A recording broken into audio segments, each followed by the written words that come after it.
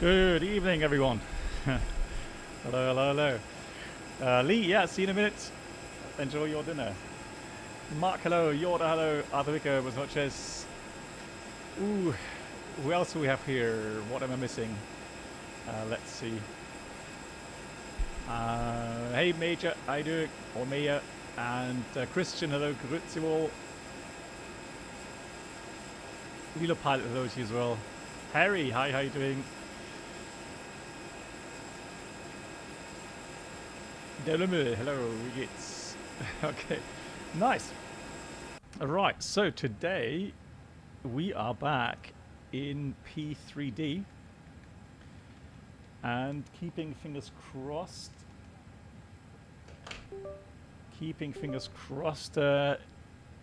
Which hotfix is this actually?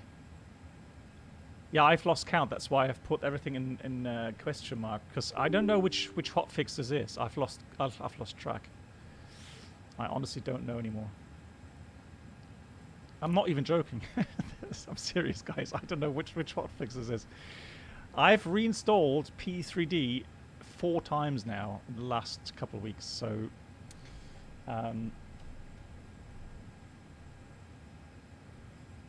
yeah, so forgive me for not knowing. Now that's how pros do it. What, the reinstallation? Hey Voyager, moin. Ed Fishbone, hello to you. Hotfix 99, yeah, I mean, like, seriously, I don't know. Good news is, though, that people in my community have commented on... see if that works. Yep, that works fantastic. About how it actually works, which is cool. That's very promising. That's one thing. The second thing I want to show you today is actually, this is going to be a premiere, first time for me. So I'm going to adjust that camera, and I think you can see it here. Don't know how good you can see it. So this is a A320 captain's sight stick. Finally I can, yeah, steer the aircraft left-handed. For now, I'm going to be using the Thrustmaster Warthog thrust levers, but for the right-hand side, that's okay. he has 2 hands. Shock. Yeah, right. So, yeah, we'll see how that goes. Although, is it? Yeah, I'm not sure how good you can see that. Let me just see if I can adjust that a little bit better. There we go. Right. Yeah. So this stick is. Let's see. Let's try to get the company right. Whose stick this is? This is.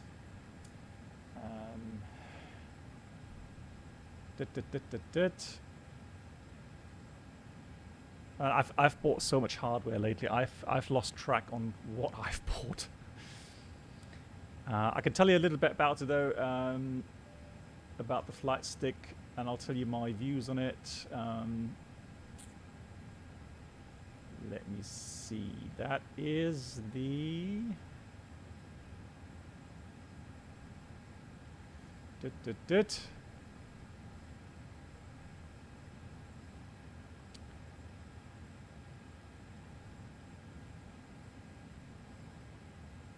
Yeah, it's from FS Projects. There we go. So I'll copy the link for anybody that is interested. So the cool thing is as follows. I'm not sure how well you can see it. The stick is mounted onto the Thrustmaster Warthog, or Thrustmaster, not Warthog, but Thrustmaster base. So I've got the F16 or A10 or whatever it is stick. I've got the F18 stick, and I've got the Airbus Captain's Edition. And this is not made of metal, which is a shame. It would have been so good if it was actually made of, let's say, aluminium. I think the real stick is made from aluminium. However, this stick is very strong, so even though it's made of plastic, it has a very strong feel to it, and the size is 1:1. So that's something which I find really weird, to have a flight stick that literally feels exactly like the real one, apart from the fact that the real one feels a bit colder because it is metal. But the varnishing finish, so the varnish finish is great. I really like it, and yeah, we'll see how it goes. So it's got two switches: the one at the front, push to talk, and this one, obviously, the autopilot disconnect. Someone quite rightly commented and said, "Hey, what about your viewpoints?" Hey, Chris, how you doing? Well, yeah, I had to kind of model the buttons, but I think we are pretty good. I think we can manage. Yeah, that looks good. Hey, Saturday Scratch, good evening. Questions? Right, so Lilo Pilot, you asked, have you seen the last PNG news? Apparently it's going in beta very soon. Yeah.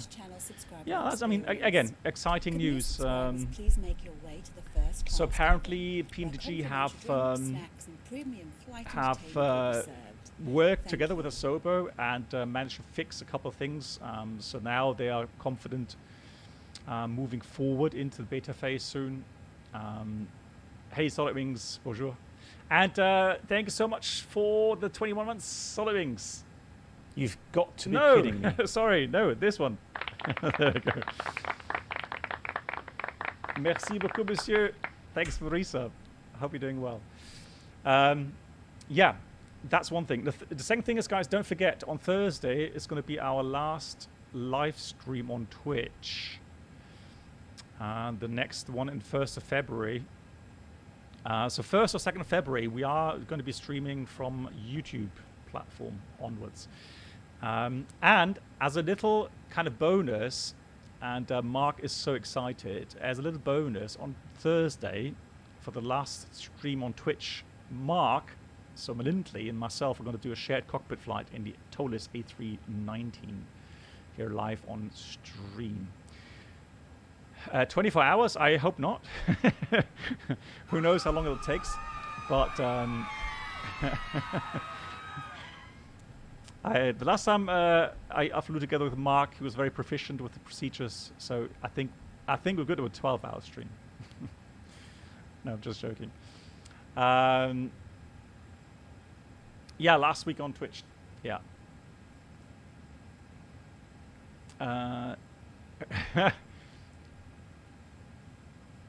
Oh, Solid Wings, yeah. Well, again, the thing is, the way it looks like I've got completely free. I'm completely free in February, so lots of things going to be coming up in February.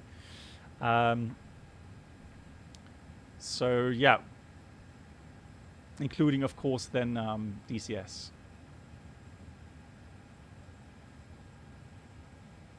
Well, no, you shouldn't be sad. Again, you know, YouTube is a good platform now for streaming as well. And so, yeah, no need to be sad.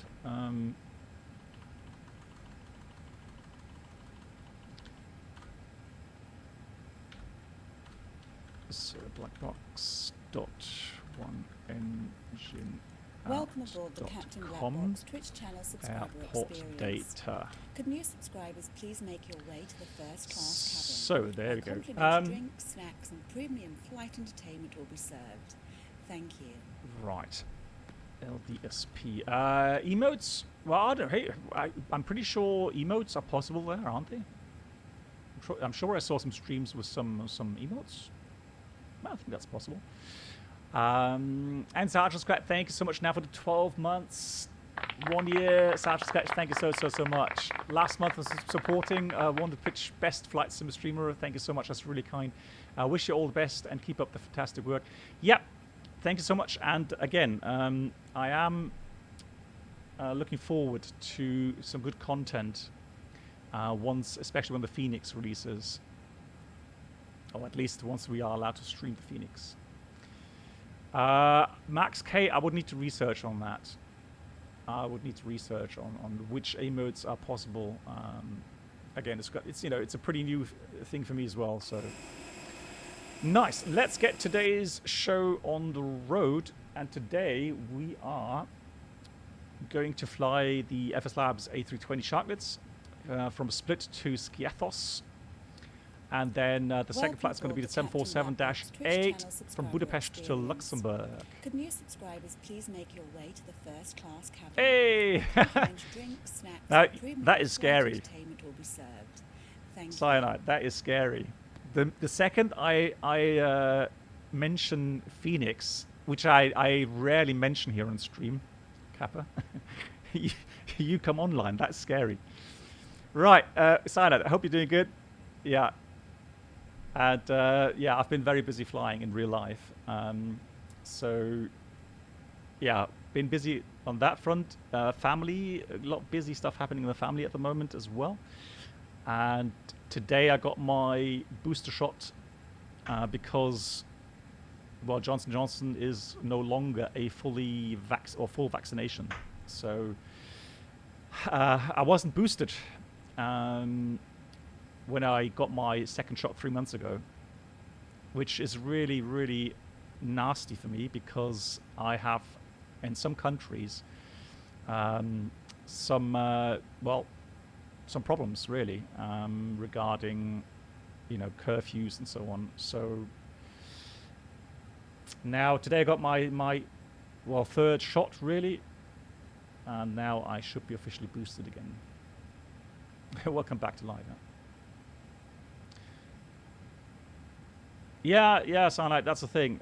It's so annoying. The problem is also that my company, then, if I'm not boosted, is not able to schedule me normally, which causes problems again for the scheduling. So yeah, it was important to get that done.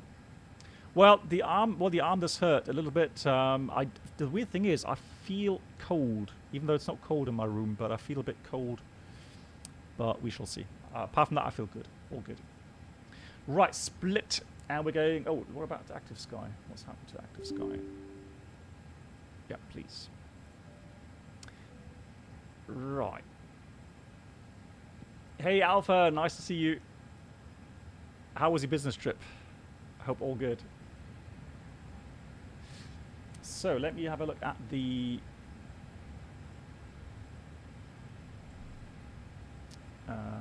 Atsu here. Then we go AOC menu, flight in it. Oh, Dubai, lovely.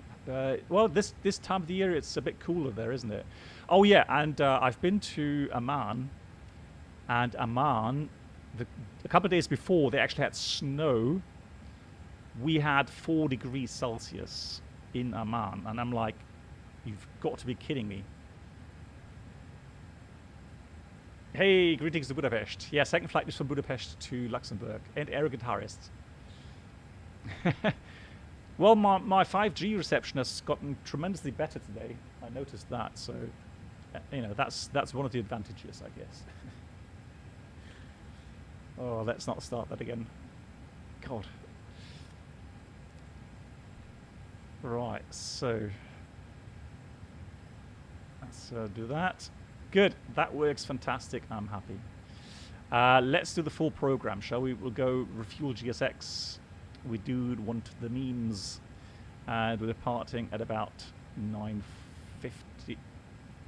9:50, I would say. 58.3 sounds good. 6.6, fantastic. Right. That seems to work. Fantastic. Good. Active skies connected. Wind request. Right. One thing, Mark, and Mark noticed that as well.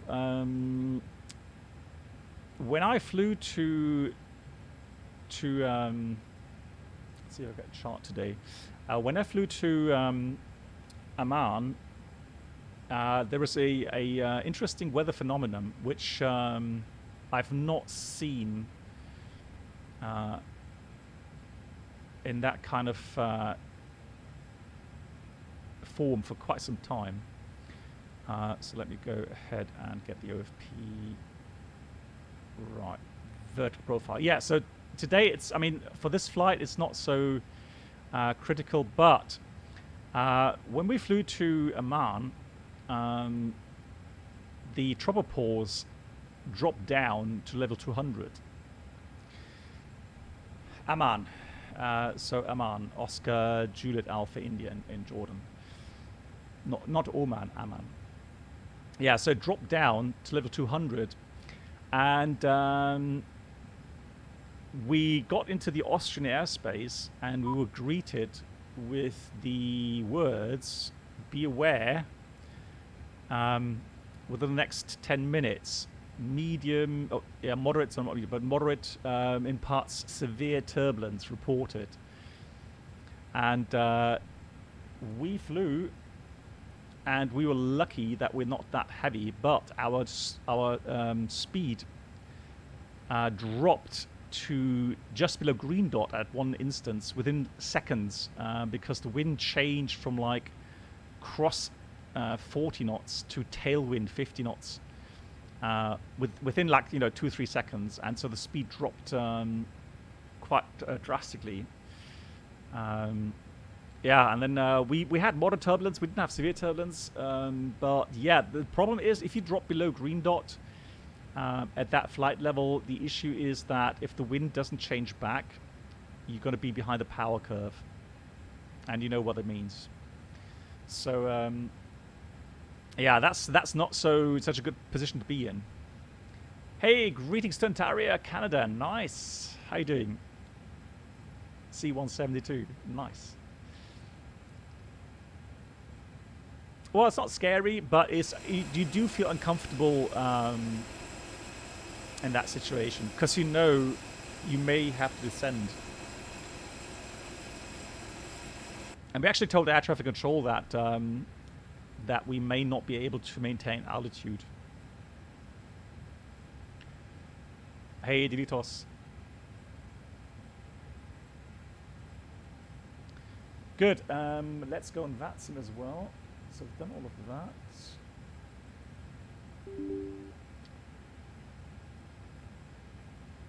Yeah, so the reason I want to do all of this is because I do want to try out, make sure that I have everything installed that I need to have installed.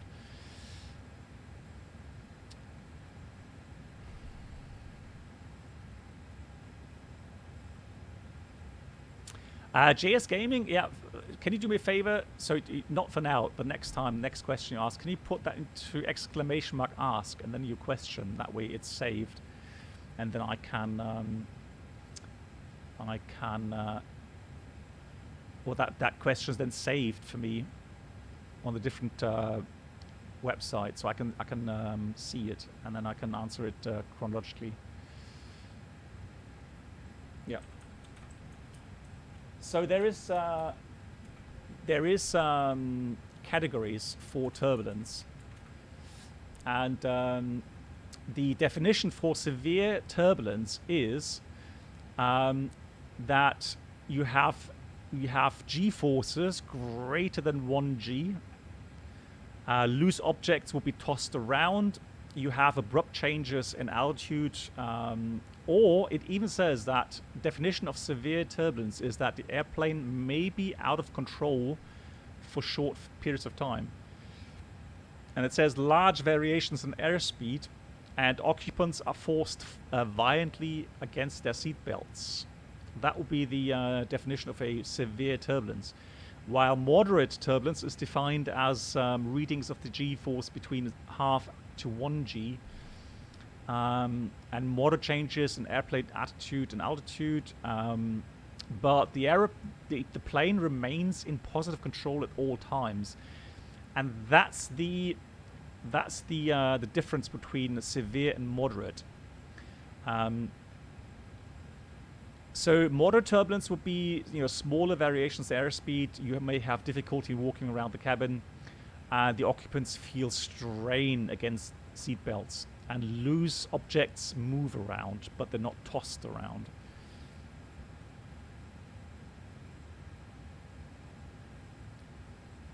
Yeah, so again, and then there's another category now that has been, I don't know when it was implemented, but I know that it wasn't all the time available. There is a definition excessive, so extreme turbulence. And in extreme turbulence, G limits may be exceeded. So let's say, plus 2.5 Gs and more. And the aeroplane violently tossed about and practically impossible to control. So that's definition of extreme turbulence. And it says also it may cause structural damage. Yeah, so you would imagine excessive to extreme turbulence is extremely rare. So don't worry. I don't think I've ever, in more than 25 or almost 30 years of flying now, I've never, knock on wood, I've never witnessed extreme or excessive turbulence. That's how rare it is. Severe turbulence, yes. In some very rare instances, I have had severe turbulence, yes.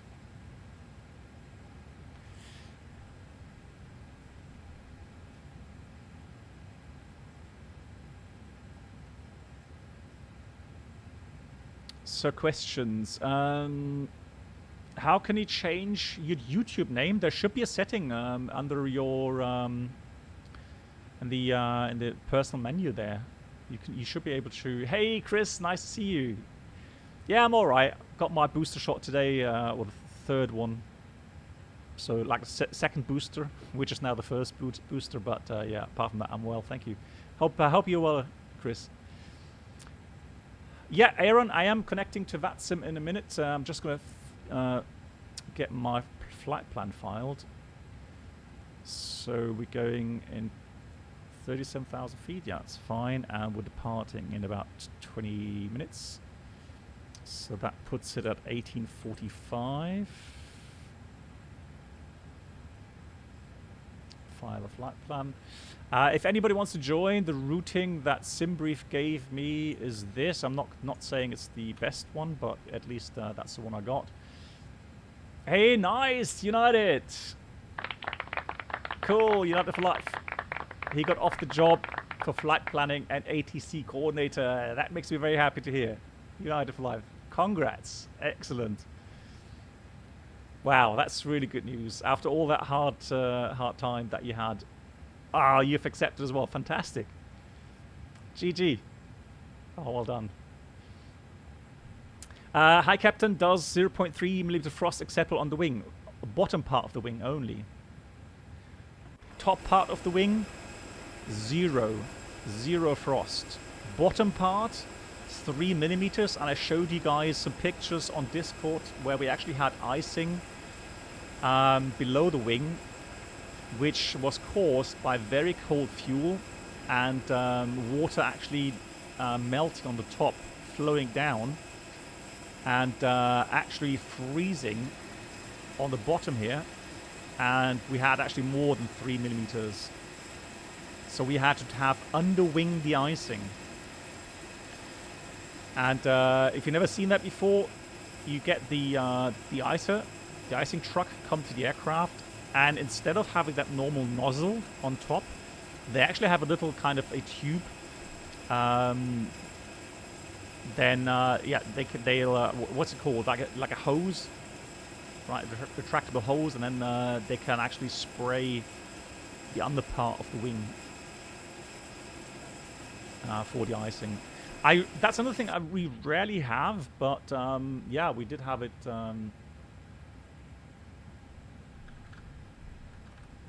On my last rotation. Right, let's connect. Good, so let's see who's online.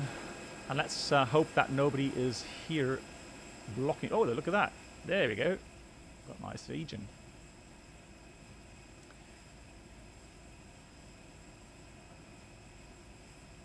Yeah, United, I can imagine that.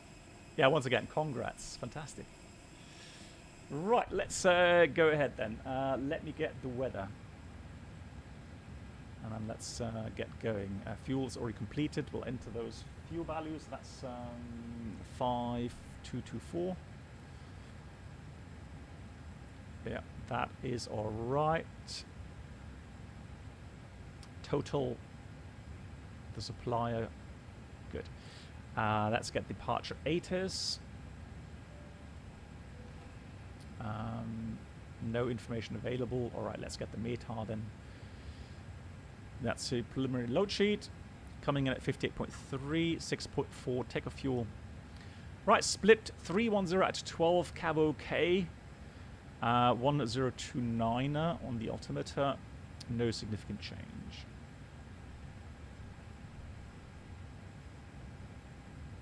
Yeah, I think United, you know, that's a thing, right? I mean, you've worked as an air crew before, so you know that part of aviation. But dispatch is something, yeah, which obviously a lot of theory to get through at the beginning. Yeah, then, you know, lots of different aspects in dispatching aircraft with all the different weather routes or with weather scenarios, routings, and so on. Slot times. Yeah, wow, that's a huge area to get into.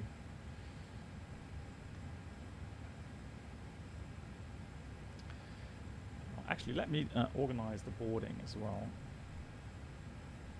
So we'll go boarding, start now, board now, request. Exactly, that's the thing, right? It's a new area to get into. We shall depart, or was it 310? Yeah, 310. So we're going to depart, well, 23. And that means it's going to be the ZPAL departure. ZPAL 7 Delta. And there we go.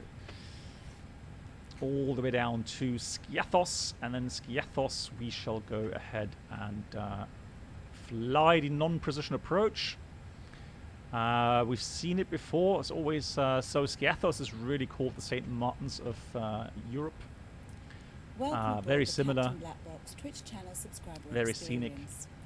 Aero Guitarist brings up an interesting question. If you end up uncomfortably behind the power curve in the bus, what options do you have to revoke right that? And specifically, what would your visual tactile cues be in the bus? Well, the only real thing you can do is so either hope that you're going to get wind gusts from the front again that pushes you in front of the power curve so that then you can start accelerating again.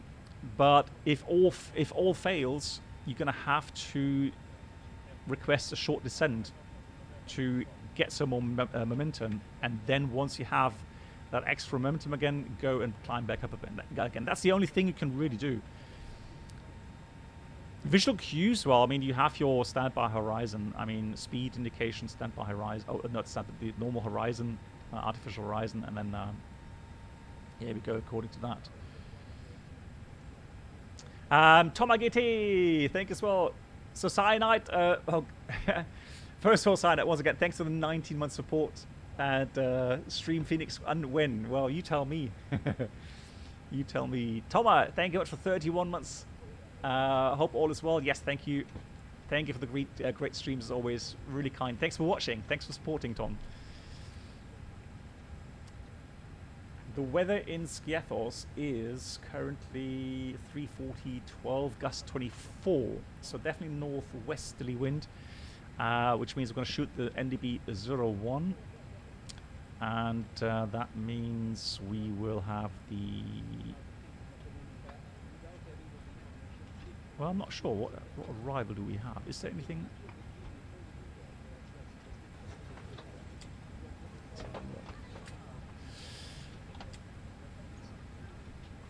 No, we're going to go directly to Skopelos, and then from there we'll do. So it's going to be no start, but actually via Skiathos. That's it. So we'll take this out, take this out, insert. Let me have a quick look at the display here, and there we go. Yeah, so that's the theory.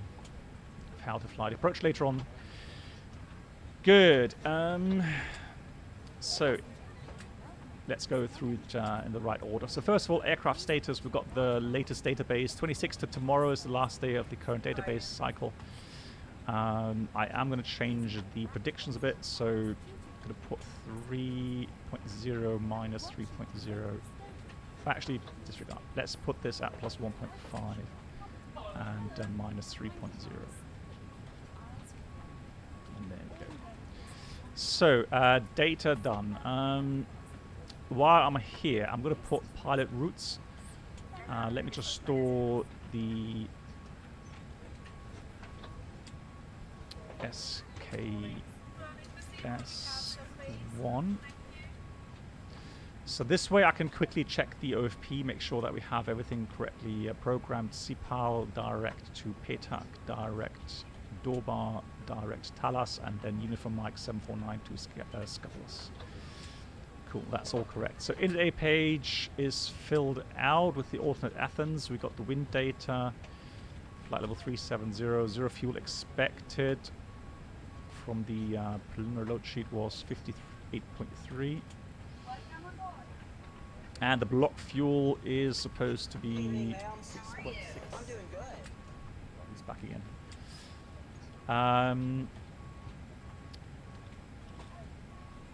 The alternate requires how much fuel? Athens, there we go, 1.2 tons. Put that in there. So we have about 1.2 tons, it says, extra. Hey, Tolto, thank you much. Bus driver, hey. Is there an easy way to split the flight plan in the box to insert manual routing? Well, you don't have to split. All you need to do is you need to find whatever. If let's say you want to enter a waypoint behind PETAC, you just type the waypoint and type it in here. That's all you need to do. Hey, Bu Andre, how you doing? Oh, that's also 1 year of support. Andre, thank you so much. Have a great flight. Thank you so much. Thank you for support. So, flight plan page is filled out. Next is the RATNAV. So, we'll have a look at the departure route. Let me go ahead and do this first of all. The approach locator 01. And then we'll have split airport info. There we go. And for the SID, it was the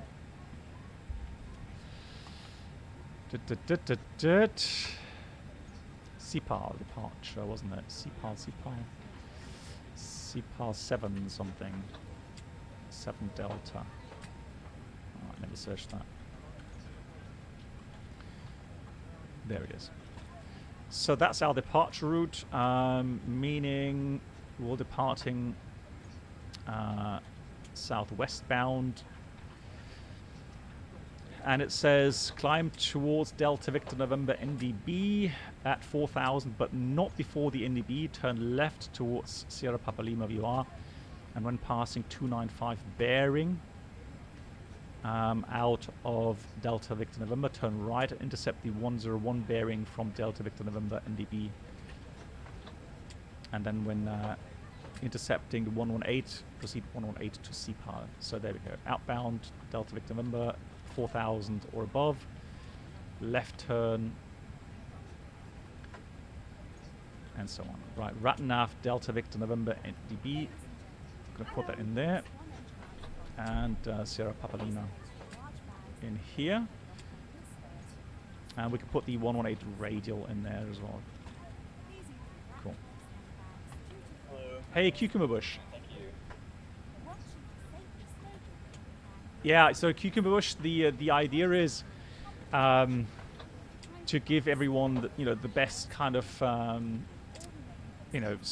of a resource for learning the A320.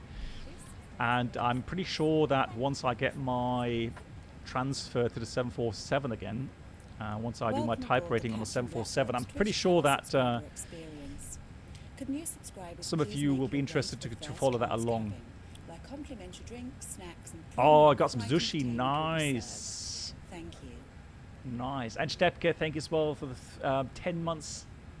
Thanks, Captain, for your patience and endurance. Well, Stepka, thank you so much. Really, really appreciate that.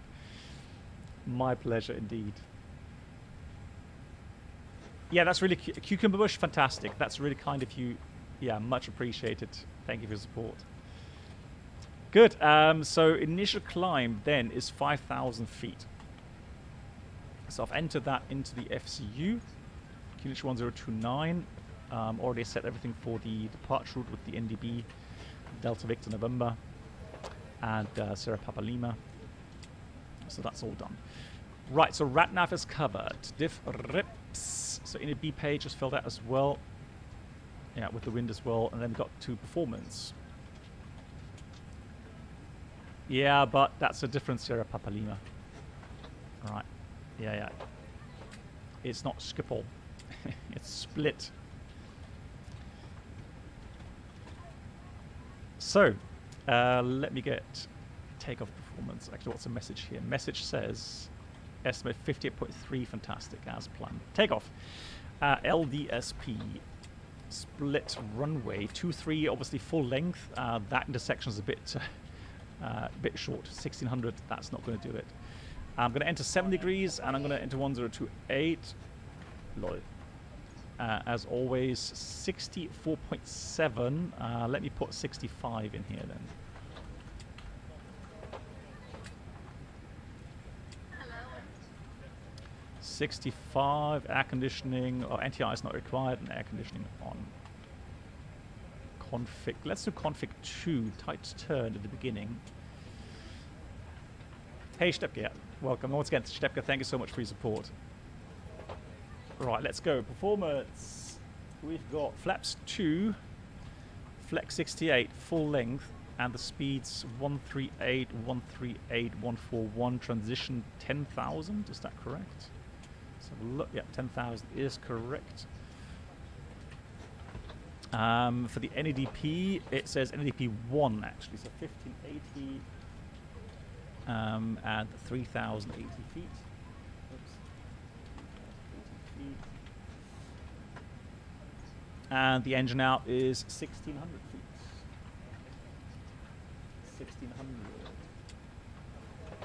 So that's performance taken care of. Secondary flight plan, copy active. We'll go with a quick return to split.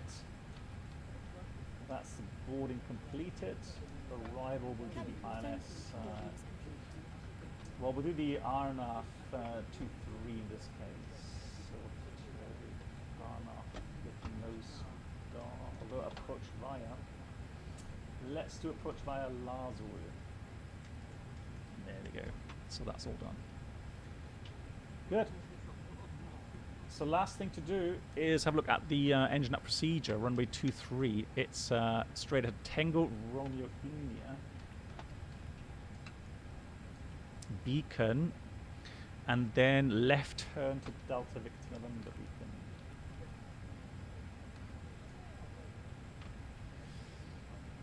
And there into the holding. So let's check that. It's really just straight ahead. So it just goes straight out towards Delta Victor November. Engine acceleration 1600. Good. We are pretty much finished. And we've got some more people flying along. Fantastic. And I was going to check one more thing. See if we have coverage here. Let's see. Oh, we do. We do. That's Eurocontrol East. However, maybe they are not responsible for the upper sector or lower sector. ATC only above level 245.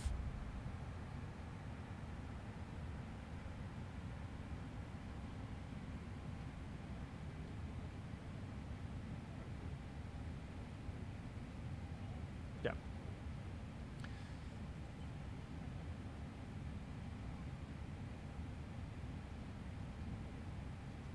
Yeah, that's how I read it.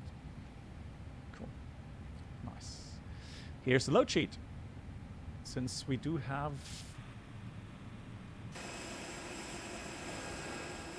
everything finished. Wow. GG. Adria, hang on.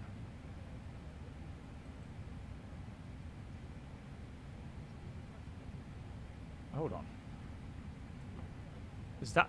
Is Adria already also here?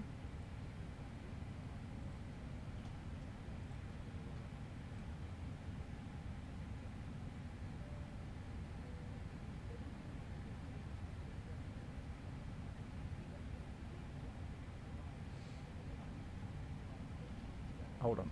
Yeah, let me check that. Just make sure that we don't. So that's www.vat net.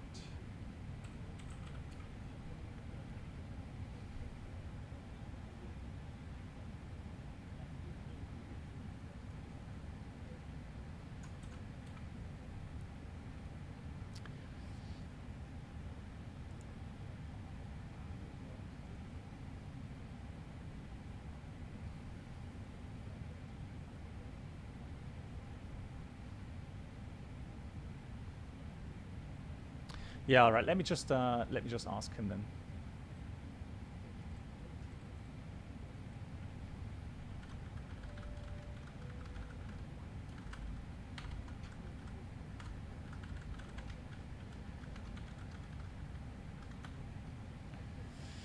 Good, good, good.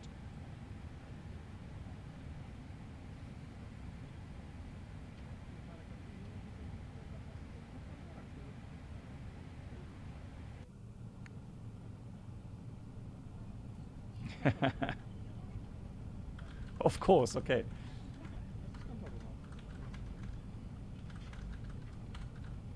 Right, excellent. Right, yeah, he is, yeah, thanks, Alpha. Yeah, he is actually responsible. Cool, excellent. So I'm going to pre-dial 130.0. And actually, let me get the clearance right away. For that, let me get a piece of paper, pen. So we are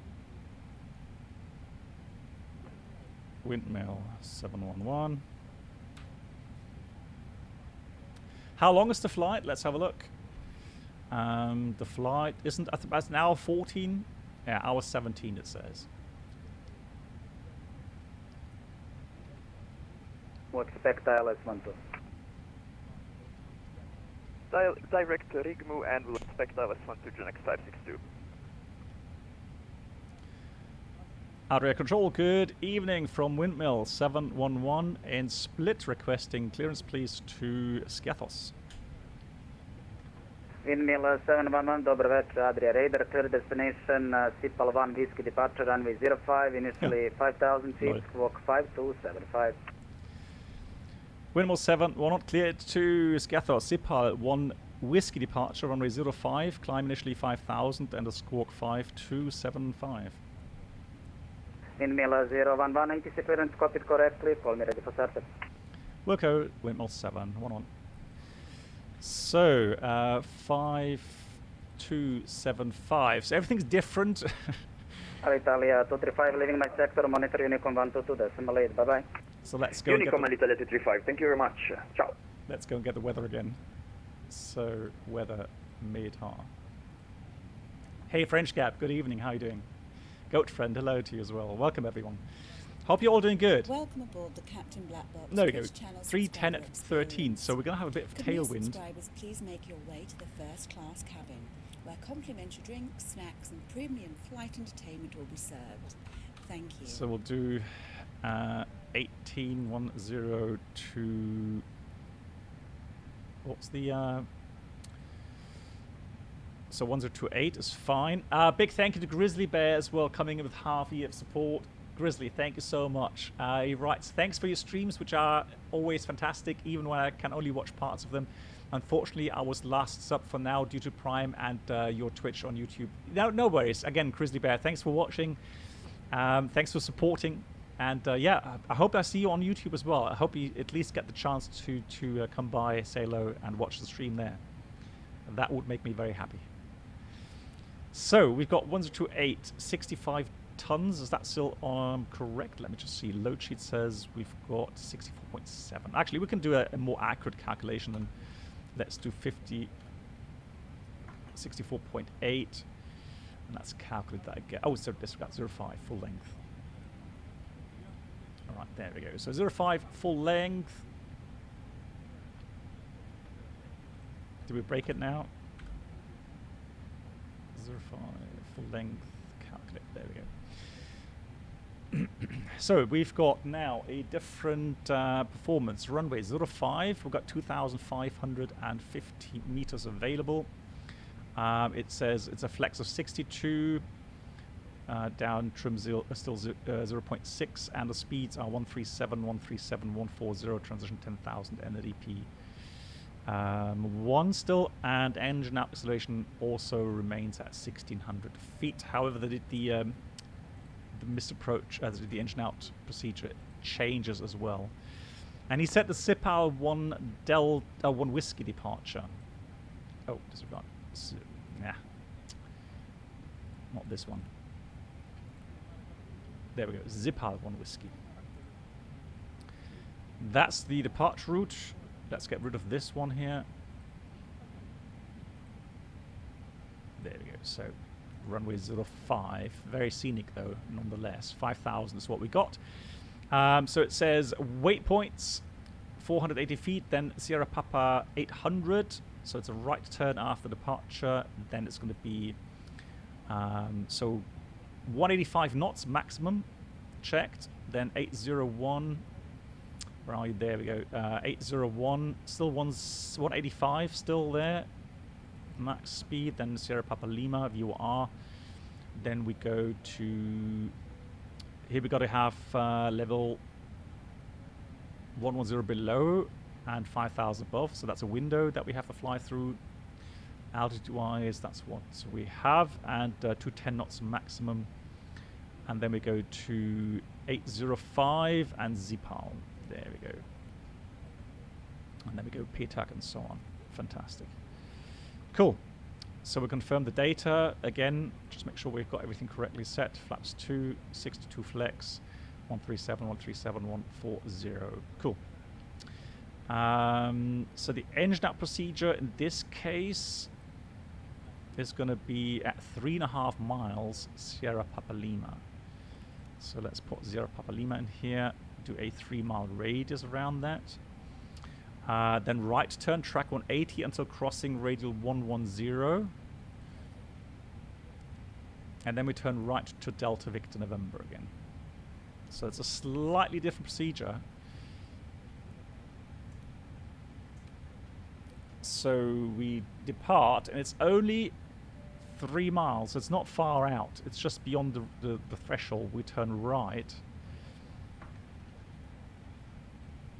180 degrees to the south, and then once we hit that radial, we'll turn right again to Delta Victor November. That's in case of engine out. Excellent. That's done, that's done, that's done. Good. I think we're ready for briefing. A320 Sharklets, no technical issues. Status is clean. NOTAMs, nothing special as well. Fuel, we've got 6.6 ton initially, 6540 still inserted, warm, good distribution. Should give us a bit of an extra fuel of about, 1 ton. Also is Athens with the changed alternate fuel value. Performance, full length runway 05, which means we're going to have to go backtrack a little bit. Config 2, flex 62, 137, 137, 140, transition 10,000, NADP. Push that in. NADP 1, engine out acceleration 1,600 feet. We briefed the flight plan. We're going up 5,000 feet. The squawk is already set. Let's put this to auto. RTO, we have how much stop margin? We have about almost 200 plus the TAS effect. So I am going to be stop minded until V1. Are there flights you do that are always guaranteed to be turbulent? Well, I mean, there's some approaches which are typical, like Bilbao, where you can be pretty certain that you're going to have turbulence in the approach, yes. Apart from that, no, there is really, you have to see it this way. I'm always surprised how on average, how smooth the air actually is. And I actually, on my last rotation, I was also in Stockholm. And to give you an idea, Frankfurt, Stockholm took us, because of that strong headwind, we had over 100 knots. I think in the biggest wind speed we had was 140 knots. So the flight time to Stockholm was 2 hours, correct me if I'm wrong, 2 hours 25 or 2 hours 30 something. And coming back, it was 1 hour 45 the next day. But it was so smooth. You'd have expected turbulence, but it is extremely smooth most of the time. Very fascinating stuff. Good, engine up, we briefed already. And that's it. So we are going to have a look. APU is running. Let's switch on the fuel pumps. Ground power's already disconnected. Gonna have the beacon on. Transponders on. This is a taxi out position, so there's no need for pushback. Just going to close the door and we read a checklist. Before start checklist. So we've got cockpit prep completed. Signs are on and auto. Fuel quantity 6,540 kilograms. Altimeters. No, sorry, altimeters. Yeah, 1029 at 70 feet. Check 3 times. Yeah, check 3 times. And that's down to the line. Below the line, windows, doors. Closed. Closed. Closed. And one more thing to do. Those are still not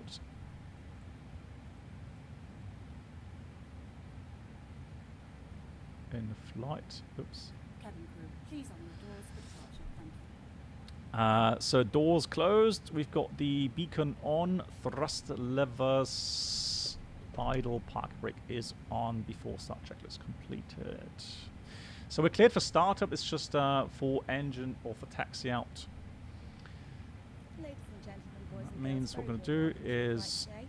My name go is ahead Susie, and it's my pleasure to be the and cabin start the manager on board, engines. and I have a great team Engine working start. with me. Working at the front with me is Rania at the centre. Did I miss and at the rear something? is You James. yeah, We are yeah. here So for your comfort, but primarily for the your thing is safety. this: this With triple that in seven. mind, So in for me to 2 get a minutes of your time, chance but most to importantly your attention, I want to take you through the to go safety onto triple procedures seven, of this I would aircraft. have to wait for another 2 years, most likely, and then do another 3 until I'm able to retire.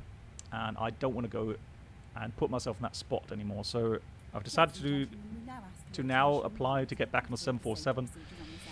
And then once I finish, I do 3 more years, and then I have the option. At least I have the option then to go and retire as planned. There are 2 emergency exits at the rear, 4 in the middle, and 2 at the front. As Marshall and Split, Floor lighting required, there's always a exit flight with exit EasyJet to the pilots left, as they or want to exit push will back. be behind you. Is it really? Emergency, leave all Oh, cabin okay. I crew. didn't know that, Pilot Your Yoda. seat Okay, belt that's is fastened interesting. and adjusted and released as shown. It Good. is Good engine fastened when the seat start. belt signs are on, and will Engine recommend 1 completely start. loosely fastened at all times. If the air supply fails, master No, will be you're down. kidding me, Pull the master Elevons. towards Are you to start joking? the oxygen. What? The master Snowing will in close the mouth, hold in in place with the Skiathos? straps, pull on each side to adjust. Is that the reason why you don't get an actual METAR right now? If we land on water, Lol. take the pass the tapes around your waist, click together, and pull the straps to adjust. Do not inflate it inside the aircraft. When outside, That looks better. to inflate when it's topping up, blow into the tube. There's also a light whistle for tacting attention. We also carry flotation aids. Oh, one more thing I need to do, sorry. Axis assignment. That is supposed to be... I don't know why it killed that, but for some reason it has. That's going to be... Where's spoilers? There's spoilers. Let's try and see that if that works.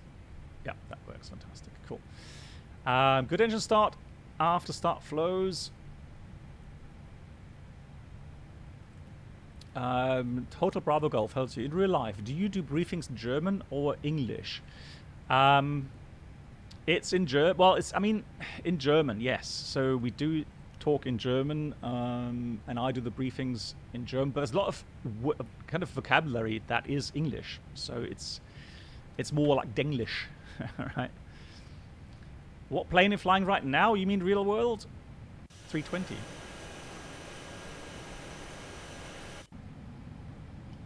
Oh, you're right. I didn't fill in the yeah. If you do forget that, don't worry too much. You can just do that on the fuel prediction page after engine start. But yeah, normally that's inserted before engine start and then cross-checked by the other pilot. So we can do the following load sheet. We can do, just check again, 58.3, 32.8, correct. And the gross weight is 64.8 for takeoff. That's fine. And 31.4 Twitch channel subscriber for the experience. takeoff. Could new subscribers please Excellent. make your way to the first class cabin, Oh. where complimentary drinks, snacks, and How did I premium kill that? flight entertainment will be served. Thank you. So there we go. Hey, thank you so much, Basic, as well. Coming 13 months. Basic, thanks for the 30. Greetings to you. Hope you're doing well. Thank you for your support. Good. That. We've done that. Done that. That's the flight control check. That's still missing. So let's have a look. Full up, full down, neutral, full left, full right, neutral. Right, I just need to see if that really coincides. So that, okay, so I have to go that way, okay, and then that way. Yeah, that's all right. Cool.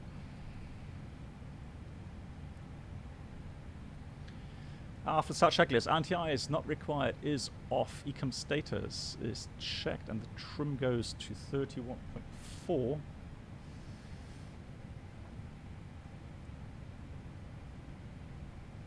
Which equals down 0.6. There we go. 30.4% set 0 after such checklist completed. Last one to Serbia 361. 361 negative, proceed direct Delta. Delta, Echo, Victor, Delta, Alpha, ILS 12. Proceed direct Delta ILS 1 to Serbia 361. Swiss 6 Delta Hotel, contact Eurocontrol, frequency 135.3, bye-bye.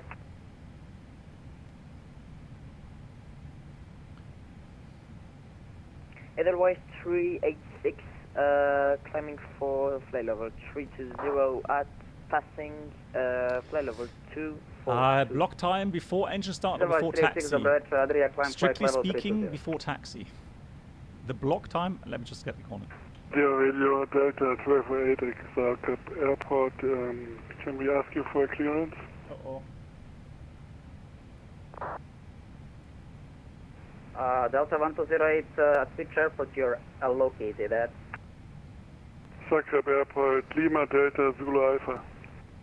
So the block time strictly starts when the aircraft moves under its own engine Welcome power. aboard the Captain Black Box Twitch That's the channel official subscriber Turkish experience. 6 Whiskey Alpha, добрый вечер, definition Adria of Radar off blocks. procedure. And on blocks, once you set the park brake the final time at the position. Adria Radar, добрый вечер, Lufthansa 1283, level 380. Killian, thank you much for 4 months. It's been 4 months already, yes it has. Thank you so much for the 4 months. Thank you, Killian. Adria, Windmill 711 in Split, requesting taxi, please.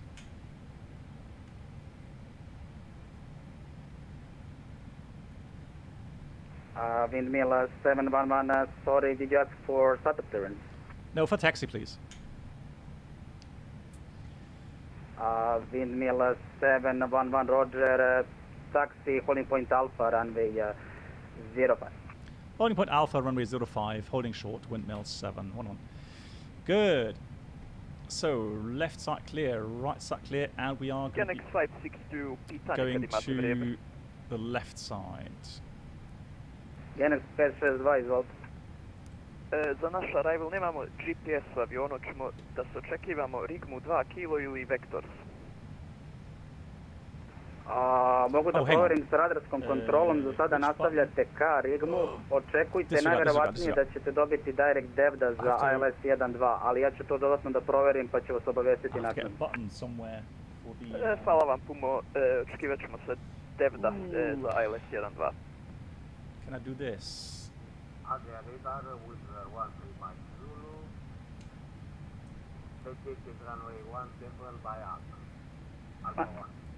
13 Max Zulu, Roger, stand by choice. Hang on. Oh, it's a comma key, isn't it? Right, let me try comma key for now. And Delta 1208, finally, yes, I do cover that airport, so when you're ready, I am ready to give you the ICC clearance. We are ready for the clearance, Delta 1208. Delta 108, clear destination, Pula, quarter 1 uniform, runway 04, climb initially 6,000 feet, walk 5205. That was a very fast clearance. So, runway 04, this is 6,000 feet and the squawk is 5205, Delta 1208. 1208, just confirmed SID Kotor, 1 uniform. Kotor 1 uniform for the departure route, Delta 1208. Delta 1208, clearance spotted correctly.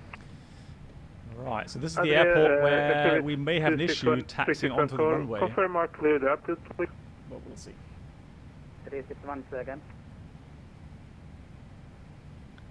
Confirm cleared Okay, cabin is all ready. That's good. It will be a 361. So that's all the rest of the now items. descent flight level 110. Initial clearance was flight level 110, SF361.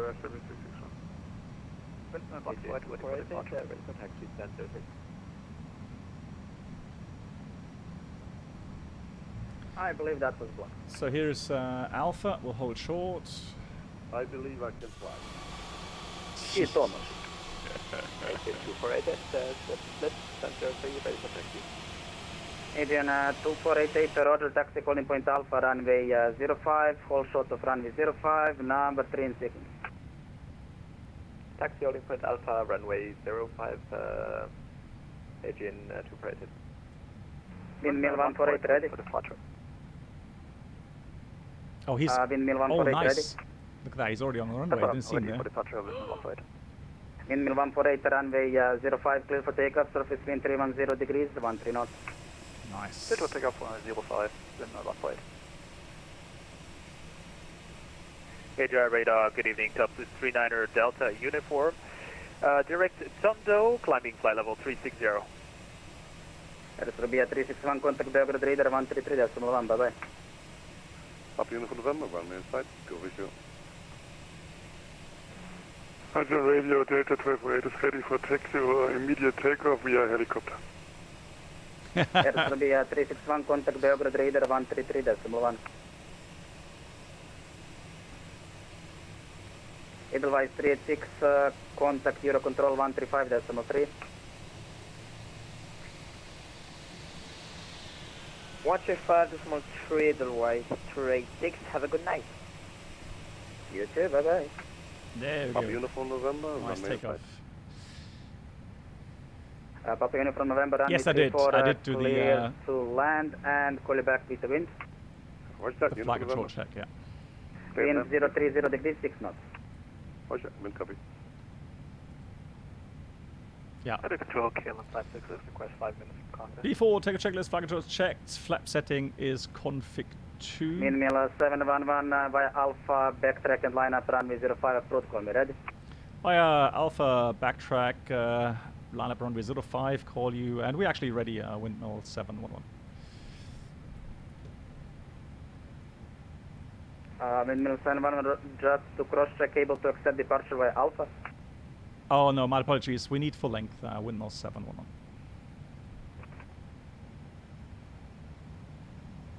ADR radar, Turbulence 3 and 9er Delta uniform. Good evening, climbing flight level 360, direct Tondo. 36 Delta So uniform, line up climb backtrack, flight we'll level check 320, left side continue clear. Tondo. So the approach sector is clear. Climb flight level 320 and continue Tondo. Turbulence 3 9er Delta uniform. The radio, Delta 1208 is ready for taxi. Delta 1208, Roger, air taxi. Right, good idea to switch on the TCAS taxiway as Foxtrot well. and departure approved via Kotor 1 uniform. Delta taxi via Foxtrot and departure approved, Delta 1208. So here you can actually see the terrain. Surface wind 050 degrees 3. So that's why you have to do a sharp right turn after liftoff. So literally 500 feet, and then we go turn right. Windmill 148 radar identified, climb flight level 290. So we were stuck at flaps config 2 speeds 137, 137, 140, flex 62, incoming takeoff no blue. Yeah. That's down to the line. 361, call you 3 times, contact Beograd radar 133.1. 133. Hey, rock speed. Captain Blackbox, Twitch channel subscriber experience. Could new subscribers please make your way to the first class? Wow, it's so different where today, complimentary drinks, actually snacks, flying and left-handed, flight entertainment will be served. like in real life. Thank you. Thank you, Rockspeed, for the 40. I hope you're doing well. Thank you so much, my friend. Windmill 148 when ready, direct Dallas. Yeah, Direct Talas. so if you have an engine failure after V1, it's a tight turn as well, yeah. Right, it's a bit laggy going into... that's something I have to go and try to figure out. So at the moment, the VSync is not really working that well on my 60 Hertz monitor. But we will get around this. The important thing is with the latest hotfix that we've got no more of these really long lags. Those are really annoying.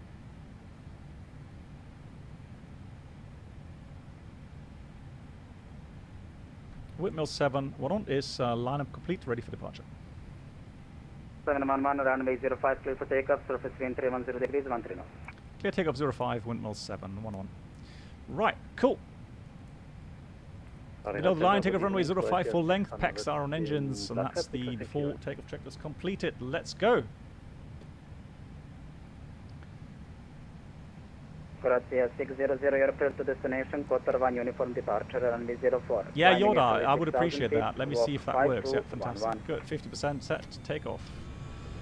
Manflex 62, SAS runway, auto thrust blue. Check my destination via Koto 1 uniform departure out of runway 04, climb 6,000 feet, walk 52101, Croatia 600. Croatia 600, coordinates copy correctly. Padre do Richard, Serbia 5 Victor Mount Weber, pass level 2, 30, Rotate. flight level 280 final. Serbia 5 Victor, dobro večer, Adria radar, radar identified, direct Nera. After Nera, cleared Nera to Zulu arrival, ILS Zulu runway 11. So there we go, we start heading to the right. Visual runway 29, Serbia 5 Victor. Got NAF. 5 Victor, ima šanse zovem za This is one of the departures that has always been programmed wrong for some reason in the FS Labs. I remember that when we tried this. Now it's capturing. Adrian 2488, Roger by Alpha, backtrack lineup approved, runway 05, call me ready. So we got thrust climb, SRS climb blue, auto thrust. Correction, windmill 711, radar identified, climb flight level 290. Climb flight level 290, windmill 7, 1 Windmill 148, climb flight level 370. So we're still in climb, so SRS right now, climb is armed. 562. Top of descent. There we go, now we got climb, alt magenta 5500. We'll check that in a second. Here comes autopilot 1. Sa Beogradom u tom daljem slučaju nakon tačke Rigmu, a za sada descent flight level 110. Level 110 and we will check with the Flaps radar. 1, speed is checked. Flaps 1. Papa Uniform November, communicated copy. Papa Uniform November, Roger, standard, right? What is that? Thank you very much. Yeah, that's between 5 and... Serbia 5 Victor, So, after Nera, hey, cleared MAN. Nera 1 Yankee arrival. So he did not RMP say approach runway 290. climb unrestricted. He just said climb flight level 290. Može i vizualno. So I have to confirm that onda, with him kako ćete, hoćete odmah na vizualno regarding ili the ćete ILS restrictions. proceduru pa onda braking to the right? A može Nera pa Charlie Victor i onda circling visual za 29. Good evening, Croatia 548, So we got speed restriction 185 and also the Delta 1208 identified, confirm your final level. constraint climb blue. Final level is 6,000 feet, Delta 1208. 1208 Roger, climb 6,000. Climbing 6,000, Delta 1208. So the next restriction is 801, also 185 knots, and it says below 7,500. Good evening, Croatia 548, split is quick as to Takeoff.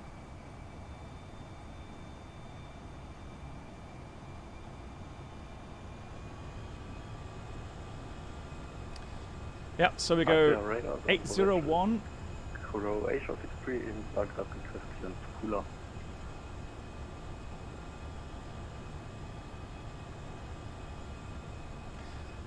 So it's a lovely kind of around the airport departure. All stations, please stand by. I need to check my audio for Watson. Call you back shortly. Yeah, so it's a nice kind of circle around the airport. Very scenic, that's for sure.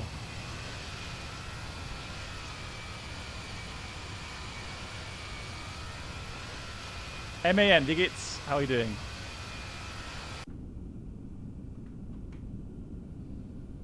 Alright, there's the airport. Getting 562, Able Labut. So now we're going to be able to speed up to 210 knots. Genex 562, nemamo GPS, samo možemo radio navigation u ovom avionu. 562, hvala. Kontakt Beograd Radar 133.0 radi pregovora za LS12, sve najbolje, čujemo se, čao. Cargo guy. Flap 0, speed check. Well, I mean, at least they thought, well, we might as well do this nice and scenic. ATN 2048, runway 0, correction 052 for takeoff, surface wind 300 degrees, 14 knots. Takeoff, runway 058, right there, thank you. That's Serbia 5 Victor, ready for descent. Serbia 55 Victor, descend flight level of 110. Descend flight level of 110, that's Serbia 55 Victor. A beautiful November descent. Yes, the area here is beautiful. I mean, no split from that circling approach, that visual approach. Flying all the best, yeah. Really nice.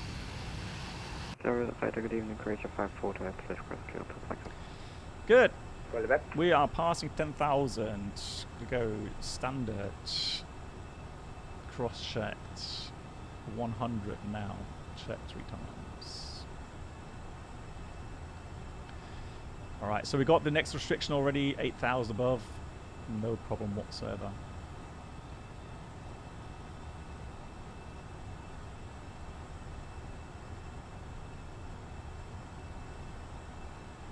Windmill 148, contact Adria Radar 130.450. 130.450, thank you very much. Yeah, I mean, I guess it has to do with... Windmill 711, direct Talas. Direct to Talas, thank you, Windmill 711. I guess it has to do with the high terrain there. This will be a 55 Victor, contact Adria 130.450. So we can accept that we're above the sector altitude. 130.450, Serbia 55 Victor. So a beam waypoint selected. Seabird 3 to Charlie, Lingam sector shortly, Uniform 122, bye bye. There we go. Unicom, Speedbird 3. Hey, V-Chris. Nice to see you. Thank you, V-Chris. 5 years. 60 months. 128, contact Wow. Adria Radar frequency 130.450. 130.450, Delta 1208. Thank you so much, V-Chris. I hope you're doing well. Right at airborne passing 2,100.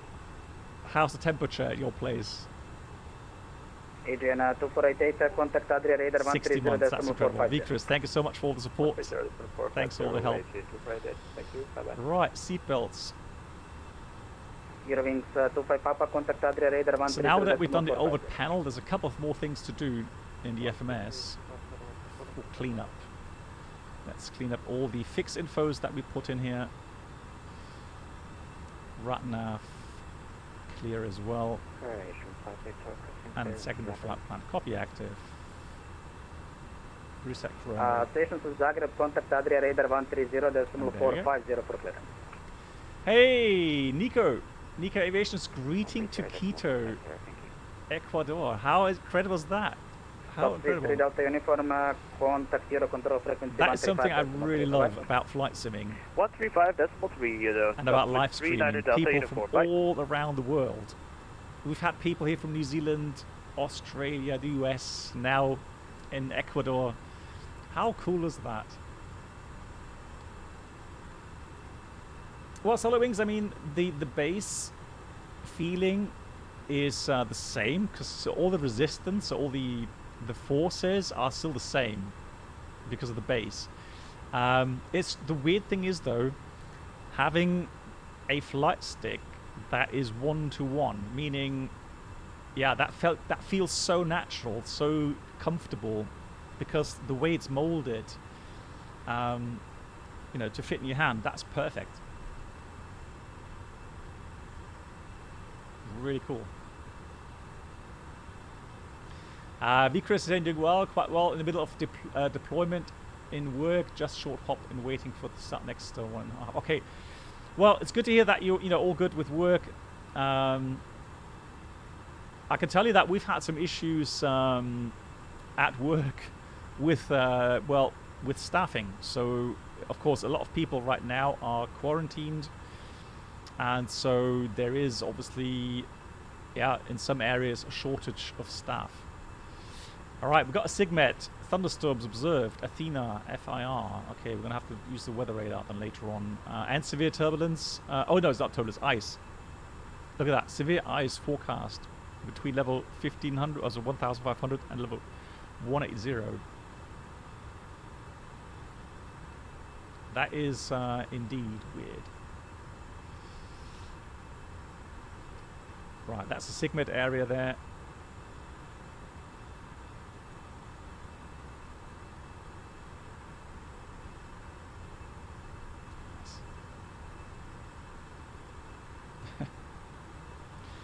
As always, Delumi, as always, we're talking flight sim or flying aviation related, as always. How's the flight going, Nico? Very nice. So yeah, so this is the latest hotfix version of P3D, and we know that we had some really big issues regarding freezes and lags. So at the moment, all good. Happy to say that I've had no issues up to now.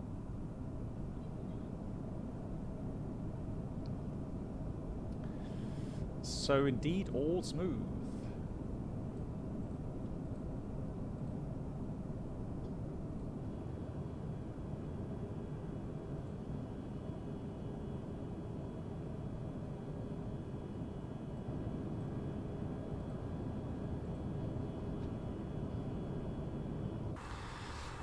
Solar Wings as well, yeah. So you can confirm that, yeah. Yorda also. I have not. Yeah, you're right, Yorda. I'm missing. I didn't install Envishade at all, so I'm surprised. Shouldn't, if there was any haze, Active Sky insert some haze, or doesn't it do so? Oh yeah, so Nico, yeah, definitely. We've been to several airports in South America, and some of them are... okay, you're right. Okay, yeah. Roger. Yeah, I'll do that before the next flight.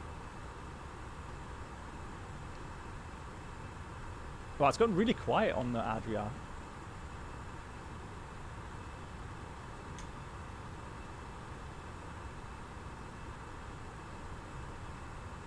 Right, got some on TCAS here. Is that below? Did I switch that to below? No, that should be above. That's really weird. It shouldn't... Oh no, there we go. It was on below. Yeah, there we go. I was just wondering why we saw that that target. Yeah, you're right. It does look a bit weird, doesn't it? When you don't have any haze, ground haze. Yeah, it looks a bit unnatural. Hello. Someone's writing hello to me. Vueling.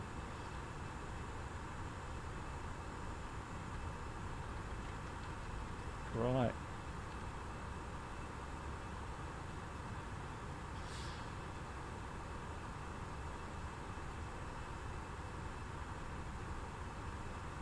No, so Jay's game at the moment I'm not. Welcome aboard Captain Blackbox Twitch channel subscriber experience. Could new subscribers please make your way to the I am first class trying cabin, to where figure complimentary out drinks, snacks, and premium flight entertainment will be served. things with performance and Thank so on. So this actually wrecks Skyforce at the moment.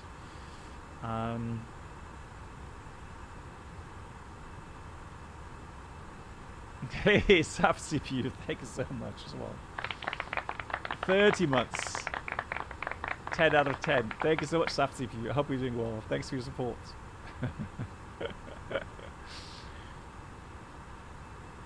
Adria from Windmill 711, radio check.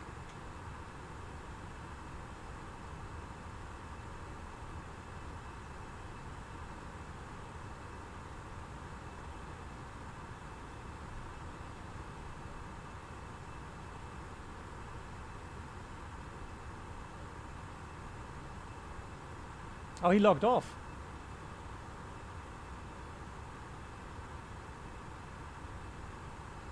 Did he tell us to go? No. Did he tell us to go to east? 3055.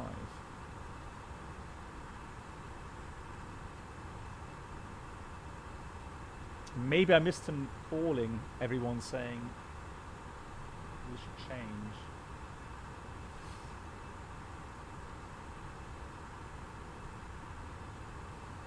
Yeah, Solwings.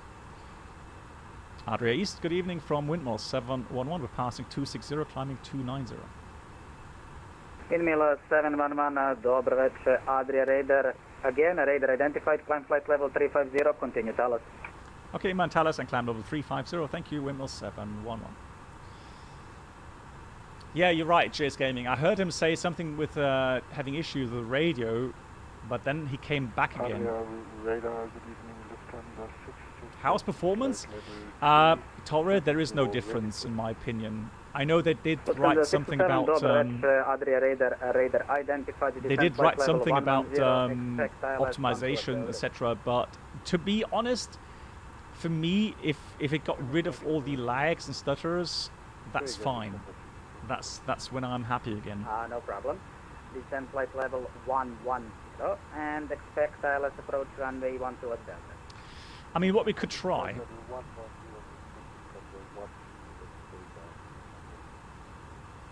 Although it's a bit risky, switching now to enhanced atmospherics so that we have haze.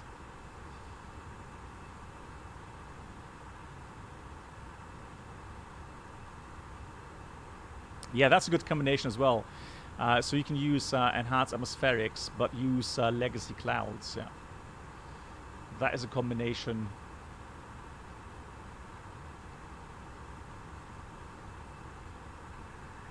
Adria East, hello in Windmill 148, passing level 360, climbing 310. Windmill 148, hello again, Adria Radar identified. You would be asking to crash the desktop, yeah, probably.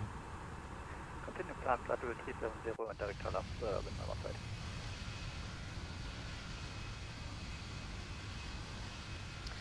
Yeah, but without haze, it does look a bit strange, doesn't it? It looks way too clear.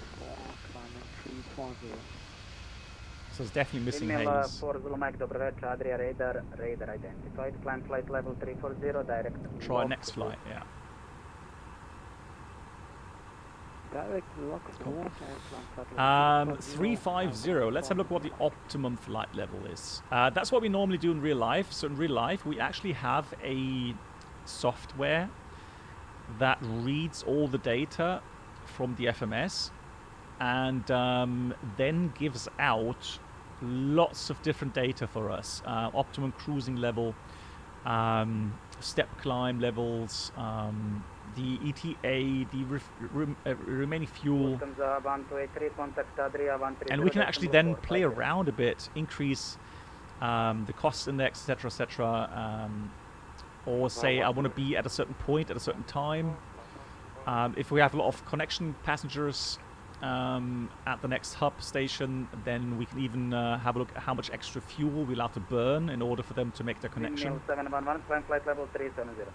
Climb level 370, Windmill 711. 370 checked. No, no. So it's so the real EFB is connected with a LAN cable or USB cable to the aircraft. Good. So it says Optimum 360. I mean, that puts us about 1,000 feet above Optimum. Optimal would be 500 feet, but you know, that's fine as well. So we can accept 370.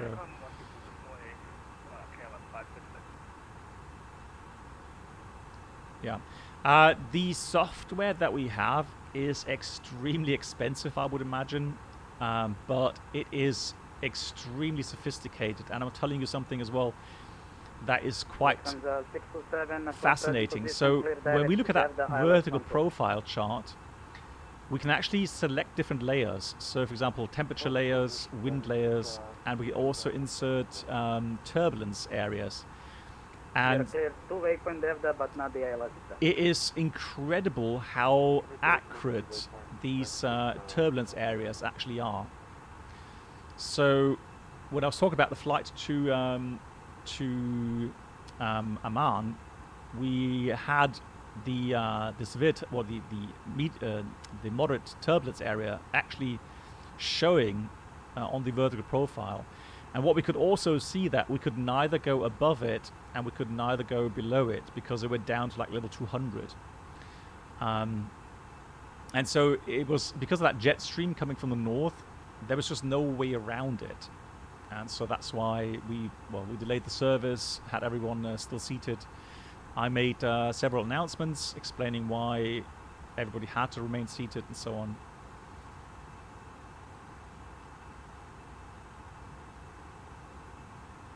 Does the simulated EFB... Well, the EFB does reflect the real EFB to a certain degree. So things like moving map, the performance calculators, takeoff, landing, the OFP function, ACARS function, yeah, that's all really very similar to the real aircraft. Thank you much, Yoda. Yeah, bedankt. Thank you so much for that. Ladies and gentlemen, take advantage of your time. Yeah, so I have that as well. Oh, you say VSync in P3 off, but on in the NVIDIA. Yeah, yeah, okay. Snacks and premium flight entertainment will be served. Thank you. Roger that, thank you. Would you be able to take a flight out of Tivat? Hey Tishka, nice to see you as well. Tishka, thanks for 16 months. 16 months already, so much I learned here and so much to go. 1,000 times thank you. That's really kind, Tishka. Thank you so much for being here, for supporting, and yeah, I'm happy to hear when people tell me that they've learned a lot of stuff here on my streams or through my YouTube videos. Lufthansa 627, contact Belgrade Radar 133.1, ciao. So Thursday, once again, we'll do a shared cockpit flight with Lindley. And I know Lindley is worried about that, but he performed so well over the last couple of shared flights we did. And shared flight is progressing nicely, and so actually now officially we are allowed to stream it now. It's still in a beta stage right now, but there is a lot of different aircraft that support it, so that's really cool. Thank you so much for the ATC and have a nice evening. Time for the mic. Good. What else?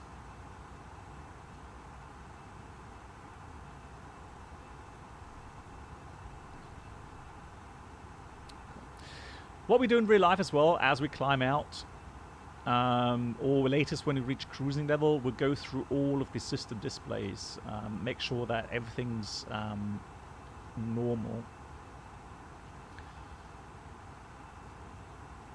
Things like IDG temperatures, the load distribution of the electrics and so on. So all these things, you may see a problem arising. The same goes for hydraulic quantities fuel. And again, don't worry about this. This is normal. That's called cold soak. The green system is the largest hydraulic system. So usually the cooling of the hydraulic fluid and the lines especially, it does show a lower quantity. But that's normal. Fuel, good. Air conditioning, make sure the passengers are happy. 22 degrees, no, that's a bit on the chilly side, really.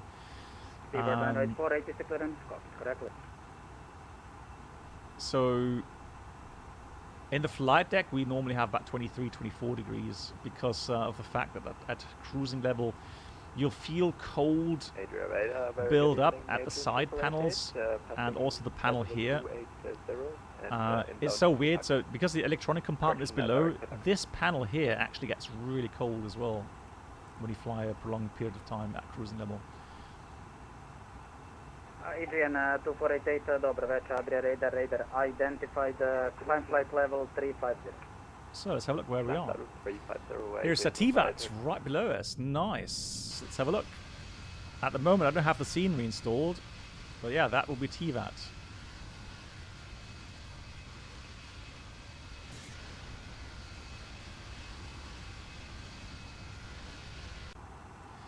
I saw a German language stream recently. Fly near, yeah.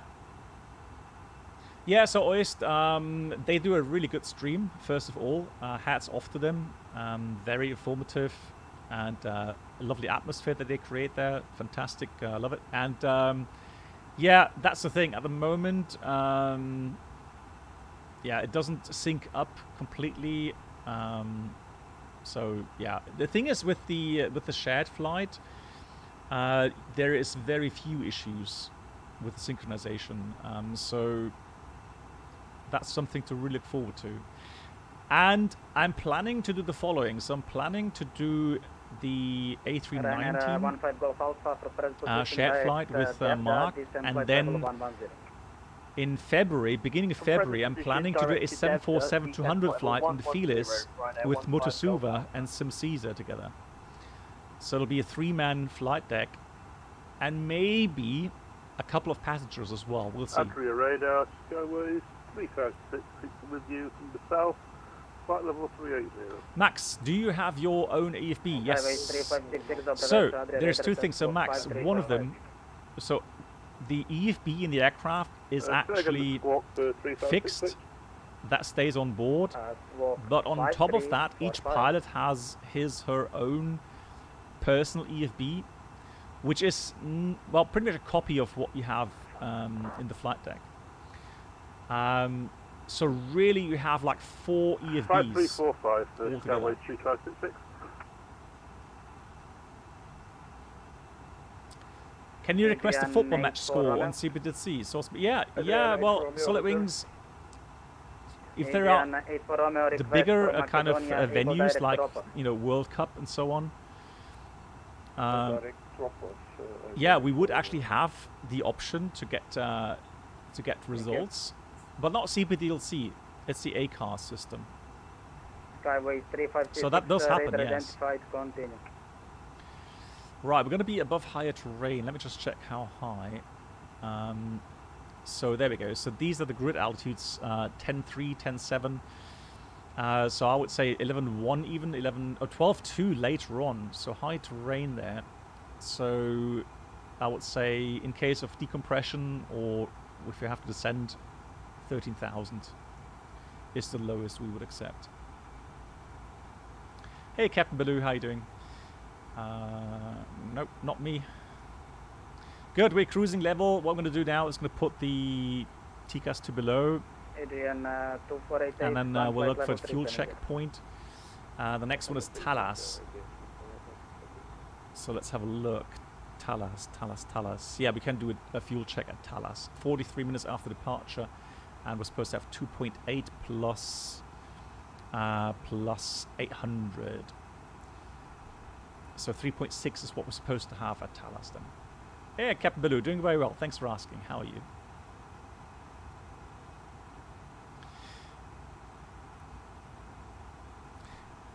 Yeah, so the amount of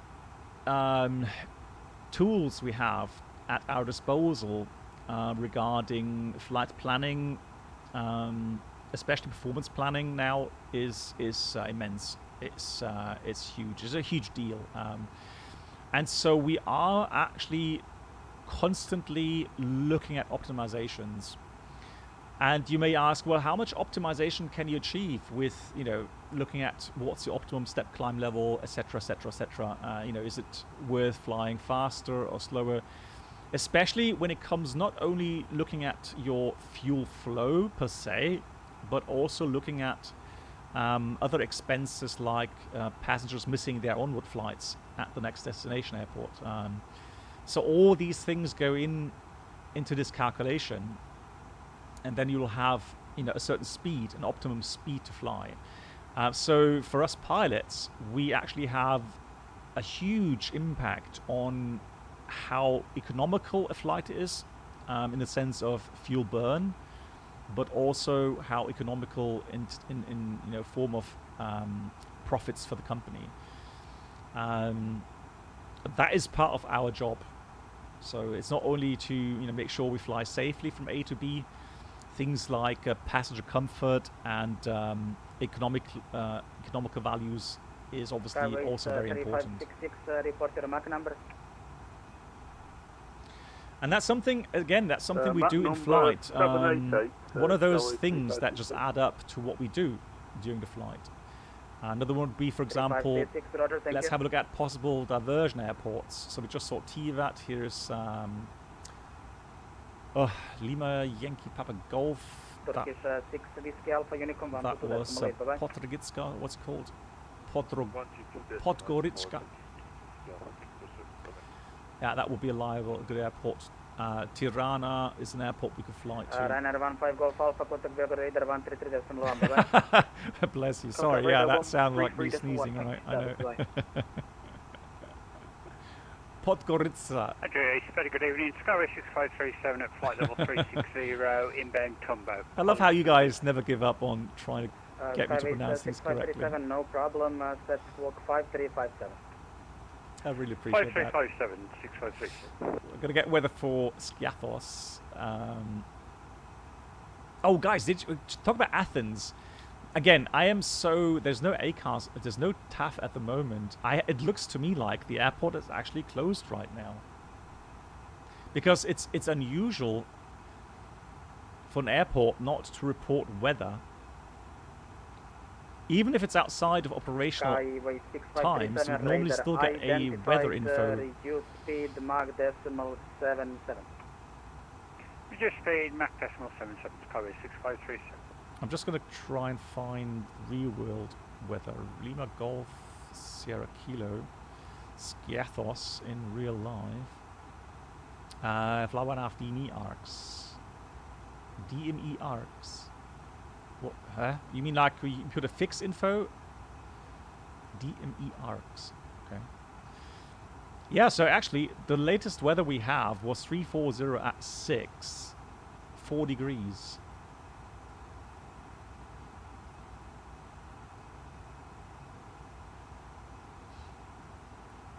Operational hours, lol. Well, maybe that explains it. So in real life, the operational hours today's Tuesday, is 11 to 1500 UTC. So in real life, the airport is actually closed right now.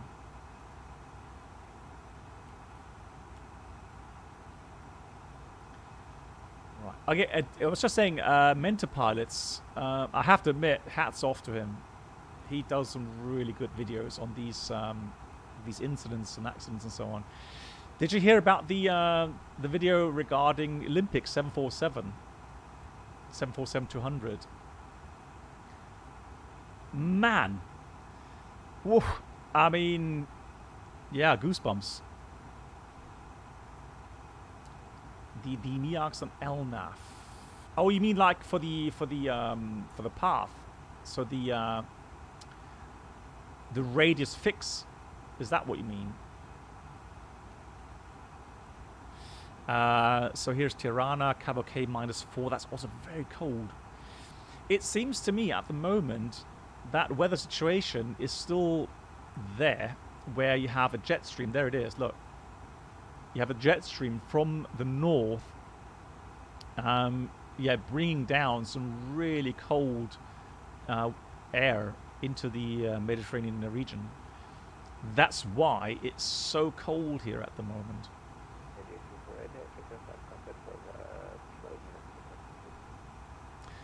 Yes, I think so. Yeah, yeah. I think. Correct me if I'm wrong, but I think you can do dry or wet takeoff. Yeah, I think so. Yeah. And 248. If you've not seen the video, I highly recommend you watch that video from Interpilot's channel. Okay, no problem. Really interesting. That 747 had an engine failure on takeoff. At waypoint Talas, and according to my information, it literally flew over Talas downtown at -5 Athens, because that was the old airport, not the new one. Roger. So, And let me show you that. So here's the new airport. The old one, was that the one? No, I think it was somewhere here, wasn't it? Yeah, it's here. So that's the old airport is somewhere here. Yeah, it did. So it climbed out, and because they were so slow and they couldn't accelerate, they were literally in ground effect. And there was a hill, and they cleared that by 9 feet. That's 3 meters. That's nothing. Imagine a 747 going above the terrain at 9 feet. That's how close they were actually crashing into the city. Yeah, have a watch that video, and at some point they were able to turn, gain some speed again, turn and get out onto the water here, and then accelerate, dump some fuel, and land safely. Yeah. It was 45 degrees outside temperature, I think. So yeah, they needed to do that glycol water injection. So what they call a wet takeoff performance, or wet takeoff power. Yeah, that's the cool thing is, guys, we can do so in shared flight. I'm really looking forward to it. Imagine having the 747 feelers, and actually have 3 people in the flight deck, all doing their own procedure. So you have a flight engineer doing all the panel at the flight engineer station. You have the co-pilot, the captain. That's so cool. I'm really hyped about all that. Do we have to check ECAM system every 30 minutes? Emre, yeah, you should do, Emre. Yeah. So that's what we call good airmanship. And the thing is, there's so many sensors, systems and so on that are monitored by the flight warning computer system, but some of the issues arise slowly. So for example, you could have oil pressure still in the green area, but maybe drop, or oil quantity just dropping ever so slowly, and it's outside of any alert region or advisory alert region. But yeah, by consciously looking at these, even a fuel thing, right? So before even getting a message regarding fuel imbalance, or using reserve fuel, etc., you can actually catch a fuel leak that way a lot quicker. And again, especially when it comes to fuel leak, the earlier you'll see it, the more you have in your tanks, and more options you have in the end.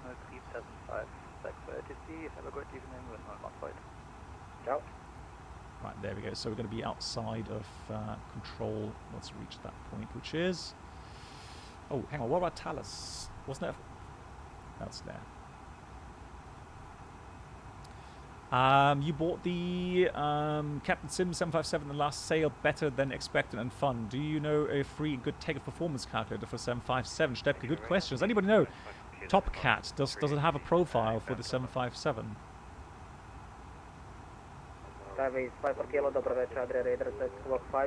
If I remember correctly, it did. So can you just repeat that score? 5 kilo. But I may be wrong. squawk 5344. 5344, that's okay. It does, thanks to the pilot.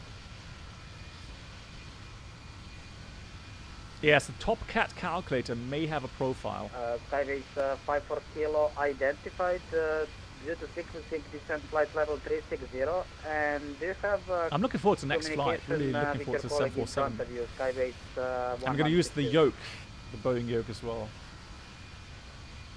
Yeah, I'll just send 360 and I'll check on that count. Yeah, that's true. The Top Cat isn't free. Yeah, that's true. Seabird 984, ready for taxi. Yeah, it is payware, Stepke. Seabird 11984 via Bravo, line up at backtrack runway 32 approved. Call me ready. Good. So, preparations, guys. Backtracking. So we're going to use the active sky weather. 984, thank you. And it's saying Skiathos has 340 at 6, SCAD at 1800 at 4 degrees and 1025. When you get to airports that have kind of non-standard procedures, and Skiathos is definitely one of those airports, so it has a non-standard approach procedure, but it also has some specialities regarding the airport itself. So one of them, for example, let's split. So one of them would be a short runway.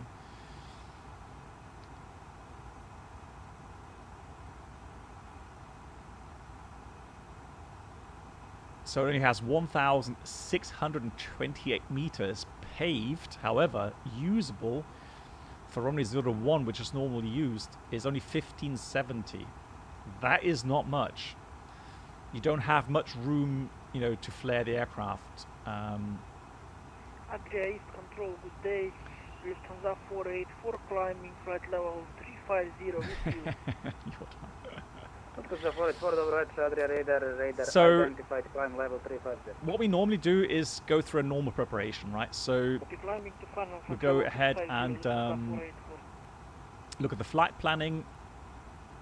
So, this would be 2033, that's the third letter. 123, that's 3 miles.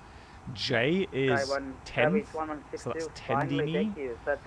So 20310, that's correctly programmed. Right turn to intercept that final course, 008 inbound. And then we've got the final descent point at Fox Quebec 01. That's actually the missed approach point as well. So either we are visual or not. And today we just talked about having it at 1600 scattered. So there's no guarantee that we will actually see the runway at that point. But we'll see. If it is visible, then we have a 3-degree profile down to the final. And we can cross-check that by saying that's about 5 miles to the runway. So 5 times 3 is 1,500 feet to lose. So that looks like a proper 3-degree profile. That's correct. Yeah, there we go. 5 miles, 3 degrees down. Good. Misapproach. Overfly, Sierra Kilo Charlie Beacon, 2,500 feet. Right turn, max 185 to Skopelos, and then we climb 4,000 feet. Transition is actually in, well, it will be 50. There we go. I'm going to enter all the data already while I'm here. 1025. Since the airport is closed, it's not going to change. 711, contact Macedonia on frequency 132.375. Ciao. 132.375. Thanks a lot. Bye bye. Windmill 711. Lufthansa 484 request.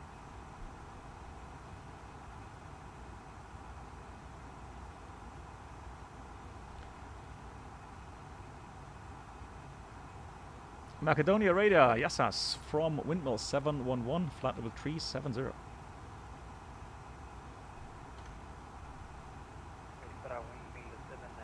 Macedonia radar contact 370, proceed direct Sierra Kilo Papa. Back to Skopelos, thank you. Windmill 711. Right. fantastic. The beam points checked. So that now I've selected the beam points so that we can do the fuel check. If I hadn't pressed a beam points, then that fix there would have gone, and I would have to enter it manually to get it. Performance. Descend to 5,000 and over Yampo cleared for RNT. So temperature was 4, runway 34 will report on final Q&A and the wind is 340 at 6. There's 248, squawk 6720. Minimum 1600. 6720, there's 248. Just check that again. Is that really 1600? Air Greece 513 via Limnos 1 Alpha arrival, descend 3,500 feet, Alexandroupolis QNH 1026. Right, this area looks very familiar. Via Limnos 1 Alpha arrival, descending to 3,500 feet with QNH 1023, Air Greece 513. Air Greece 513 QNH 1026. 1026 for the QNH, Air Greece 513. Delta 248, radar contact, proceed direct Velas, expect... Pilot 19, locator is beacon. So it's a different wording for NDB, non-directional beacon. You will find that as being called locator. But for us, it's the same thing. So it's a non-directional beacon, NDB. Very basic.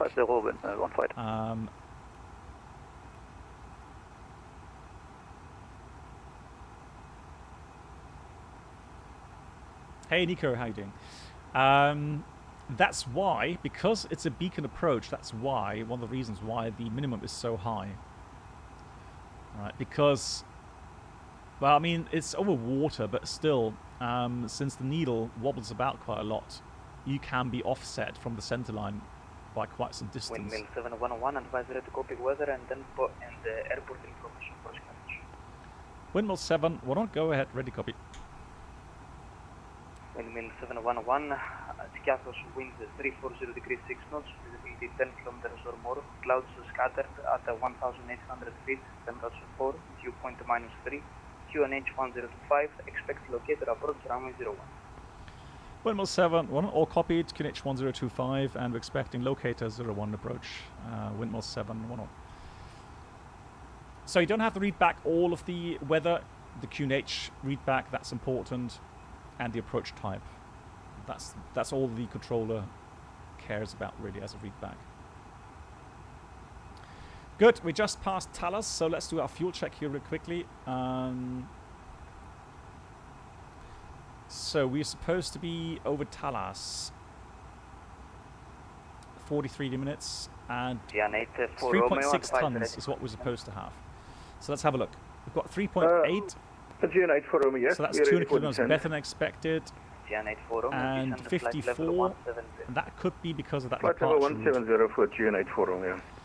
So 54, let's have a look, 43 minutes, and we were airborne at, well, 45 minutes. So 2 minutes behind, but that's because of the departure route, but we're good on fuel, which is important, obviously. Our alternate airport is Athena, so what I want to do is make sure that we have a valid plan B.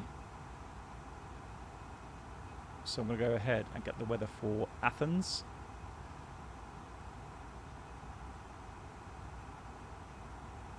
There's a 248, proceed direct Yampo. Direct Yampo with the 248. So Athena says 3409, good visibility, few 2,500, broken 6,000, 2 degrees, pretty cold but good weather. So that's definitely no risks, no threats, as we say. Windmill 148, so that's a good airport. Descend flight level 9. Now we need to determine our minimum fuel. And the minimum fuel is the total of the alternate fuel plus the final reserve fuel. So that's 2.2 tons is our absolute minimum. So if you look at the estimated arrival fuel right now is 3.4. So that means we're about 1.11, yeah, about 1 ton extra. Macedonia radar, very good evening.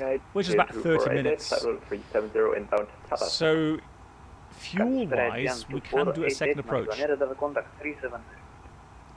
The question is if it's if it makes sense or not.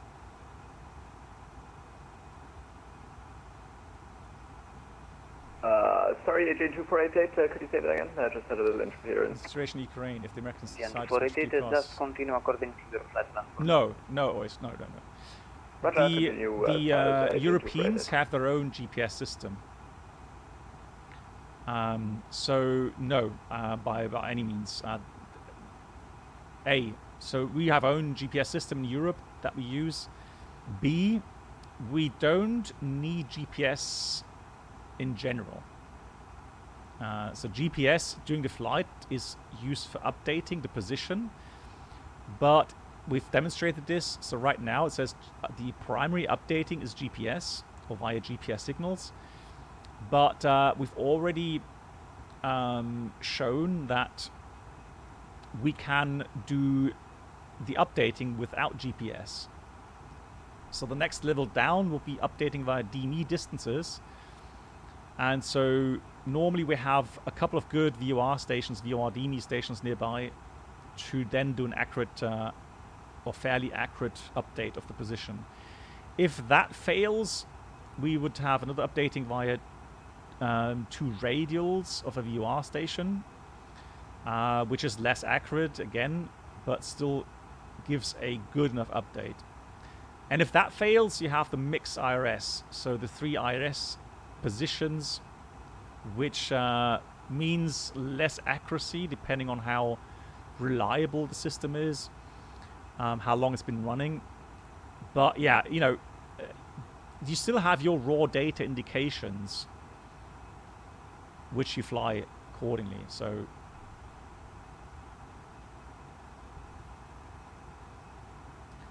Windmill 711, request descent.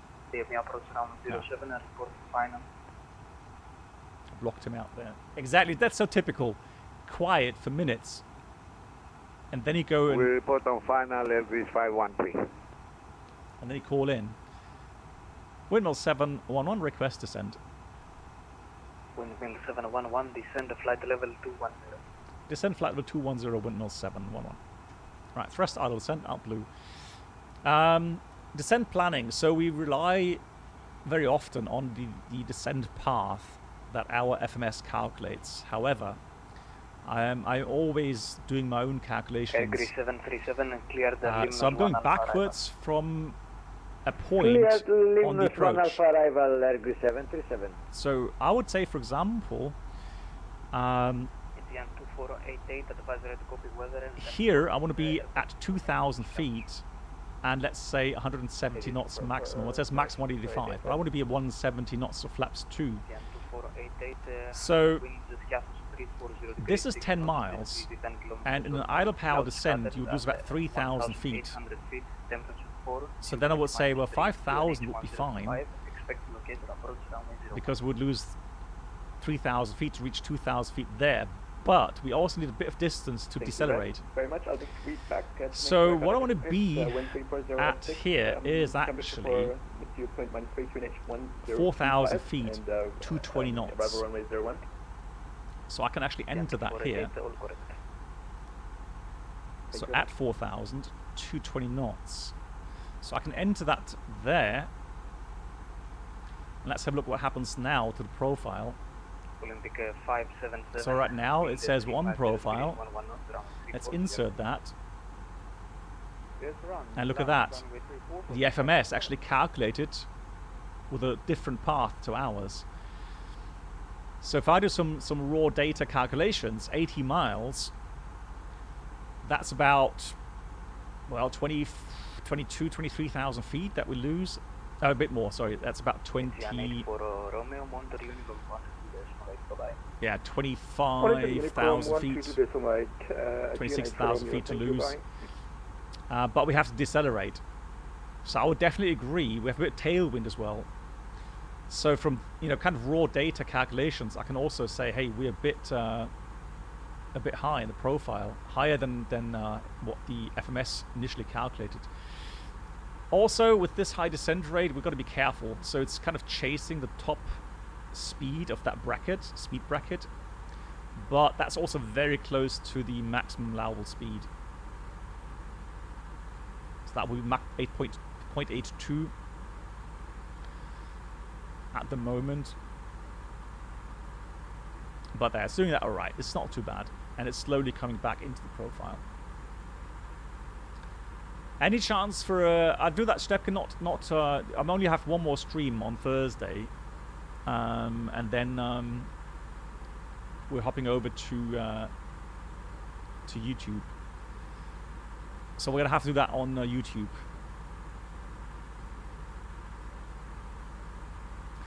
But Stepke, the thing is this: once we do shared flight on a more regular basis, there's definitely a lot more topics, and I know that yeah, the German-speaking viewers are also interested. So then we'll do that, you know, in German language from time to time as well. Good. So 60 miles, 70 miles, so about 20,000 feet. Yeah. Descend flight level 110. Descent flight level 110, wind miles 711.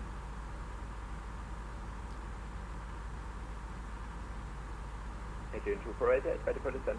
Avenger, I'm sorry, yeah, but I know it's going to be a bit of a nuisance at the beginning, annoyance, but yeah, you know, once this switch is done, it should be fine. Macedonia control, this is Airbus 737, request 2 minutes out. Well, Phil, the thing is this: I've had situations where I blindly trusted the FMS.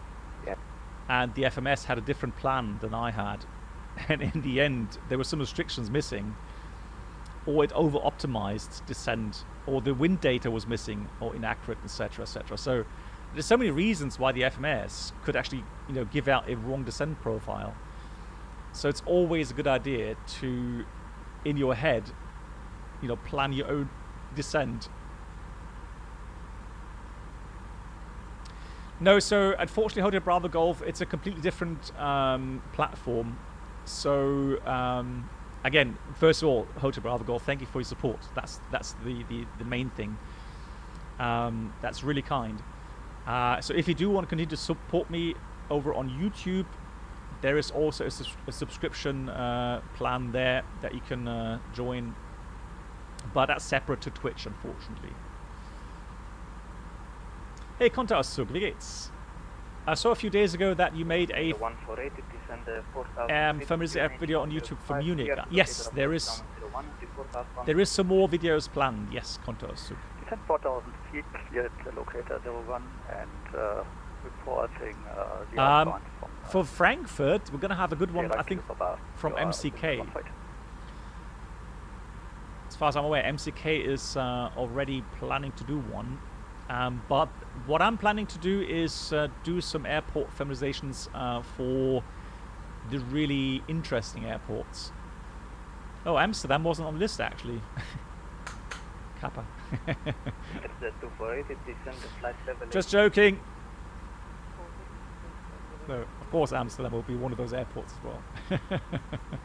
Schiphol. Right, let's get the... What's this on? Let's get the signs on here. Good. So, for the descent, we've got that all covered. Last thing to do is go ahead and calculate our performance. So the QNH is 1025.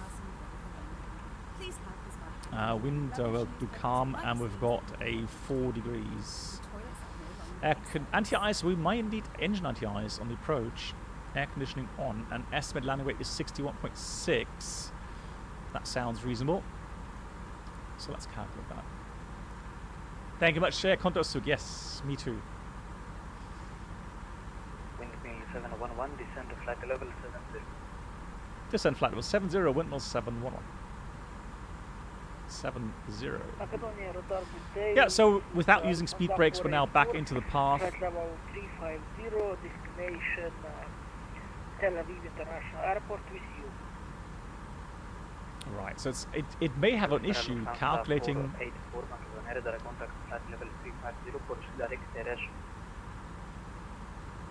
try that again.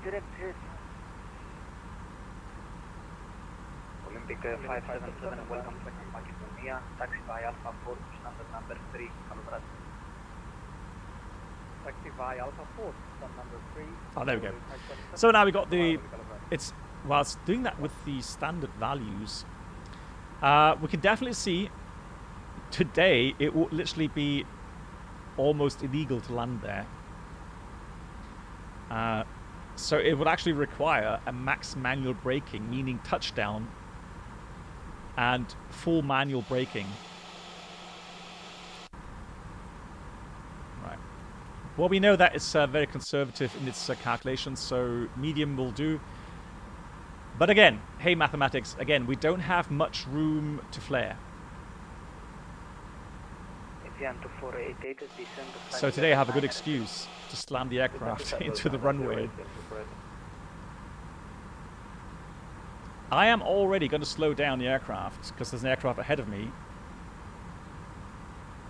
So let's go 250. Use a bit of speed brake. Yeah, like a carrier landing, but maybe not quite as intense, but still. 3737 back to cockpit.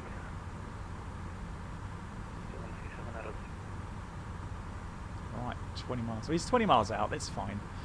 Not too bad.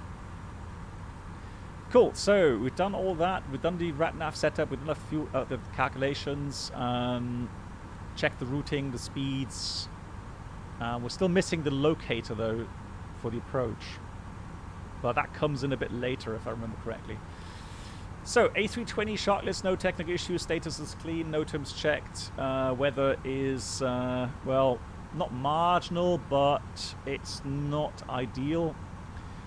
Threats, well, there's some higher terrain on the islands. So sectors are pretty high at 6.5, 3.5 and 6,000. So we make sure that we stick to the published routing. And then we descend according to the profile.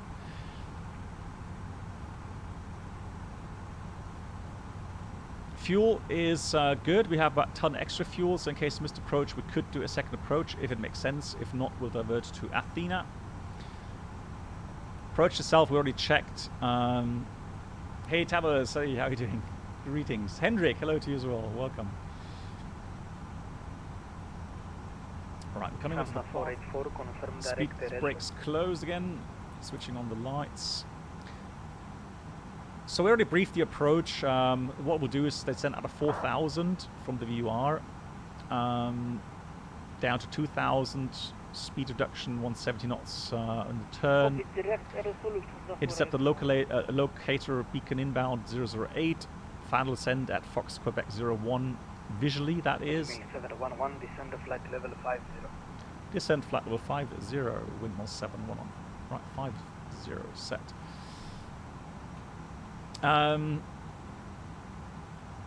Yeah, short runway. That means no long flare. In case misapproach straight ahead. 008 degrees, 2,500, right to turn back to the VUR, climbing 4,000 into the holding for a second approach or not. RatNav, we have Skopelos, and we have the Sierra Kilo Charlie beacon 326.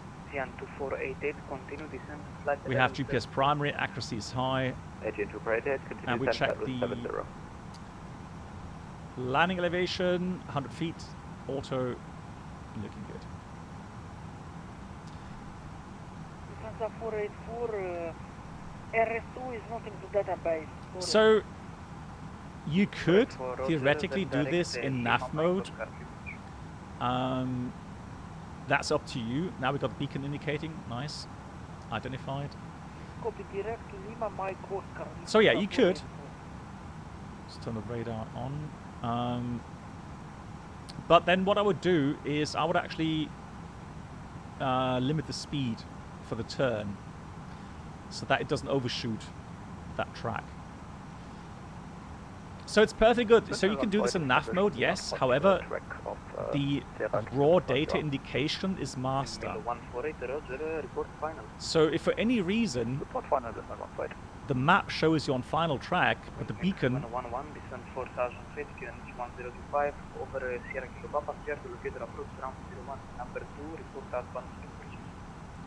okay, we are sending 4,000, get you 1025, cleared for the locator 01 out of Sierra Kilo Papa. I call you outbound Sierra Kilo Papa, windmill 711. Yeah, I'm on number 2 right now. So we got 4,000, 1025. Activate approach Macedonia, phase. V513 established on reward DME runway 07. Air Grid 513, wind calm, runway 07, clear to land. Clear to land, runway 07 at V513. Yeah, so again, remember what we said?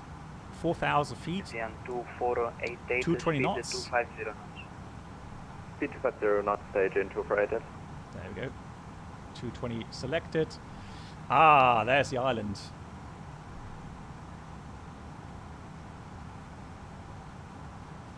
There's the airport. Beautiful.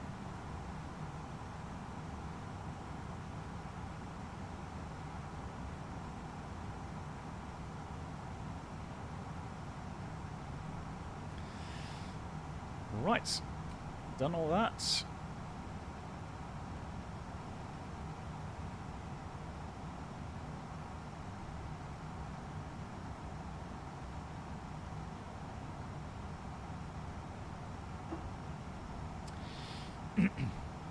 So let me choose. Okay, so numerous or numerous. We'll do NAF. Some NAF flight path angle. 2488, expect holding over Sierra Kilo Papa as published at flight level 70. So we're going to go NAF. What I expect holding over Sierra Kilo Papa. FPA. We'll try to slow down a bit more quickly to maybe avoid this problem, but yep.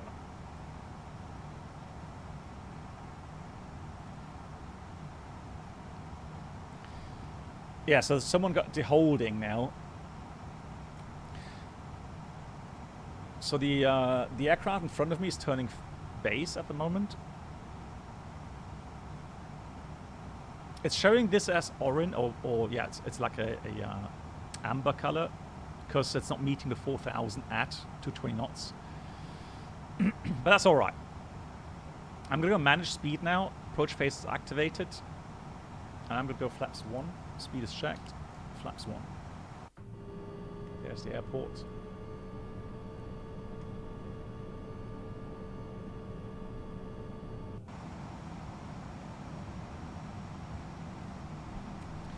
So we can check raw data. Outbound 203. 2488, hold over Sierra Kilo Papa, flight level 70. Hold over Sierra Kilo Papa, flight level 70, agent 2488. Still very close to the station. That will pull back to 203 very quickly. Windmill 148, final. So we're cleared for the approach. That means we start descending now 2,000 feet. Land 101 Windmill. So we're going to go thrust idle descend, out blue 2,000. And again, my plan was 2,000 feet here, 170 knots for the base turn. About 7 miles to go. Hey Danny, good evening, how you doing?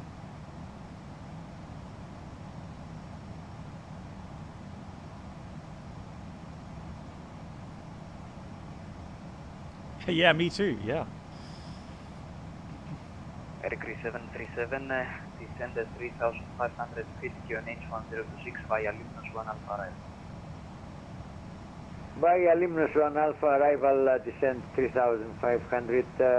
We are not ready for descent yet. We'll call you back.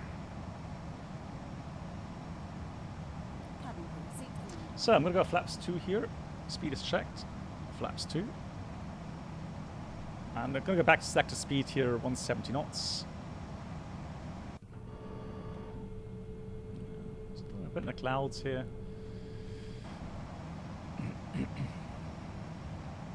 Good. All right, there we go. 203 radial, perfect. So we're doing this in NAF mode, but we're still checking raw data that we are actually exactly where we should be, according to the raw data indications, not the green line. The green line, see it as, unless the approach is an RNP approach or RNF approach, see this line as an information only. Right, so the raw data indication with the DME distances, if you have, those are the things that are the basis of the approach. 2,500. It's checked.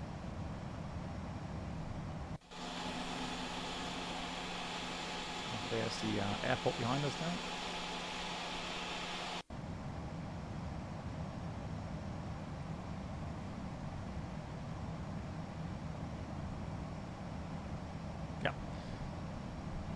Windmill 7-1 is currently 9 miles outbound from Sierra Kilo Papa. Windmill 711 Roger, report final number. Wilco, Windmill 7-1.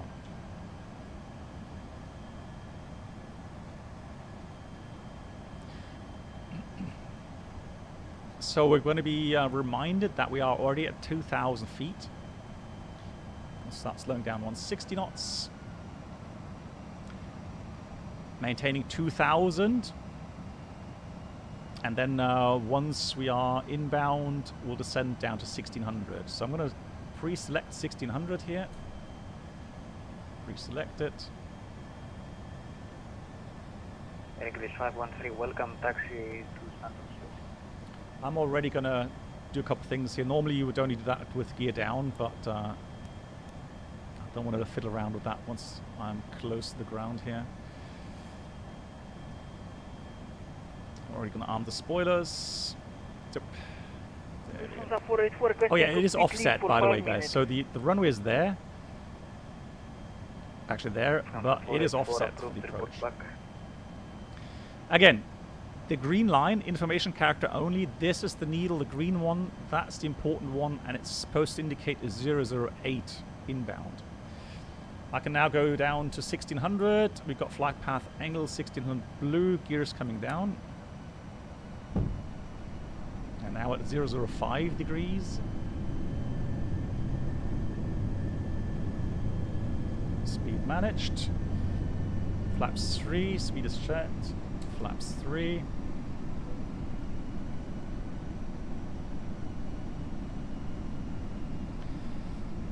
Good, so 008. You see how the locator, so the NDB needle, is moving around?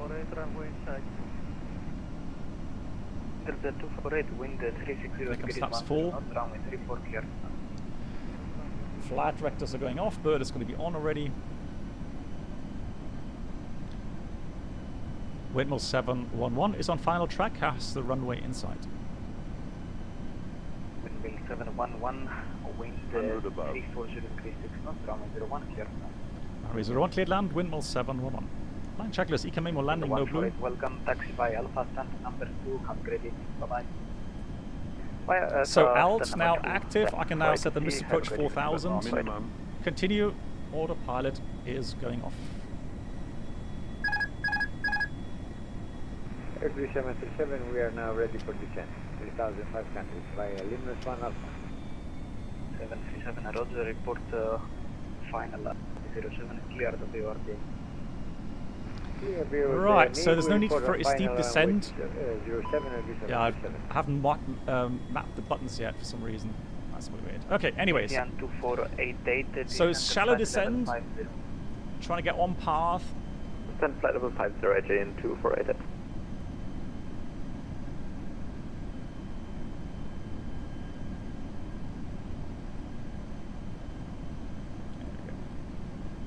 Right, now we're on path. I'm going to try to get established on a 3-degree profile down.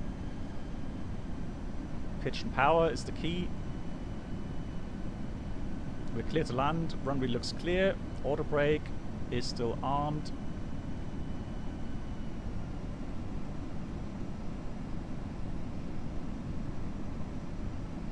Hey, MCK, how are you doing? 1,000. 1,000 is checked.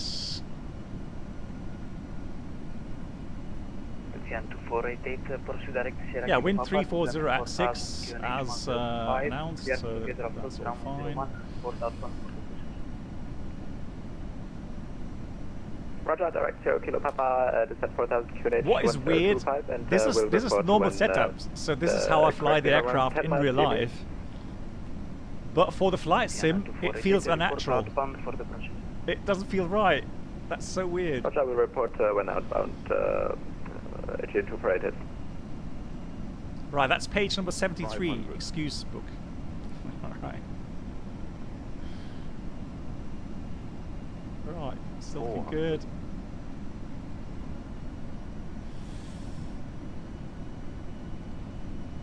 300. Okay, slightly low, correcting. 200.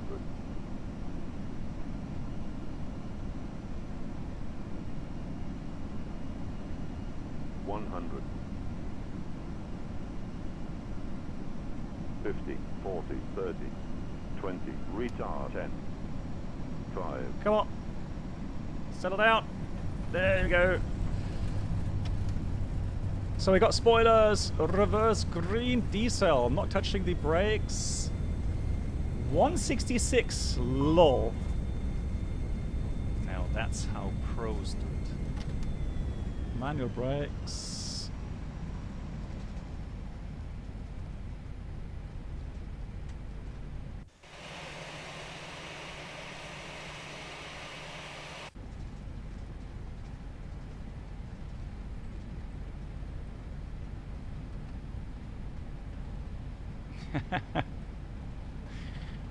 Are we at volume 5 already? I wasn't aware. 711, welcome back, track ground 01, taxify Alpha, number 1, have a great evening, bye-bye. Yeah, we expedite backtrack via Alpha, I think you said, to the apron. Thank you much for the service, Whitmore 711. Internet access may now be used. Please make sure that you have all of your personal belongings with you, checking in-seat pockets, underneath the seats, and So it's a bit laggy again, but the rest was nice, I have to admit. It was a lovely approach, lovely smooth, so no big issues anymore. GG, finally! On behalf of the captain, first officer and the crew, it has been a pleasure looking after you today. We wish you a safe onward journey and hope that you have enjoyed your flight experience. A lovely announcement. Right, let's expedite. There's someone in the approach. Intercept 248, welcome taxify Alpha 2 Alpha, Alpha 4 to number 2 Kalisnica. So Alpha 1.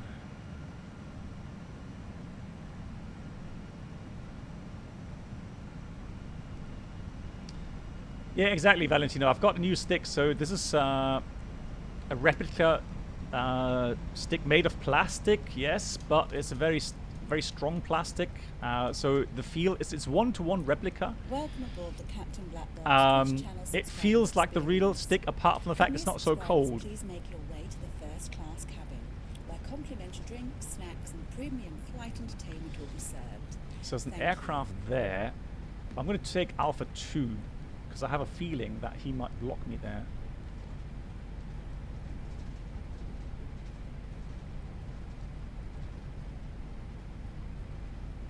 Oh. That is just logged off. GG. Yeah, so the real flight stick, correct me if wrong, I've tried to find a document on what material the real world flight stick is made of, and all I could find was a reference that it is made of aluminium.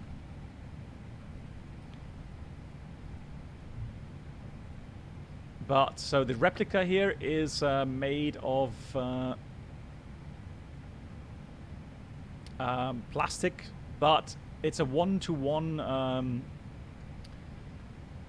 size, so that's cool. That's really interesting. My microphone sounds thinned out. Good night, black box. Okay, interesting. I've not changed anything, but thanks for the feedback. Yeah, aluminium. So the real one should be made out of aluminium. And normally I would normally go. Well, yeah, that's taxing a bit more.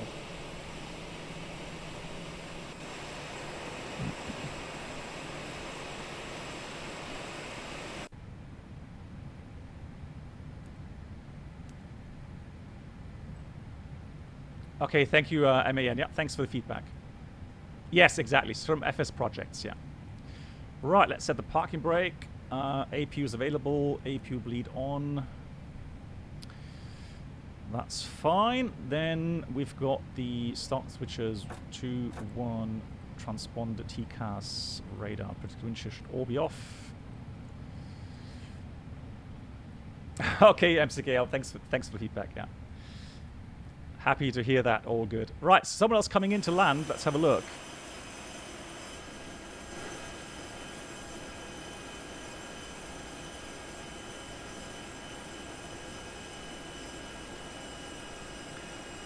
Oh yeah, Mark, remember? We had, I think it was in Microsoft, wasn't it? We had a beautiful view there at the beach. Right, that off. That's fine. That's good. So, seat belts.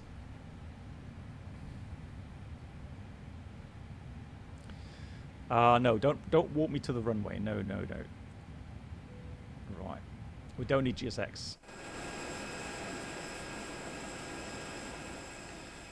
Danny, sounds fun for me. I can't get the VATSIM order to work all of a sudden. Have you looked at all the settings regarding your input microphone, etc., etc.?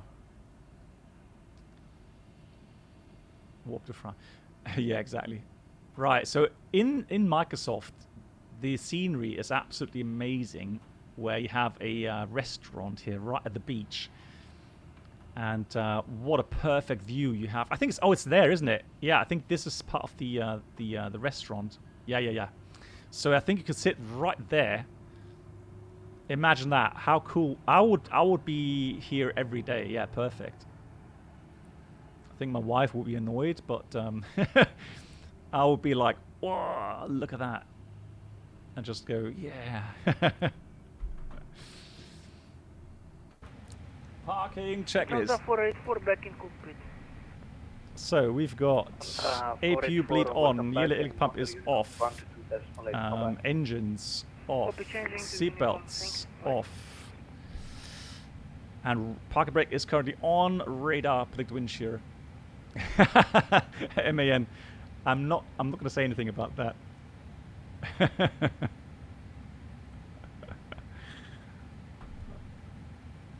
Right, let's go.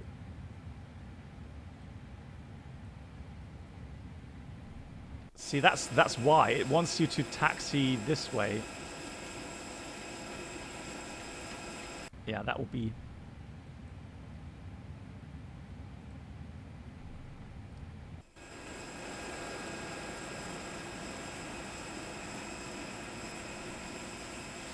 Isn't Skiathos an airport where they have 757s landing?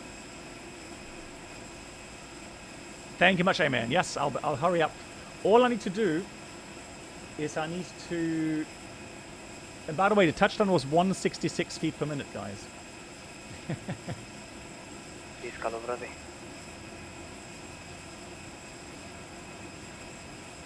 Γεια χαρά και ευχαριστώ πάρα πολύ που το τάξι. Let's quickly have a look at the map.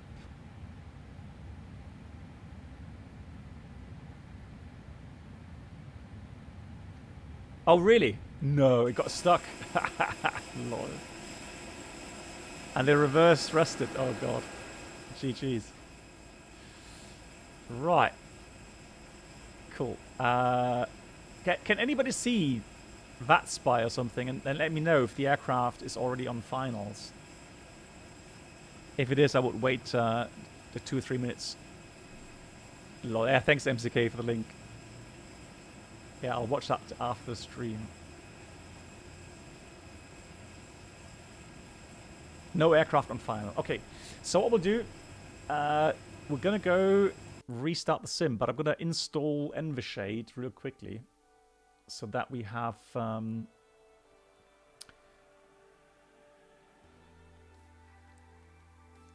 the haze layer. That looked a bit weird.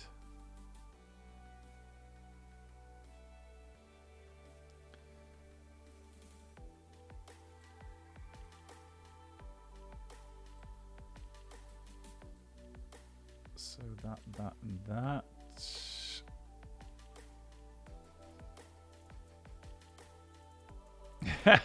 The picture is pretty clear.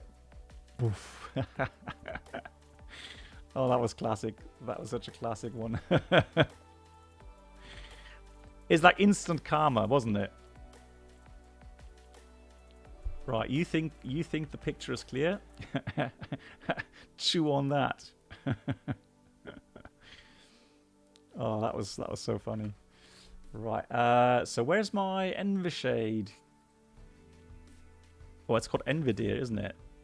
Envidir. Oh, hang on. Is there an update regarding Envidir? I'm pretty sure there would be, wouldn't it?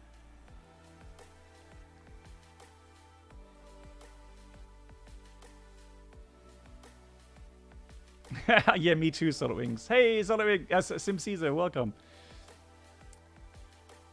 Envishade. Right, let's do that. Oh. Ah, you see, that's the thing. It doesn't support. Oh, install complete. Now it's installed. Hang on. Envishade installed out. No. Hang on. How do I get update?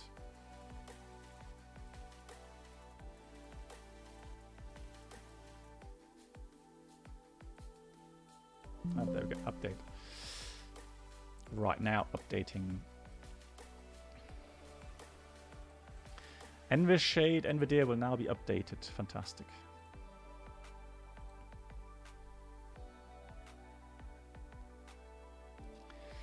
Yeah, so let me file the, or let's calculate the flight plan. So we're going, what's Luxair? No, not Luxair, Cargo Lux. Cargo Lux ICAO. That is CLX. Envitex, thank you. So CLX. Due to the large size, must be downloaded from your SIM market account. Are you kidding me? But I don't wanna have Envitex. Envishade is fine. I only want Envishade. Hey Bob, how you doing? There, install complete now. You see, installed. NVIDIA, Envishade. NVIDIA. Yeah. Right, so that should be working now. Fantastic. Cool. Then let's do this. Yeah, it's Christmas soon. Yeah, you're right. Yeah, thank you for reminding me. Guys, yeah, Christmas soon.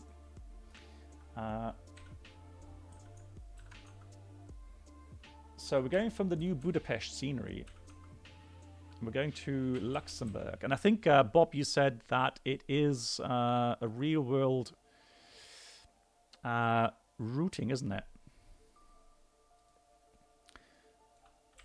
We're going to take Frankfurt as the alternate, and we're going to be a 74-8. 748 Foxtrot. B7478 Foxtrot. There it is. A bit of extra fuel.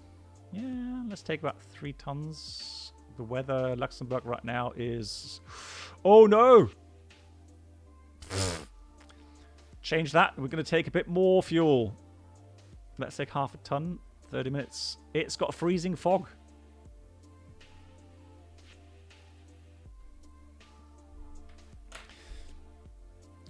So question is, would we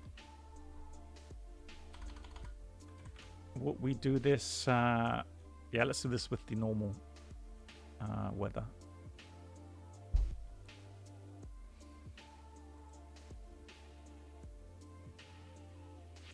Oh, one more thing I want to do. One more thing I do want to do. Oh, no. Oh, Jesus Christ. That is so loud. Jesus Christ. That is so loud. Blimey. Now I'm awake. Thank you so much.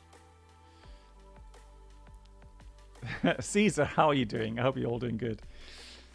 Right, let's do this. So we're going to go springtime. Yeah, let's do this way. That's fine. Yeah, so already announced, so Caesar already announced that beginning February, I'm going to find a date where you, Motosua, and myself will fly the Felix 747-200. That is going to be epic. So weather right now, Luxembourg, 210 at 4. I'm not sure if it goes runway 24. I hope they have an ILS Cat 3 there because of the situation. And then Budapest should be 3-1 left for departure. Normally that is in that configuration. 0 fuel weight, take about 300 tons. Welcome aboard the Captain. Actually, that's a bit much, isn't it? 300 tons 0 fuel weight? Could new subscribers please make your way to the first class cabin, where complimentary drinks, snacks and premium flight entertainment will be served. Thank you. So load panel state, short, execute. There we go. Let's have a look at this beauty. Ta-da! There it is.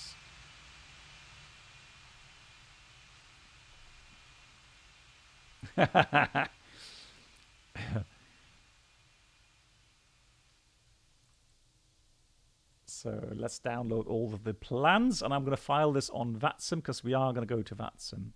Oh, MAN, did you say you were? Hey, Geep, thank you so much for the 47 months resub, and big shout out to you, 47. And he writes, "Hey, Black Box, hope you're doing well." I am, thank you.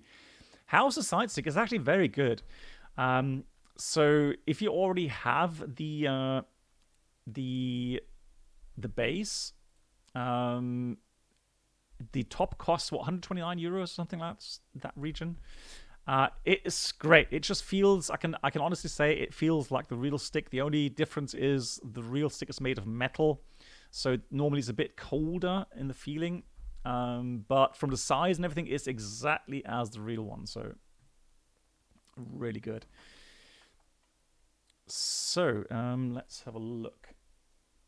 I just need to adjust a couple of viewpoints here. So this is going to be this one here. Fantastic. So that's all the same, isn't it? Yeah. Cool. Right. I know it's a bit dark in the cockpit. We'll get a couple of lights. Oh, it's still doing that off-center sound stuff. So let's have a look. First of all, menu, sound. Aircraft, setup, options, sound.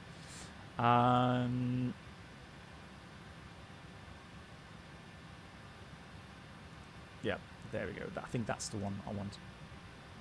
Yeah, there we go. So that's good. That's good. Still a bit laggy when I change the views.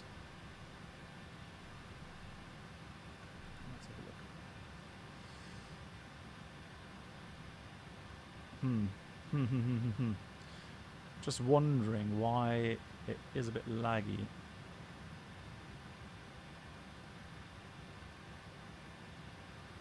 Hold on. Just want to check something really quickly.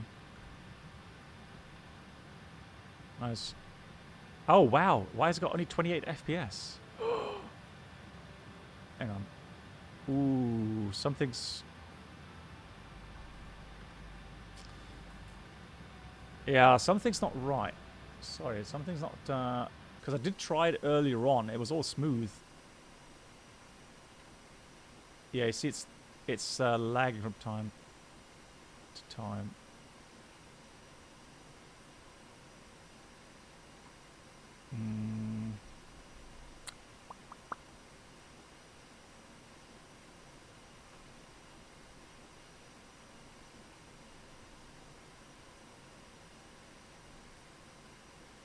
Do you have something running in the background? No, not really. Apart from active sky.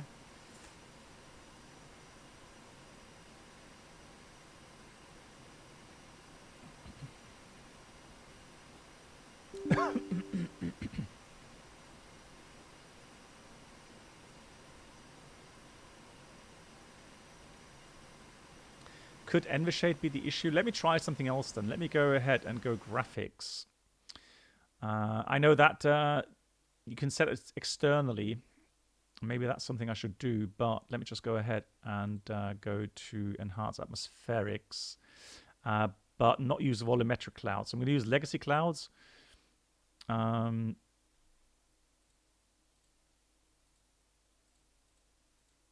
try that.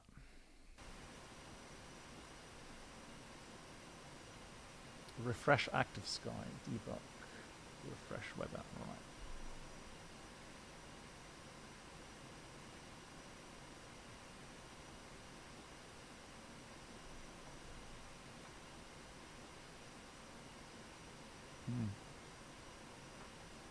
Let me just see.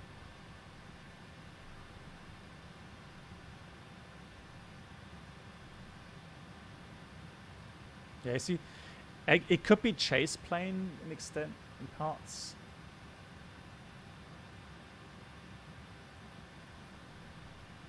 Yeah, it's weird, isn't it? We just saw the FSO. So whenever I start moving the view, it kind of hangs for a split second.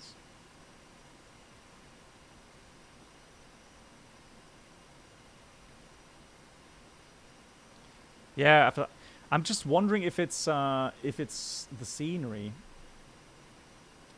Let me try something here really quickly. I'm just gonna go ahead and close everything again. I mean, it starts really quickly, but I want to see if I can fix this. Symlink, okay.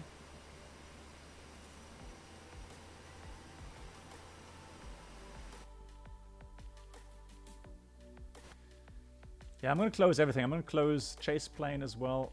Make sure everything's started fresh.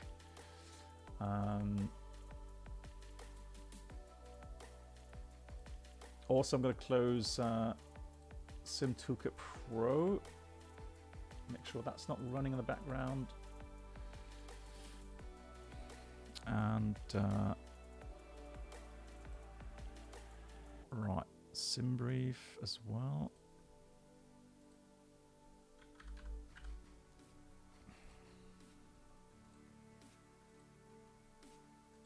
That's interesting. Why is Symlink running already?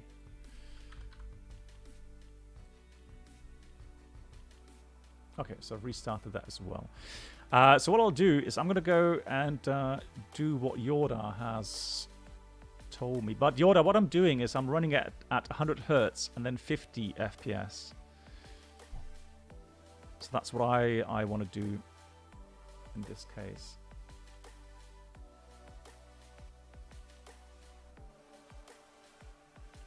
Because it should be able to manage that.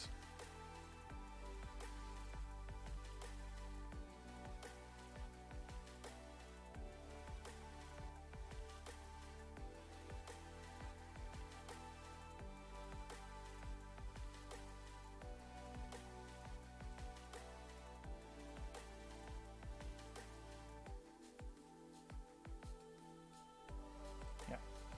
So that's all done. Yeah, that's as it should be. Okay, cool.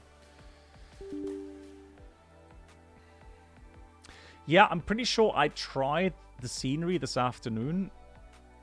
So Budapest and with the 747, and if I remember correctly, I did not have any issues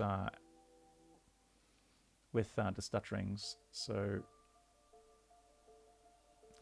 I mean, if it continues, then I would say it definitely has to do with Envishade. Then something just broke with that.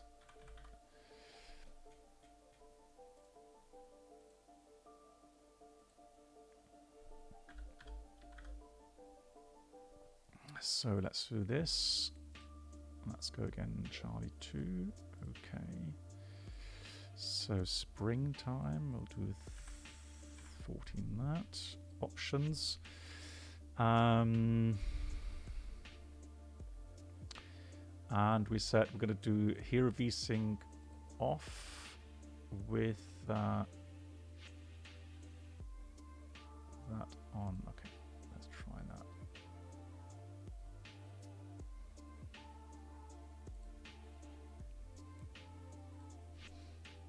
All right, let's try. See what happens.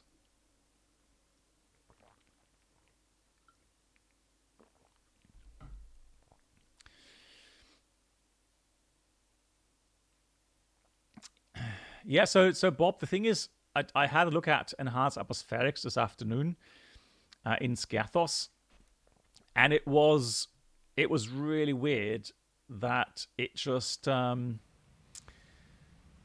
should I say this?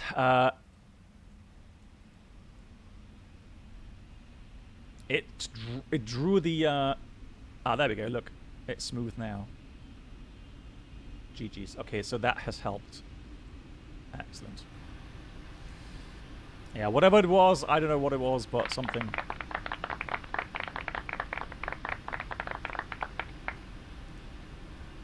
So let's go short execute. Yeah, thank you, Bob, as always. Oh, and the yoke. I've got to install the yoke. Hang on. Yeah. I'll give you a quick outside view here of this beauty. Yeah, it's all smooth now. Fantastic. Love it. While I try to install the yoke.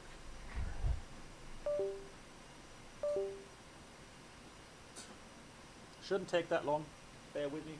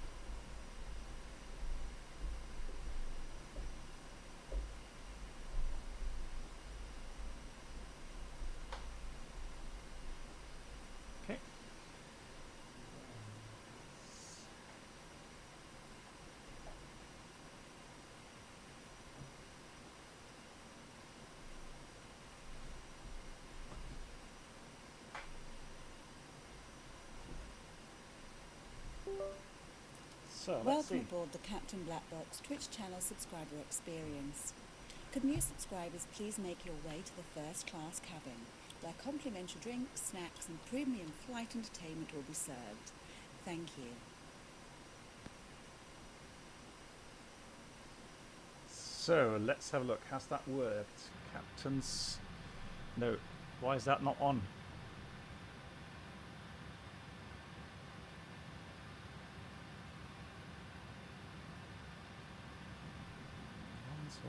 That's your PC. Access assignment. Yeah, it is. Yeah, it's. Okay. So that's why it hasn't done. That's elevator. So rescan. That's aileron. Right. That is aileron. Rescan. That is rudder. Fantastic. Rescan. Hold on. Left brake, right brake, all good. Buttons and switches, that's all registering. Fantastic. Then another thing I want to change is this. So this is throttle 1. Throttle 1. I remember now, I've never tried that new yoke with throttle 2, throttle 1. Good. That's that. Now, regarding reverse thrust. Yeah, thank you much, Foggy Canadian, as well to you. Thank you so much for 7 months. And I think I missed Aviator 320 coming in with 20 months. Aviator 320, thank you for your support too. Thank you, everyone. Trying to get the rudder pedals into the position here. All right, so one thing I want to do as well is button switches. So profile specific. That should be auto thrust disconnect. Yeah, that should be auto disconnect, right? So I think I can do this with auto thrust. Auto thrust. Throttle arm. Good. And this thing here. This thing here should be autopilot master. Autopilot master. Okay, let's try that.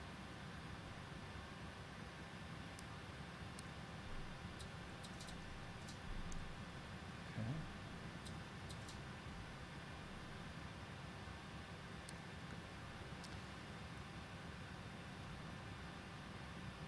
What do you mean, since when?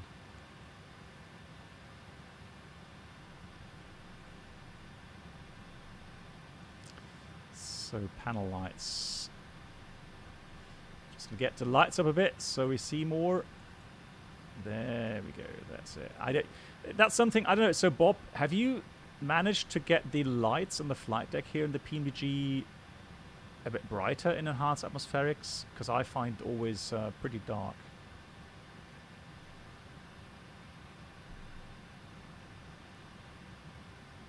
Oops, no, not good.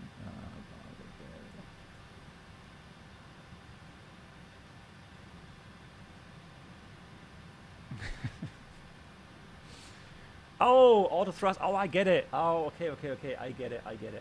Yeah. I know what you mean now. So I want to do this as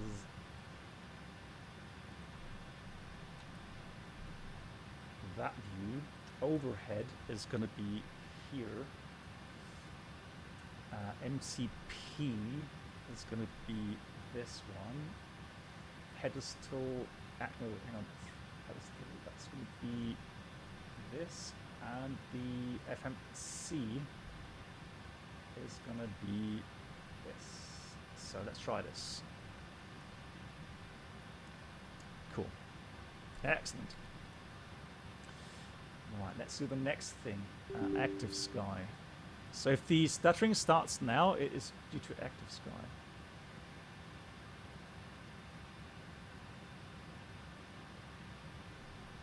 But that is the latest update, so it shouldn't really matter.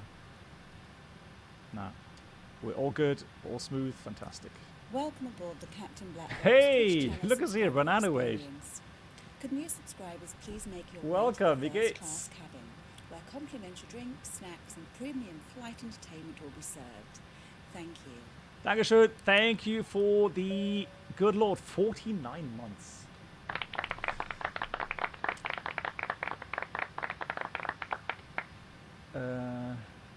So cloud density not set to maximum. Ah, okay.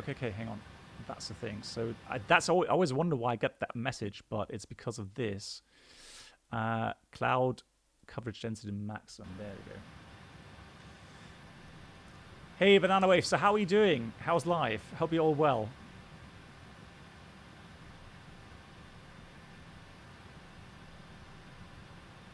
Yeah, all fine. Apart from the normal issues that everyone is having. Yeah, important thing is that you stay safe and healthy. Cool. So, last thing to V-Pilot. Let's go ahead and go online. Didn't file the flight plan yet, I think. So let's just do that. Pre-file. Oh, heavy. Yeah, we are a heavy aircraft. We've got to report that. So let's go 2110. Well, let's say 2115. And let's file the flight plan. It's filed. Fantastic. Good. Let's see. Are there any more questions? So MCK, sorry for the late answer. How is the resistance on the replica stick? I mean, the resistance comes from the base. So that's the Warthog Thrustmaster base. Yeah, I know it's foggy. The question is, United, how will enhanced atmospherics simulate the fog? Because it would be really disappointing if we flew to Luxembourg and we actually don't see any fog because of enhanced atmospherics. Yeah, so MCK, the force required comes from literally the you know, the base of the Warthog Thrustmaster. Lol, if I go to this view now, hang on. Not sure. No, the mic. I was afraid the microphone would be in the way.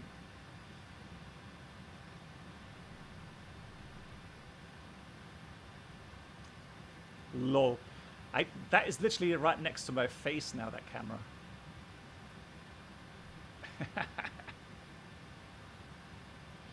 Yeah, well, there we go. Cool.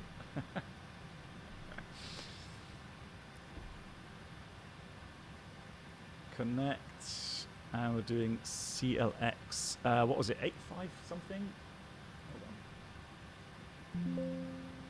Hold on. 8.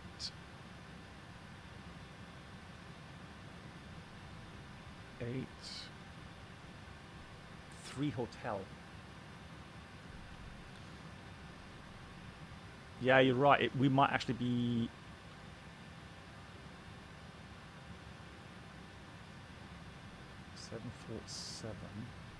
Oh, 748 actually. 8 Foxtrot. Connect. Right. Let's have a look.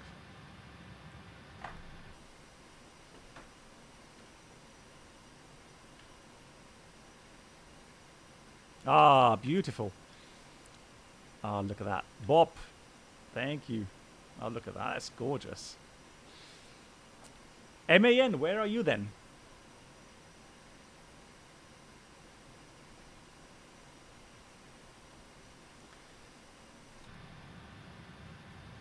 Oh, I just realized. That is silly. I've got to do that differently.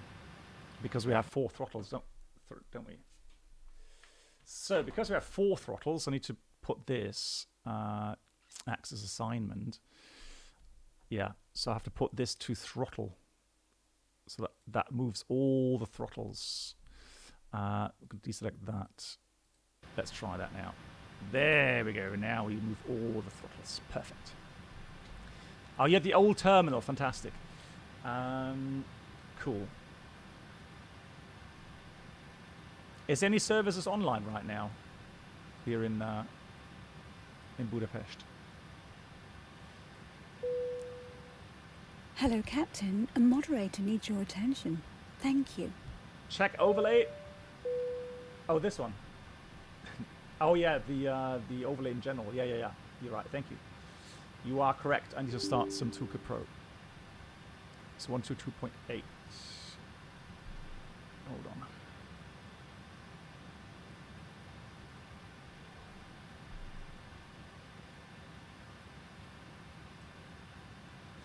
So one thing is an issue I have with enhanced atmospherics is yeah, let's try auto exposure then, because otherwise it's a bit too dark, isn't it?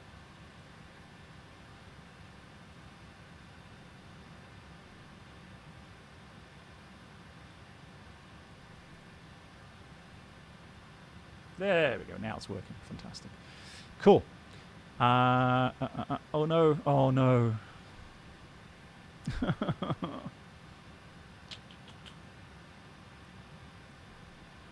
My apologies, guys. I thought of so many things today. One thing I didn't realize.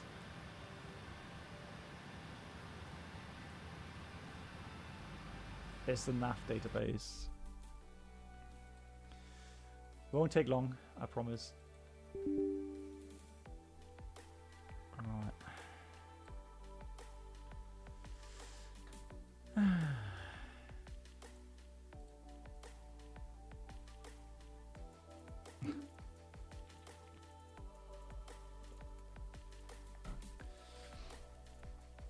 Well, I mean, hey, Empty Cross, I mean, if some of you have used enhanced atmospherics with the latest hotfix, maybe you can tell me whether or not it works regarding fog.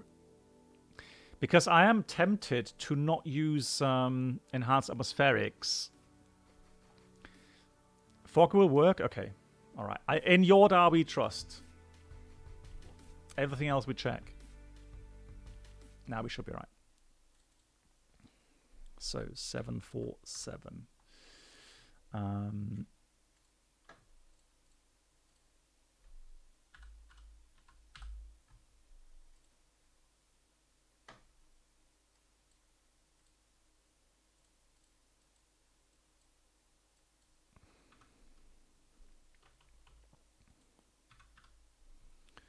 Oh, come on. 1-4. There we go. Okay.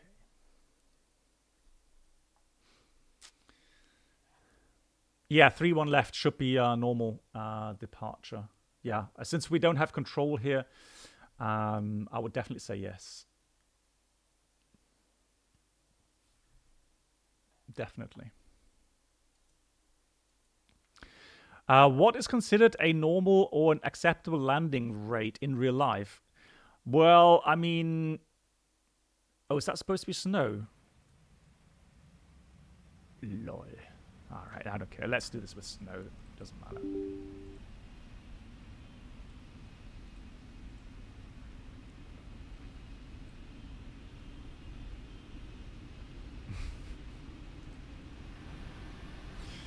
Menu, setup, load, short, execute. There we go. I mean, in real life, we don't look at vertical speed as a measure. We look at G rates or G loads.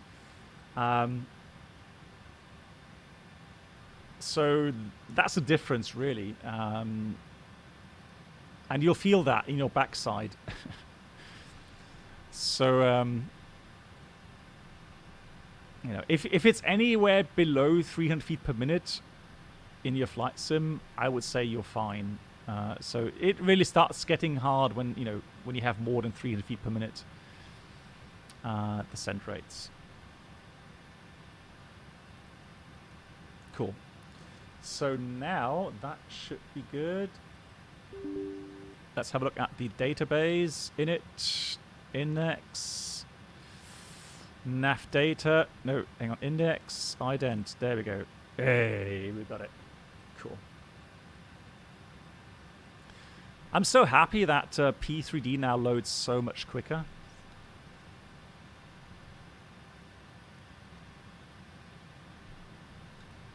Much better. Right, let's do this. So what I want to do is go to ACARS. Pre-flight. Then we'll enter Lima Hotel Bravo Papa Budapest. And we're going to Luxembourg. Estimated time en route. Flight plan says it is going to be an hour 37. So not too bad. Hour 37. Departure time at about 20 minutes. Is that too optimistic? Where's my watch? My clock. There it is. 13:05. So let's go 13:25. So CLX 83 hotel. 83 hotel. Oh, come on. We can do this.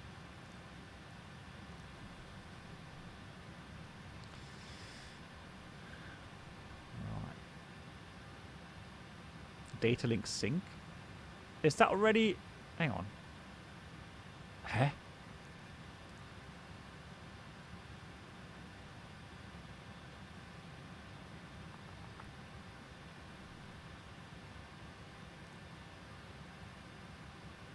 There we go. Now request sending. Perfect. Well, it's getting a bit hazy now. Look at that. Looks not bad. Looks quite nice actually. There we go. Route load. It's going to take a little while, I guess.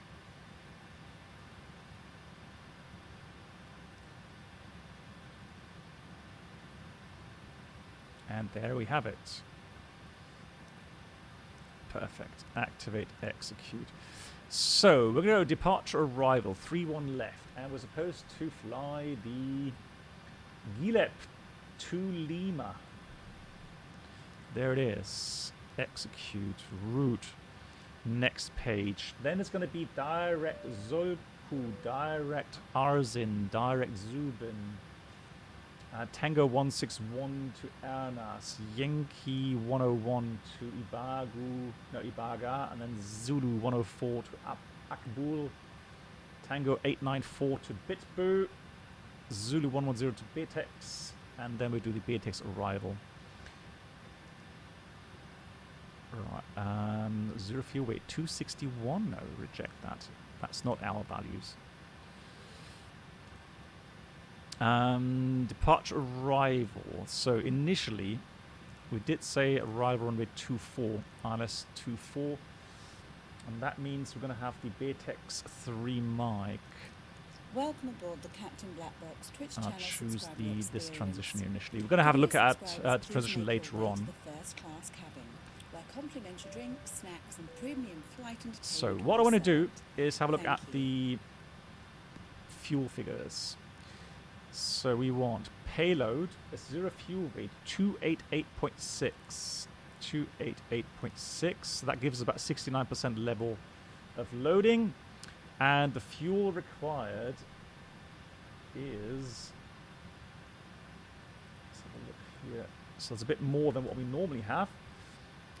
So it's 32.3 plus taxi. I'm going to have to taxi all around. I'm going to take a ton. So that's going to be 33.3. So 33.3 fuel kilograms, 33.3 kilograms. So buddy, hey buddy, nice big kids to you. Did you blow up anything today, buddy? Buddy, thank you so much for that 60 months tier 2 as well. Very generous, buddy. I hope you're well. I'm sure this plane can fly inverted. Are you sure? Well, I'm not so sure. Thank you so much, buddy. Thanks for your friendship. Thanks for all the support. Thank you so much. Oh, dear, oh, dear. Right. So we're going to take 288.6. Why isn't that doing it? 288.6. Huh?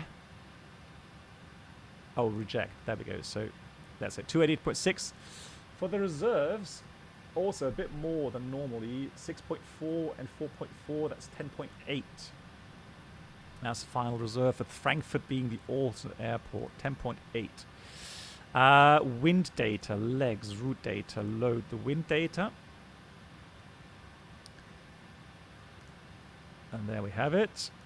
And then we've got the descent wind as well, forecast, load descent winds as well. Yeah, MCK, Frank. Oh, MCK, you weren't here before. There was a question regarding a video about airport procedure. So I did a video, as you may recall, about Munich. And then somebody asked if I was going to, or I plan to do this for Frankfurt. They say, well, maybe MCK is already on that and trying to do something in that regard. So let me know if you have anything planned. And maybe we can do something, well, maybe we can do a collab. So maybe from controller and pilot kind of, what do you mean league? You could have said no. You could have said no. I'm not planning anything in that regard. Yeah, so I mean, without, you know, jokes aside, MCK has an extreme level of knowledge regarding ATC procedures in general in Frankfurt. So he's definitely a fantastic source of BB leaks. Lol. When it comes to that.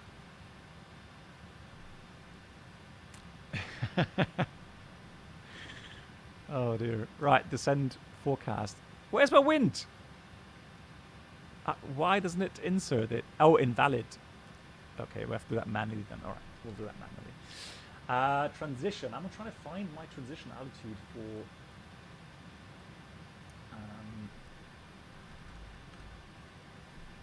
for Luxembourg. Departures. Gilet to Lima. Yeah, I think that was the one, wasn't it? 3-1 left. Good. And then we've got Luxembourg. So Luxembourg. First, I want to check the 2-4. Make sure that we have a Cat 3. Yes, we do. So we've got Cat 3 Bravo available. That's good. We may need it today. Parking stands, airport infos. And for the start, we said we want the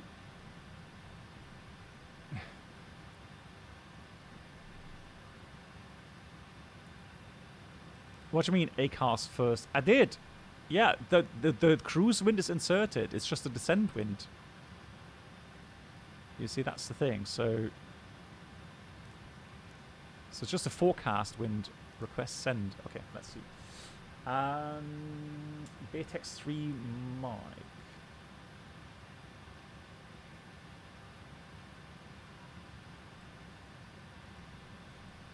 And there we go. That will be the arrival. Batex 3 Mike. But that's not 2-4.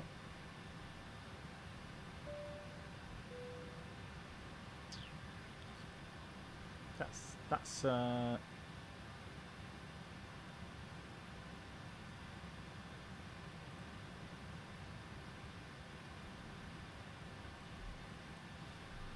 so how would we get, hang on, I'm just trying to find out. Okay, so that's weird. So that's from Diekirch.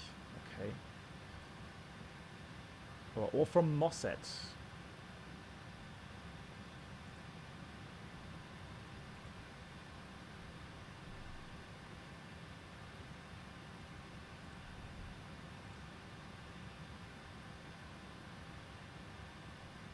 Alright, so it's going to be the 3 kilo from Batex to Diekirch, and then we start the approach. Alright, there we go. That's good enough. So that's the 3 kilo.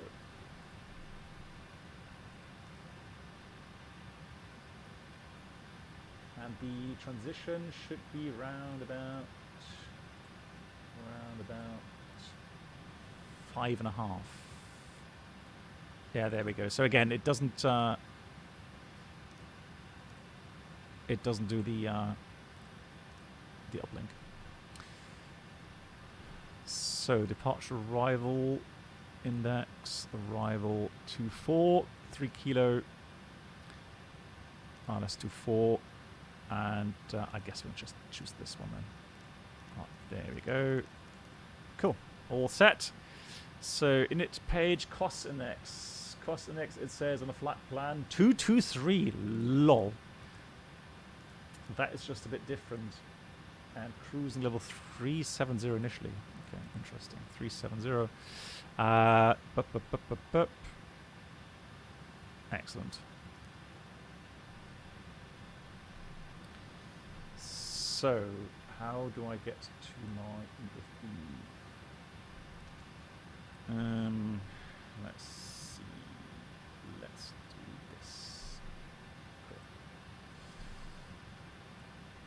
So, performance, airport search.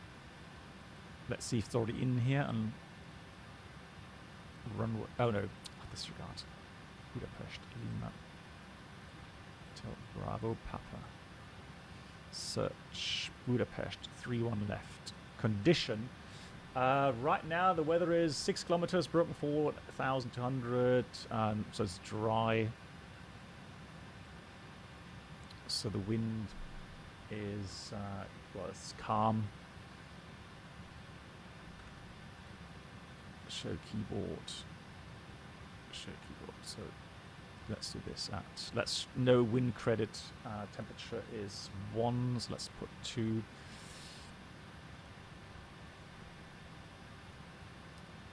And QNH is 1028. 1027 here. Takeoff weight. So let's do fuel and weight and balance. So let's read from aircraft. And the only thing we need to insert here is trip fuel 15746. Good night. Hey, Soundtrack, thank you so much for watching. So tax is going to be 1,000. Stay safe. Good night to you. So I'm going to take 1,000 kilograms taxi fuel and the trip fuel 15746. Complete. So takeoff weight is supposed to be 321 tons. My god, these numbers. Yeah, for taxi, yeah, that would be correct. So thrust limit rating. Let's do takeoff 1. Flap config optimum, aircon on, anti-ice. We'll do engine anti-ice. Let's calculate that. Cool. So it wants to do a takeoff 1 minus 10% with a flex of 39. And it wants to do this flaps 20 first of all. Flaps 20, CG22. And that gives speeds 135, 142, 154. Excellent. 6.3 on the trim scale. Bob, are you here? Are you pushing here now? Is that you? Hang on. Ah, look at that. There's 777 Bob joining us today. Pleasure. And he's got Rolls-Royce engines. I've got the GEs, it seems. Nice.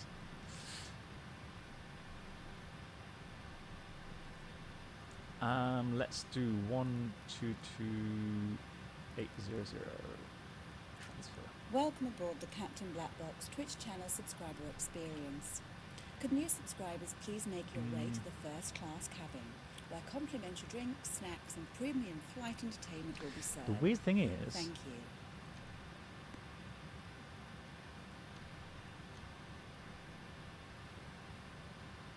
That's fine. Another, so HD Shing's coming in 34 months as well. Thank you so much, everyone, for your support. And again, last stream will be Thursday here on Twitch. From then on, I will be streaming on YouTube. So that should be 154. Right, runway heading. Let's have a look for the charts here. Lima Hotel Bravo Papa. So NADP1, 2,000, 3,500, and it's a course of 308. Cool. So 308 is set, and for the first altitude... Emirates 99 Kilo, pushing back, turn go, facing north, Budapest traffic. Do you have any in real life flying schedule for Friday to Sunday? Yes, I do, MCK. I can tell you that in private.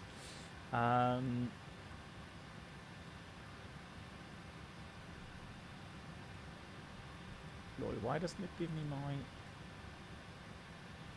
charts? There it is. Initial climb. So traditional is 10,000, and initial climb, it says 7,000. 7,000. VNAF. So that's 10,000 there.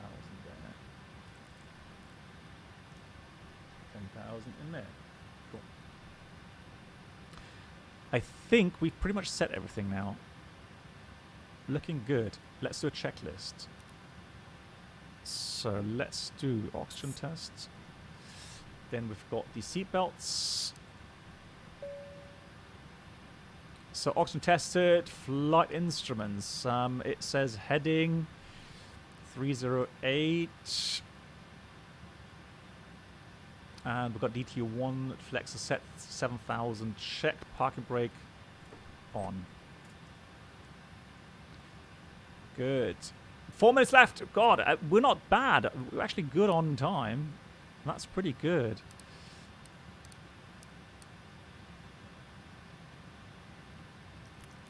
So I'm going to put tank to engine straight away. APU bleeders on, that's fine. Got the nav light on, beacon both. I think, right, so MCP V2 is a 154 heading, 308 altitude 7,000. Check. Takeoff speeds is as follows: 135, 142, 154. CD pre-flight is completed. We've got trim at 6.6. Oh, it trims. Does that work? No, it doesn't work yet. Why not? Because I haven't set it yet. So buttons, button switches. That's elevator trim. Oh, actually, hang on. Does that work? Elevator trim. Elevator trim up. Control while held. Exactly, and that should be elevator trim down. Let's try. There we go. So 6.3 is set. Taxi takeoff briefing. Right, let me give you a quick briefing then regarding taxi out. So we're going to do taxi out from the cargo area, Echo, and then Alpha will go Bravo. No, actually Alpha all the way to Alpha 2 holding point. Departure route is via the RNAV Gilep to Lima departure. No, the weird thing is I have not got any UK stops at the moment. They seem to be really limited. Max speed 230 is correct. Then we're going Bravo Papa 821, then right to Pukok and Gilep. So that's all correctly programmed. One thing I want to do though is for the climb out. Where's my... Oh, that's on takeoff, isn't it? Index takeoff on the next page. So the engine acceleration height is... So that's 2,000 feet. Hold on. Right now we've got 1028.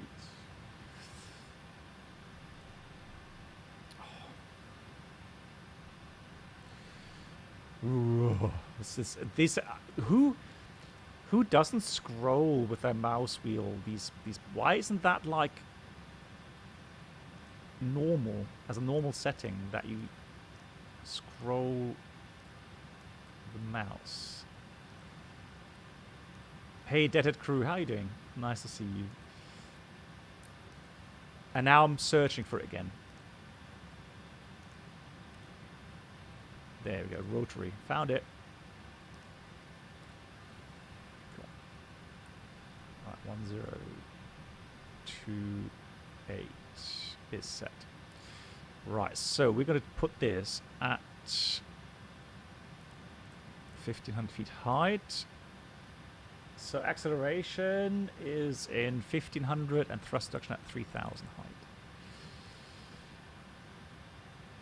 Yeah, that's always height, isn't it? Cool. Good.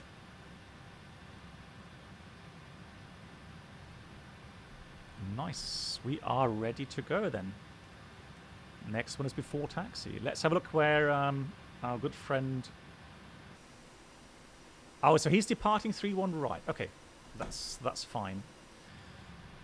So, ground equipment, progress menu. Ground connections removed. Cool. And that means let's request pushback. The icing note. Due to icing conditions, please stand by for engine start until push completed and brakes set.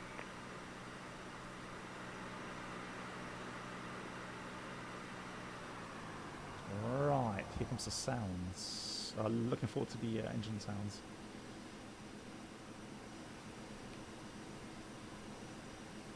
Budapest traffic, cargo looks. 83 Hotel at Stan Charlie 2, pushing back. Hello, Captain. We're ready for pushback. Right, this will be a fun setup.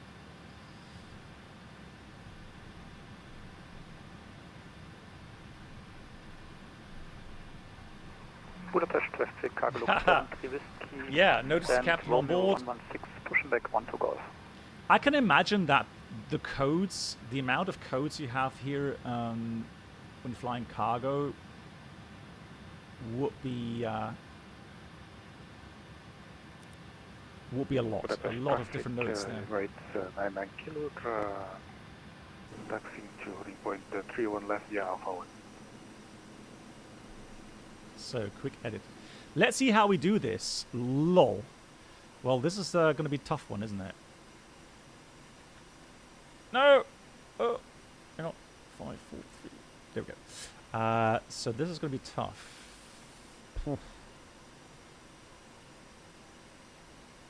Oh.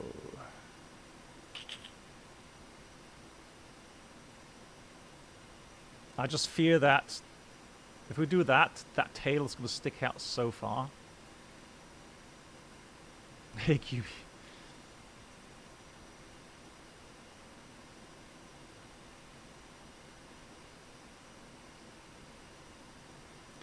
Well, it's easy for you to say.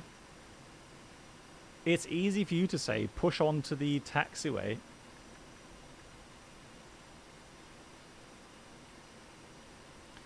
So let's add. So if I add 1, that's 6, isn't it?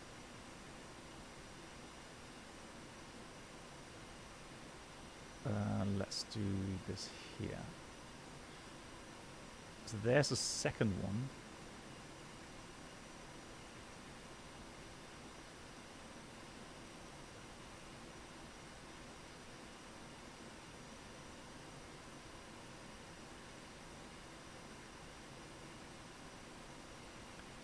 No, I can't understand. Is it drag and drop? Yeah, it is.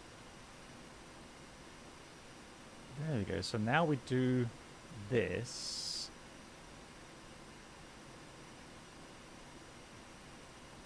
Bear with me. Bear with me. We've got this. Right, then... No. There. How do I switch to the second one?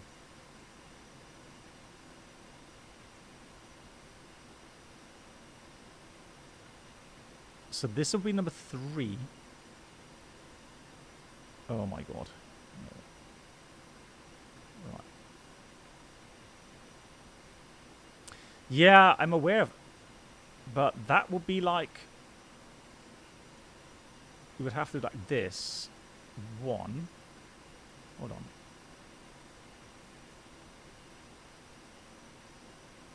Come on. Give me that. All right. That... Hey! Hey! That's it. Let's do this. Brakes released. This should work. Famous last words. Either this is going to be brilliant, or it's going to be a huge meme. Matt is radar. Hello to you. Right. Shall we watch? Yeah, let's watch. Let's see what happens. In the meantime, I can answer some questions.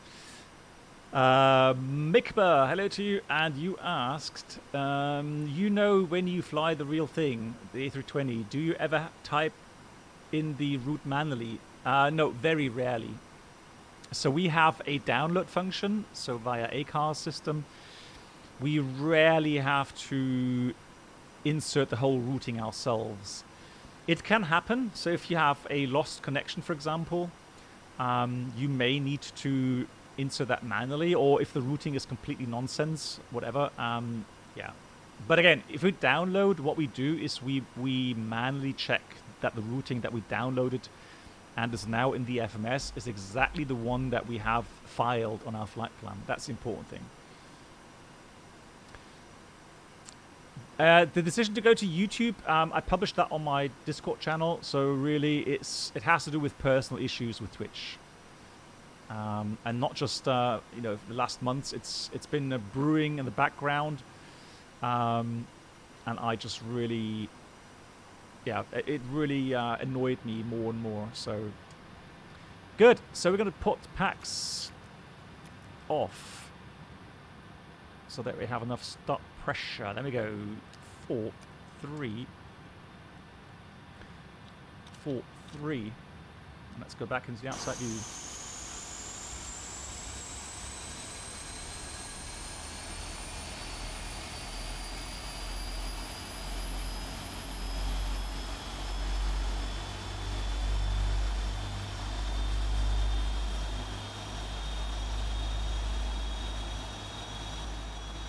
The best traffic, Emirates 99 kilo, lining up runway 31 left for the factory.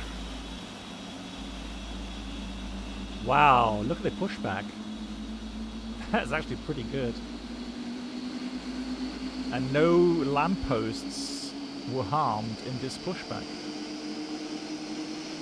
I dare say. Now that's how pros do. Ah, yeah, I'm telling you. No, I don't have any sound packs. No, this is all original sounds. It's the auto start. Oh, my cat. Tiger, what's loose? Meow.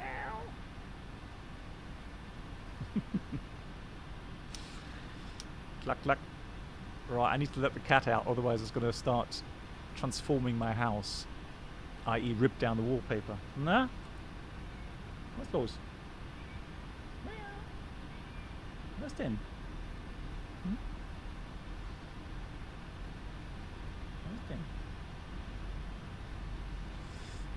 Right, 2, 1. Cat cam. Hang on. Budapest traffic, cargo looks Can you see it?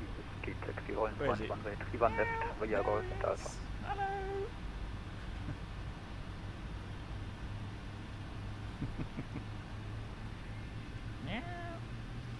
Right, yeah, I need to...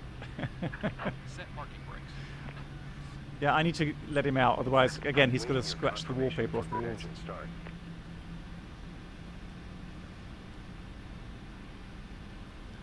Yeah, we have 2 of them, so...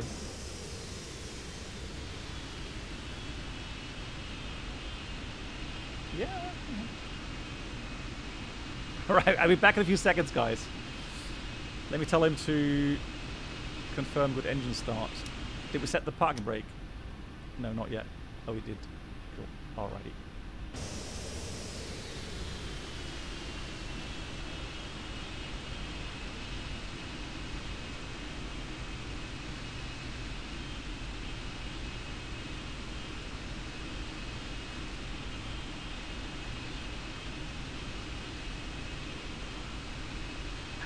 Unlocking gear.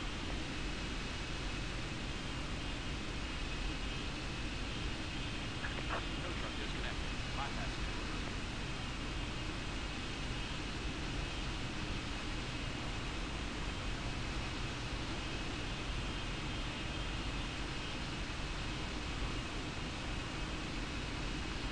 Budapest traffic, runway airborne for Emirates 99 kilo.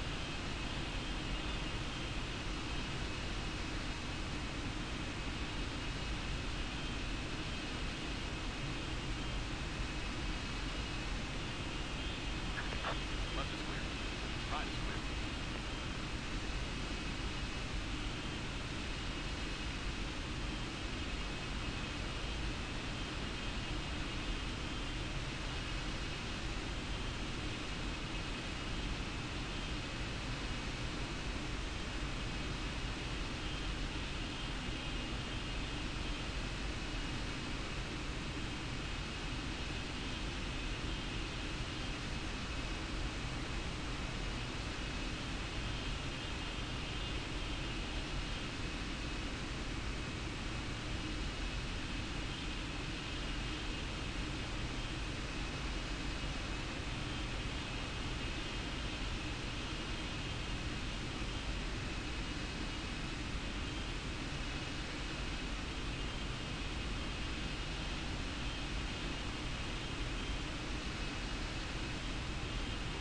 Budapest traffic, cargo looks 52 X-ray, departing 3 runway.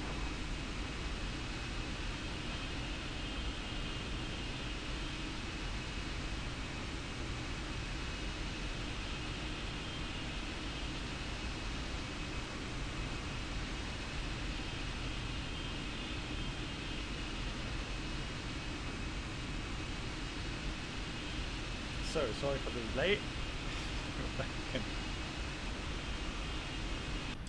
So, good thing that we don't have so many traffic here at the moment.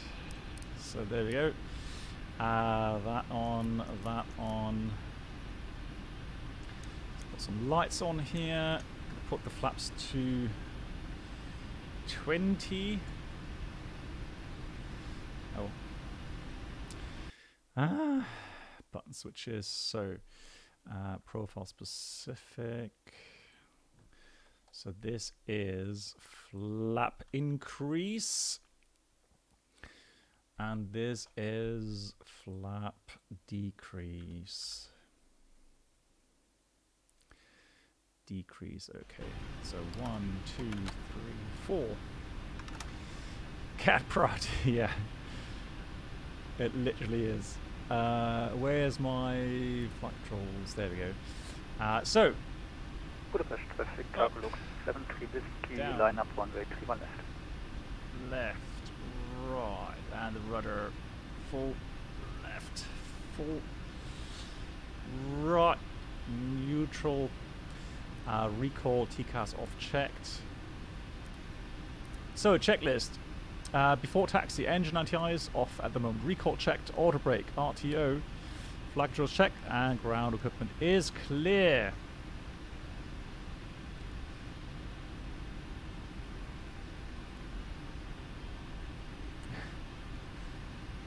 So, what I'm going to do left is this, and right is that. Off we go.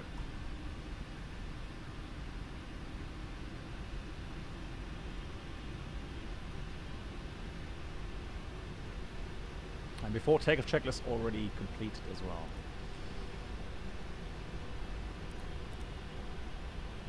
Budapest traffic, cargo looks, 83 Hotel, taxiing, runway 31 left in Budapest. Brake check. Brakes, are brakes working? Yeah, they are.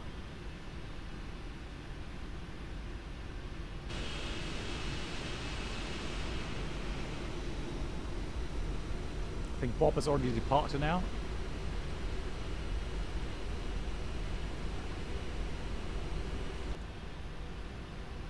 You love Budapest? Well, I don't know. I mean, I like it. I like the city. Budapest city is beautiful. No doubt. The only thing I don't like about Budapest is this control tower. Oh, 31 knots. Tis. Too fast. And pros don't need reverse. They have, they don't brakes, they have reverse. Yeah. Yeah, you're right. It's like Boston Tower, right? Yeah, it does have similarities. Yeah, absolutely.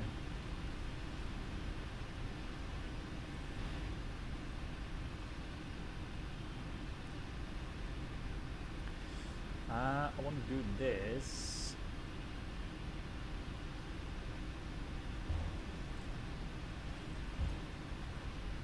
This number 8.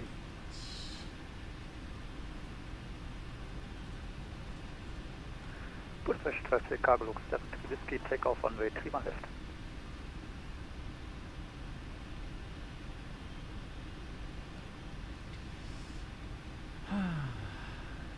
Good.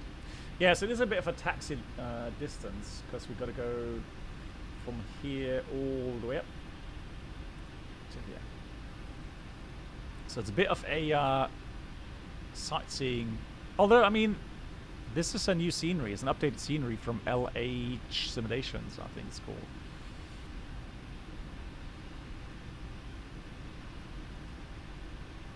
Yes, so Dublin Aviator, definitely. So we already saw on the flight that we did previously in the FS Labs.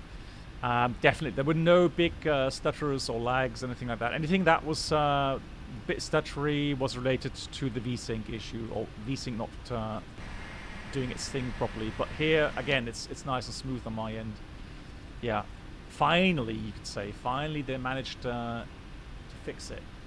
Took them a long time, though, hasn't it?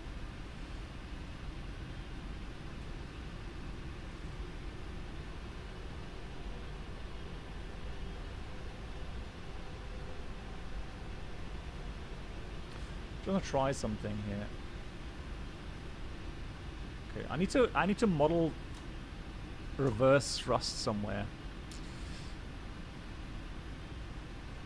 Otherwise I'm gonna be in trouble later on because I don't have a reverse thrust model. Right, so a little bit of an overshoot here. Make sure it's a big aircraft, so just imagine where the nose gear would be right now.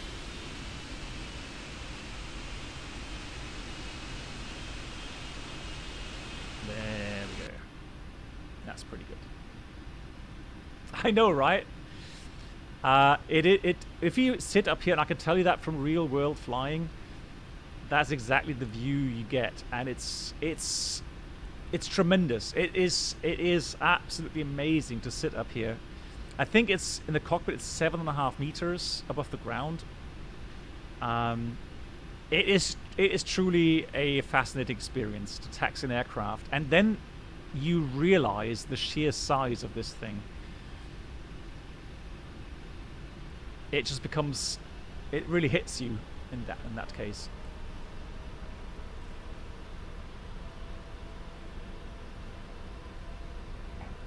Yeah, I agree, Bob. I agree. Good. Let's do a couple of more items. Let me see. I don't really need weather radar, but of course, what we need to do is what I haven't done yet. Let's go TARA, and we set 2,000, don't we?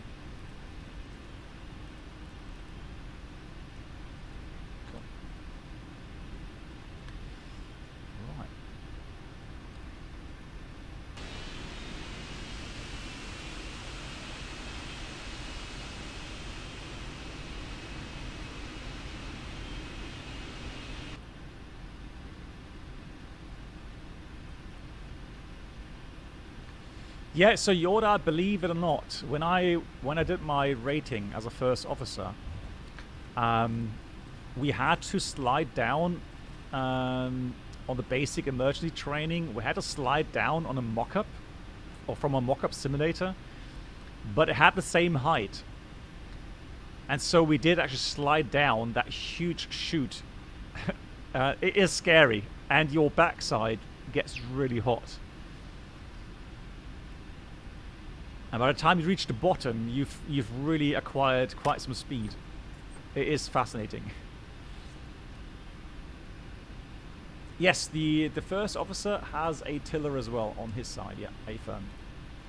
So that's now TARA. Where's my traffic?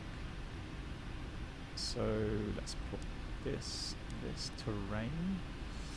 Traffic. TCAS off. Right, TCAS on. Heh? Why is TCAS off? What is that? Oh, there we go. Right, there we go. TCAS on. Cool, finally. So with only before takeoff checklist, flap set 20. Black box. MCK, yeah. Will do. Good night to you. Take care. Budapest traffic, cargo looks 83 Hotel, lining up departing 31 left in Budapest.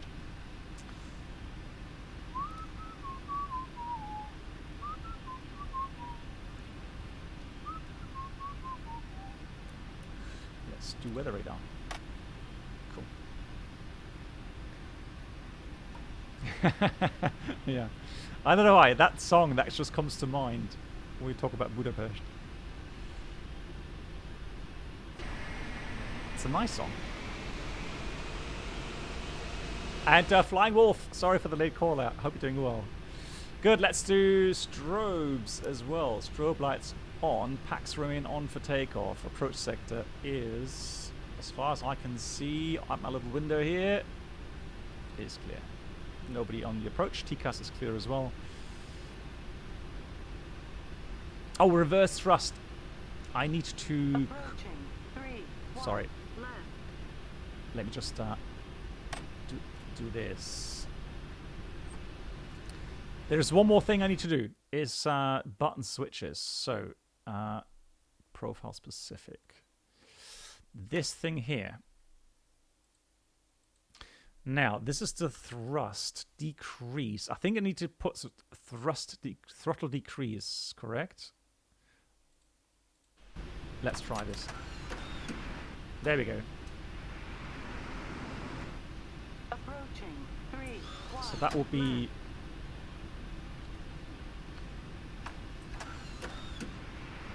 Cool. That works. I'm happy.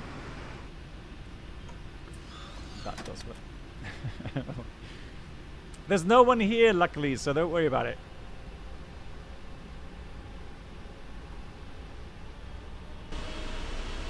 Wow, there's a lot of power to get moving. Come on, move!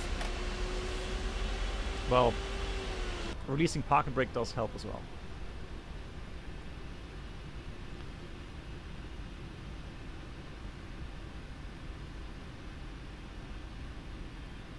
Rejected lineup. Oh, you guys. Exactly, there was nobody here, nobody saw that. On runway 31 left. Are we ready? Let's do this. Oh. The camera. That was for the cat camera.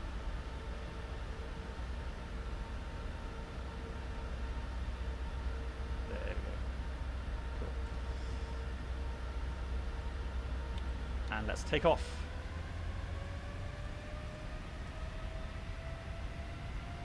Here comes the power.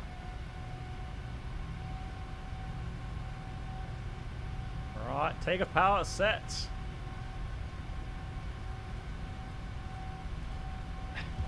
There's hardly any acceleration, is there? 80 knots, checked.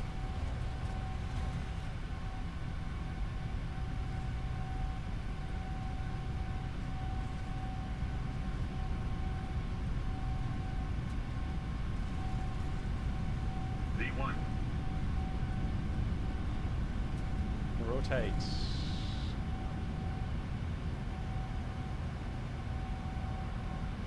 Let the aircraft lift off. Pull some more. Pause the rate. Gear up. Oh yes, please. Oh, that's just beautiful. From the aircraft a bit.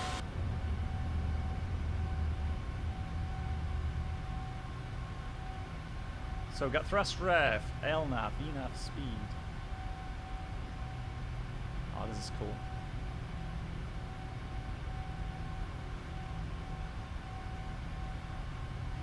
Yoke stick, yeah, exactly. Yeah, we need to change the title. It's not a side stick, is it?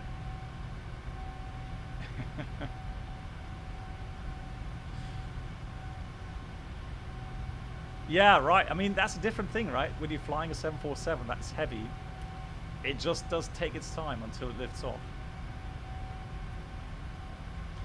And we're still in the climb phase, so now we'll start our acceleration phase. Just drifting a bit to the right, and there we go, left turn. Let's trim down a bit.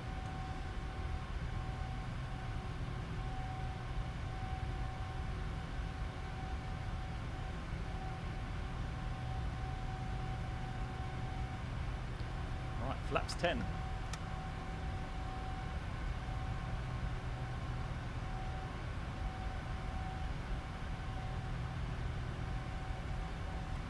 Takes a lot of trim.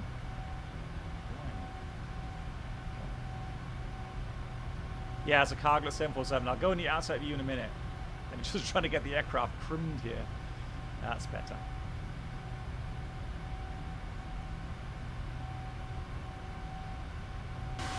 There we go.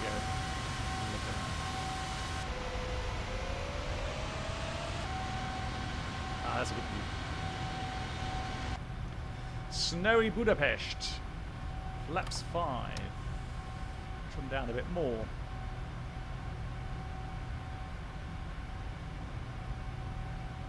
I can tell you now, guys, I'm going to start loving flying the 747.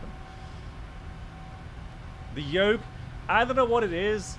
It's just, you know, the yoke, you just put your hands there. It's just, it's just, I don't know, it's more majestic than just, you know, fiddling about with the joystick on the side.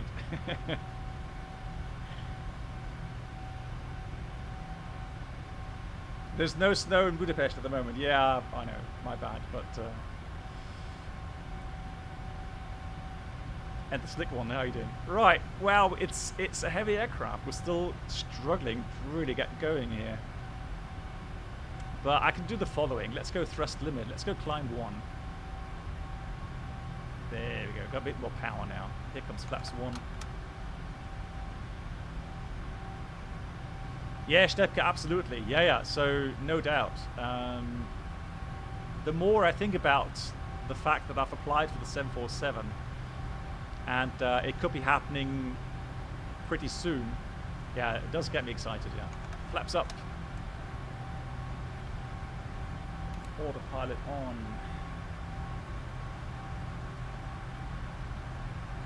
What do you mean immersion ruined? Hello, Captain. Oh, the APU, you're right. Your attention. Who forgot to switch off the APU, for crying out loud? Yeah, that does take a lot of fuel. Test. Good catch.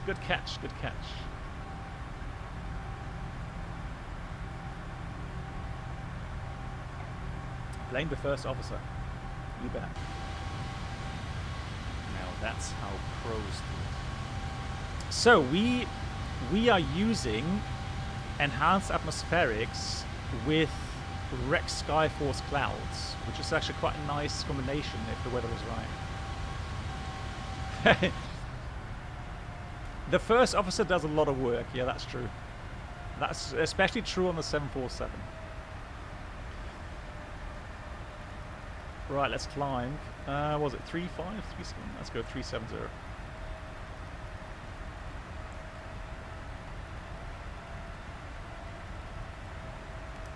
So we've got thrust ref, VNAV speed, 37,000. Yeah, the clouds look lovely, yeah. I'm surprised as well.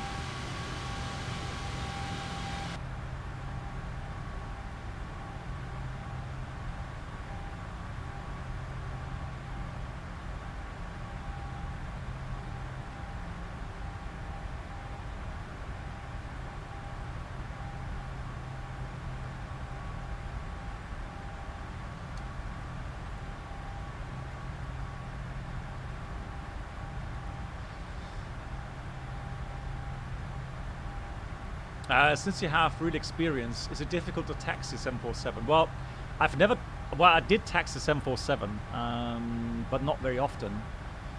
Right, standard set. I would say it's not really difficult. The only difficult thing really is you need to be aware of the size of the aircraft. So, you know, doing that overshoot on the taxiway.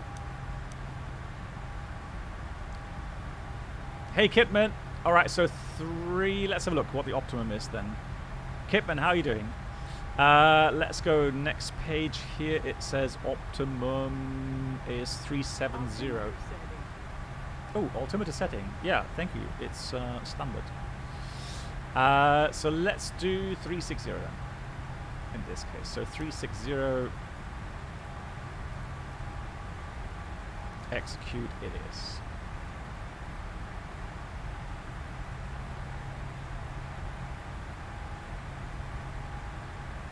What do you mean forget box? What did I forget now?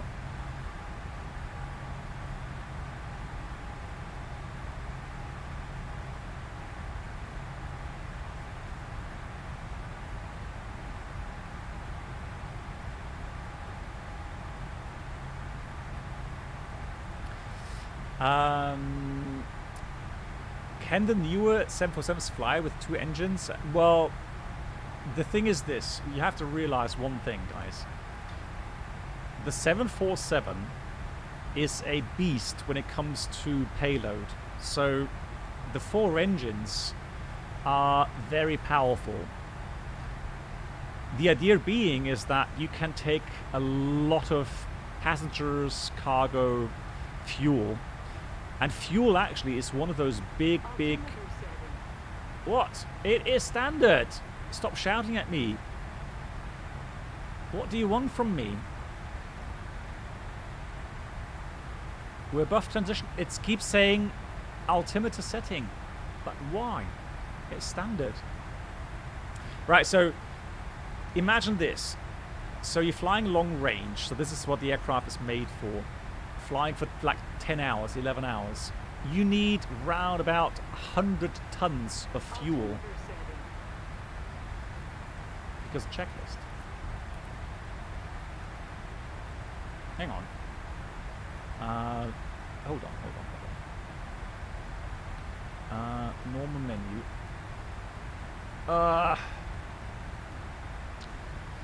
There's another setting here somewhere. Aircraft displays. Where's that? Where I can set the checklist. Yeah. Yeah, You've got to be kidding me. Where is that? Where when I click it, I can actually use it as a touch screen. There is a setting for that.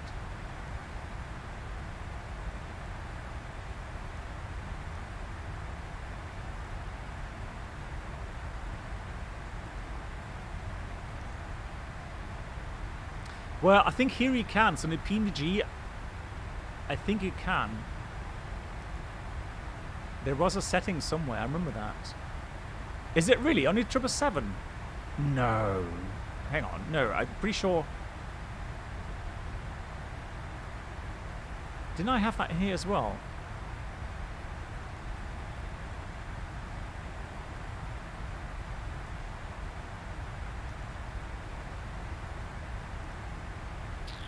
Wow, there's so many settings.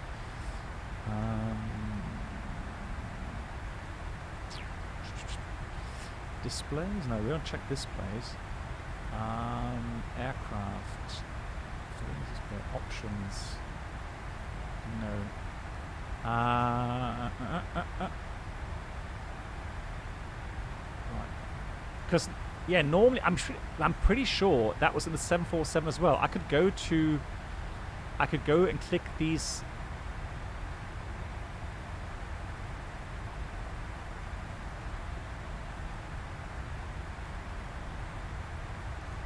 Electrical.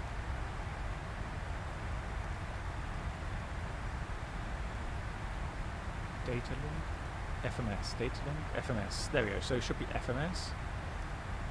FMS2.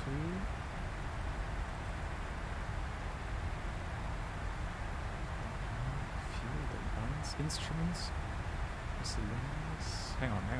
We're going to get there. Packages, cargo bottles, panel options, warning system.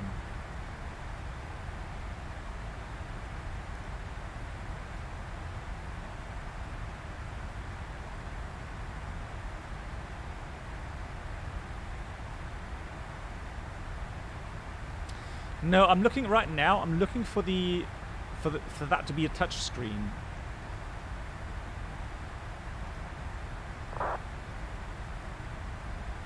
I was so sure that I can literally just click on these items itself, or if I want to go to a certain checklist now. So for example, look at this. So I can't click on any of those.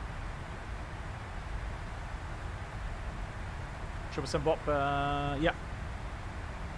Alf. Yeah. Thank you for the out there 4. Option simulation.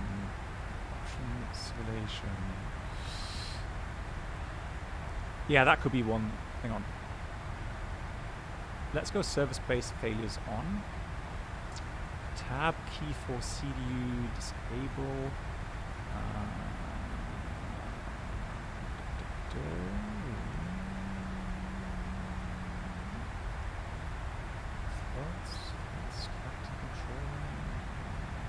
Hey, Senshai. Okay. You passed it. Hang on.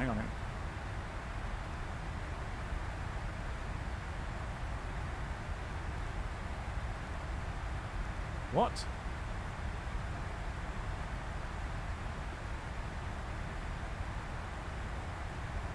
What? Where? Hang on. Cursor.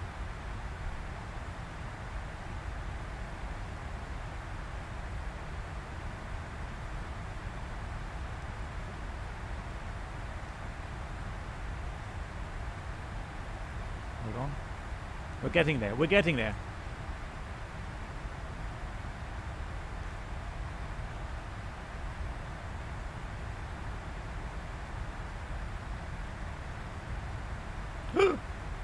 Oh no. No, don't crash on me. Jesus, don't do that. For crying out loud, don't do that with me. Page 5. Ah. Is that the one? Yay! Thank you. God, that took a long time. So after takeoff, landing gear up, flaps up. Keith, thank you much for that. Yeah, I know that was painful. A lot of things on my streams are painful. Does the CDO show your destination transition level? Yes. So Slick One, what you can do is go to VNAV, then go to Acon Descent Forecast. Senshai, yeah. How are you doing? I know, right? It's just a gorgeous aircraft. So there you go.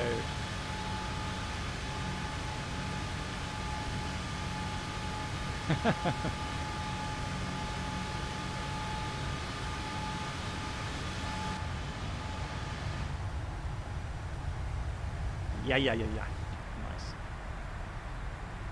Yeah, Slick One. Like I said, I often search for something, and then someone in the community will know it. So 2 engines in the 747, guys. You have to realize that the weight regime, so the weight difference between takeoff weight, let's say over 400 tons. So you've got your passengers, cargo, fuel. You need to have the ability to take off and at the worst time have an engine failure and climb out with 3 engines and clear all of the obstacles, etc., etc., etc. That is a requirement. However, 2 engines out is not a requirement for certification, meaning that that is a case which is not really considered. So when people ask about 747 being able to fly, you know, straight and level with 2 engines, the question is, at what weight? Because I can tell you for sure, at max takeoff weight, the aircraft will not maintain altitude with only 2 engines. It's not made for that. However, let's say you are at max landing weight. Max landing weight today is, I mean, if we can take these values, we'll have the max landing weight here at 346 tons. So, yeah, so max takeoff weight, max landing weight, I think it would be able to manage 2 engines out, and maybe just have a little bit of a descent. I'm not sure if it would be able to manage a level flight with it, but you know, maybe not too much of a descent. But yeah, it really does depend a lot on your landing weight or your gross weight. We do have 2 engine out landing checklists. So abnormalist 2 engine out. Let me see if I can find it. I'm not sure if it's just a QRH checklist or if it is a emergency checklist here. So non-normal. Let's go engines. There we go. So look at that. So it does have 2 engines in op. There is a checklist for it. So let's have a look what it says. So 2 engine landing is needed. So that's the thing. It's only talking about a 2 engine out landing. So auto throttle will be inoperative. Pack switches, 1 pack on, 2 packs off. So you have bleed air obviously not being used. So only 1 pack. That does help with engine power. So consider fuel jettison to improve performance. Yes, of course. I mean, you would have a look at how much fuel do you really need. Is it possible to jettison more fuel? So the landing commit point is gear extension, meaning that a go-around with 2 engines is probably not going to work.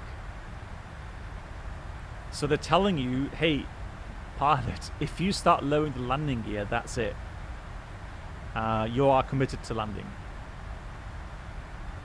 So, warning, go around after passing the landing commit point, i.e. gear down, is not recommended. Performance is not assured. And there you have it. Do not use auto land. Right, use flaps 25, VREF 25, and well, I mean, flaps 20 for go around. I know it said commit point, etc. Go around not recommended, but of course, if the landing gear was not extended and you decide to abort the approach, right, flaps 20 would be your friend. Go around procedure. Yeah, QB, probably pretty much that, yeah. Reviewed. So if a go-around is absolutely required, do not use Toga. Set flaps 20 at the same time, increase thrust as airspeed increases while maintaining directional control. This is assuming worst case where you have 2 engines failed on one side. So imagine your 747 and you have, you know, let's say those 2 failed, and on the other side you have 2 engines running, and if you put those at full thrust, Toga thrust, at high weights, I guess it could quickly put the aircraft outside of its envelope.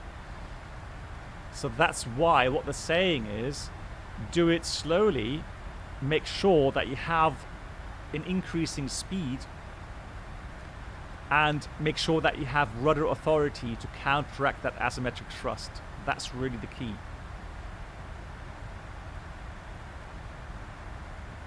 Did you know a single engine failure? I know, right? Yeah, aeroguitarist. I know. I flew the 747 for 8 years. Yeah, it's weird. It does not have a single engine or single engine failure landing list. Yeah, it doesn't have that. Yeah, so it has one for 2 engines out, but not for single engine landing. No, I know. It's weird, isn't it? So, retract the landing gear without delay, retract flaps 1 on schedule, descent may be required. And that's the weird thing. Guys, I remember doing this in the simulator. And yes, you continue on your ILS glide slope, you continue your descent, you increase thrust gently, you retract the flaps to 20, you raise the landing gear while you're still in descent,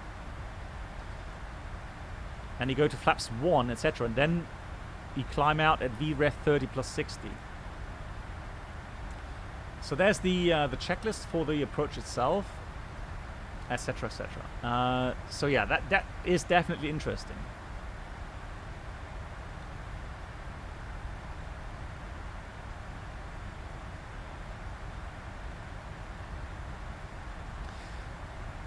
Another thing that's interesting is the let's go live graphics.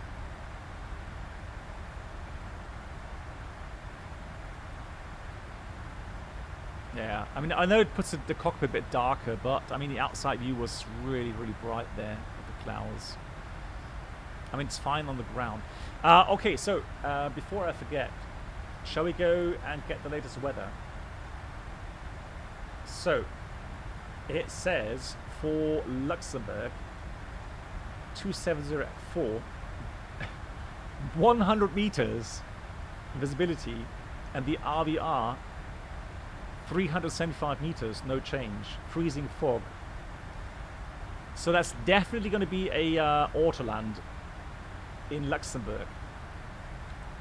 I did not plan this. Hey Brenold, I honestly did not choose Luxembourg because of the weather today. I just chose it for the routing. I know 777 Bob said that Cargo looks is operating this in real life. Good night. Okay, Voyager. Yeah, it is getting late again, isn't it? Voyager, good night to you. Thank you so much for watching. Mach's gut. Brenold, hope you had a good flight.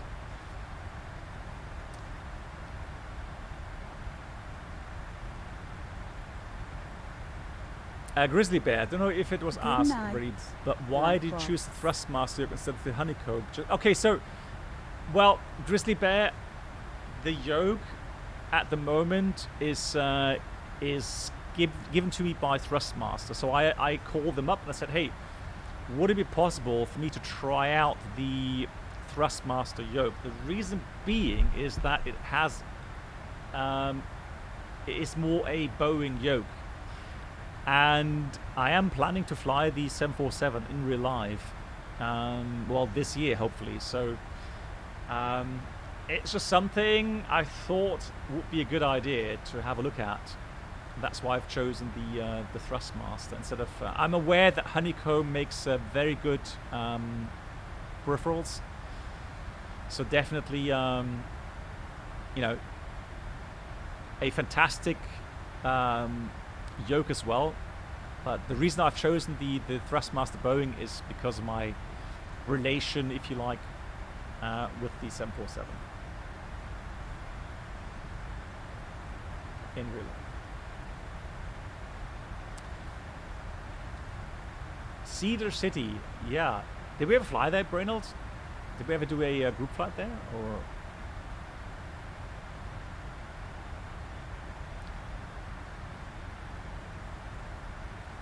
Good. So, guys, let me ask you something regarding our threat and error management. So, what about our destination?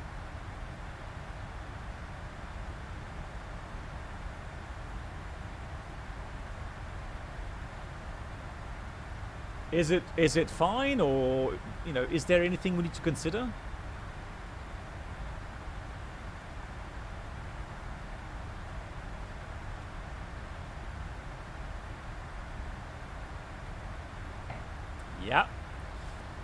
Yeah, but I'm talking about our model regarding final reserve fuel.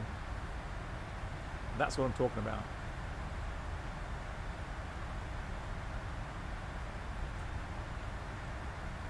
So we talk about the in-flight decision model.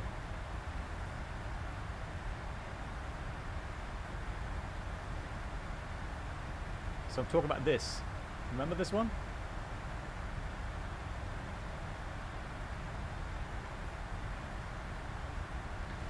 So the idea is as follows. When you have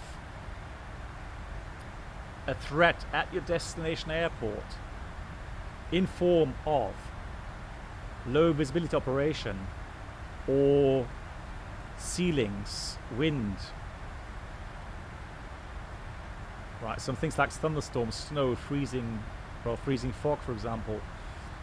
So we definitely have threats at our destination airport. We do have a Category 3 landing runway. Right, we do have that as well.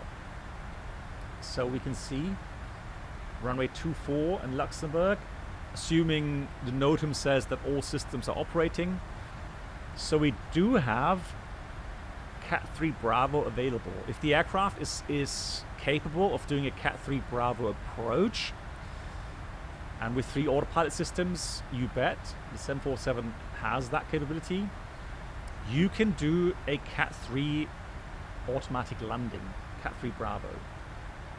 But this model is talking about giving you a little bit more options in case you have threats at your destination. And the idea is, if you have threats at your destination, you're supposed to put the final reserve fuel at your Plan B airport. In this case, we only have one runway at Luxembourg, so we need to go to our alternate airport, which is Frankfurt.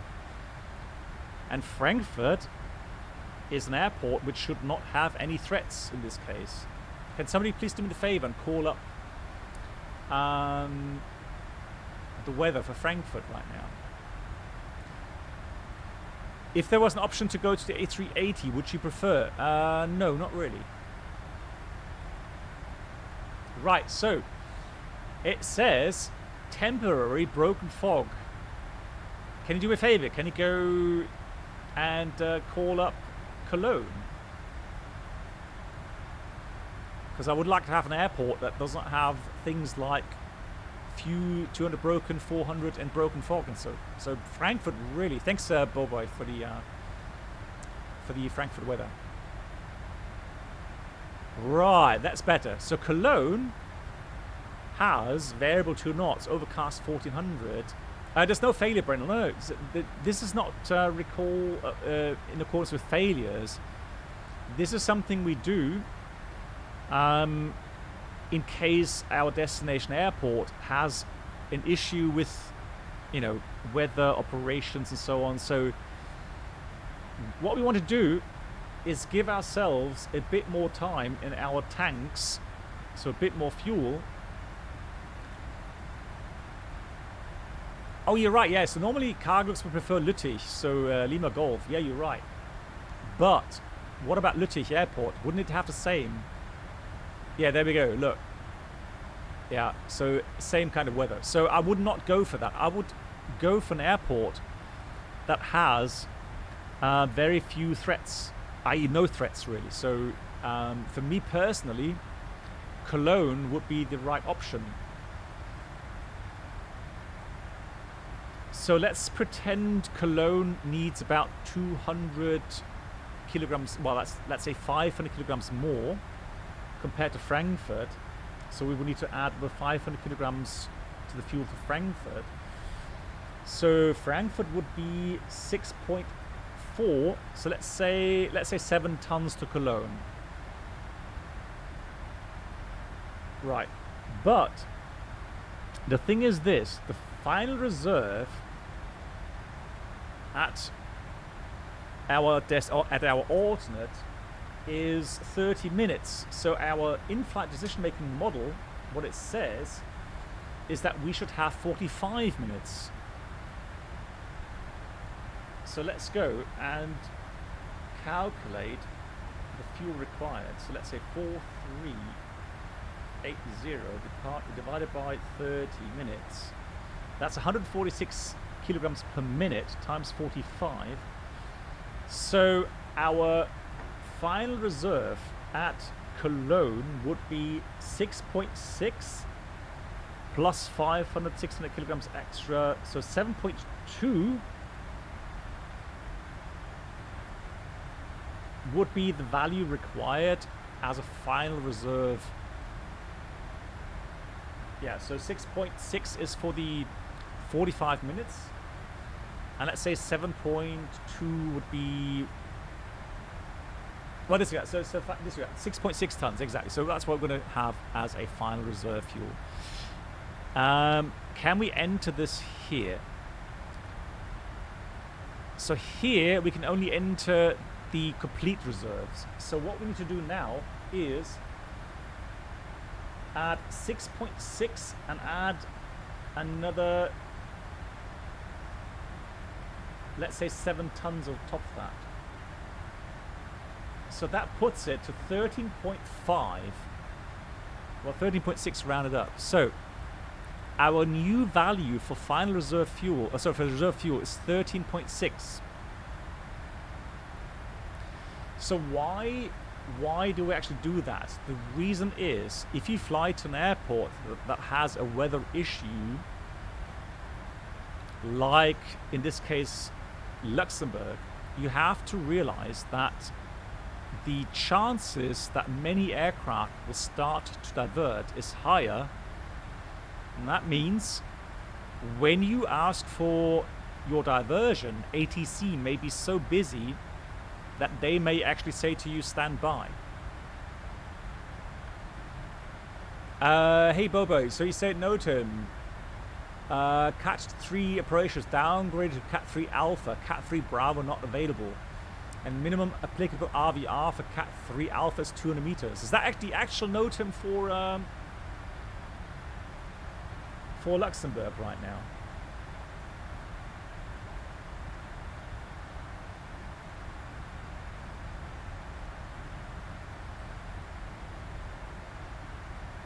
Okay, interesting. But isn't it interesting? That kind of thing could really bite you on your backside, especially on a day like that. So literally it says you need at least 200 meters RVR, and you only have Cat 3 Alpha capability. What does that mean?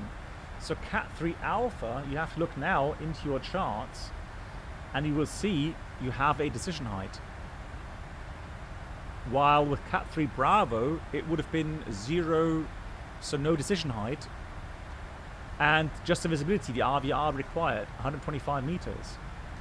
But now, since they're saying Cat 3 Bravo is not available, you only have Cat 3 Alpha available, that means you have a decision height, 50 feet. On top of that, you need at least 200 meters RVR. If you don't have that requirement, so let's say they report 150 meters, that's it. You will not be allowed to land. at the airport.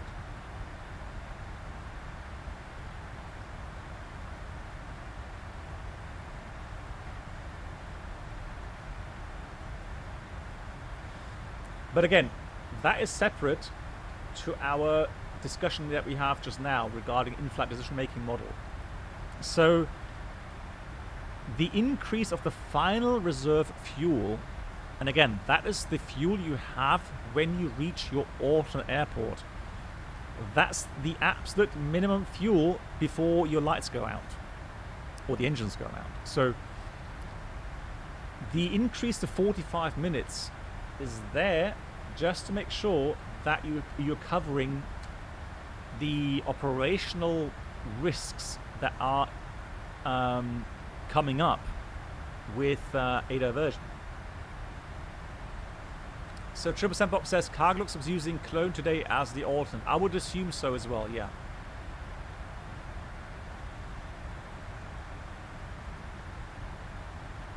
You'll be fine. Well, I mean, you never know what active sky is making of this weather. I don't know how it's going to be simulated. We may see something, we may not. So what's our actual estimated landing fuel right now? It's 16.6. So that is okay. So we can continue. If that were to drop below 13.6, we would have to do a fueling stop somewhere. Oh yeah, definitely. Aerogatars. I feel very hyped. I feel really excited about taking command on the 747. It's something, if you'd asked me that, let's say 10 years ago, I would have said no.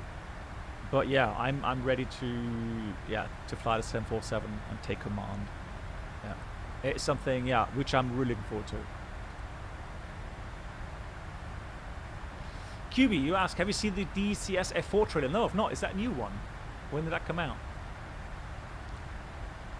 Yes, I flew the 747-400 for 8 years in total as a first officer or senior first officer.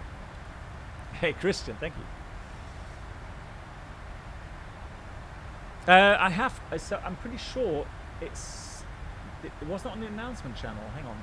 I'm pretty sure I did share that, Solar Wings. Hold on. Good night, Black Box. Yeah, we'll do Solar Wings. Merci. Yeah, we'll do that. Who said good night? United for Life. Once again, congrats on your new assignment. I wish you all the best. All the best for that exciting new path that you're taking. All my best wishes. Very happy for you. Absolutely. Good night. Yeah, congrats again.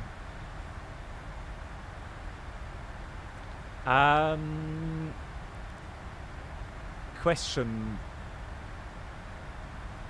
Right, I'm just I'm just checking the announcements and if the file is in there somewhere.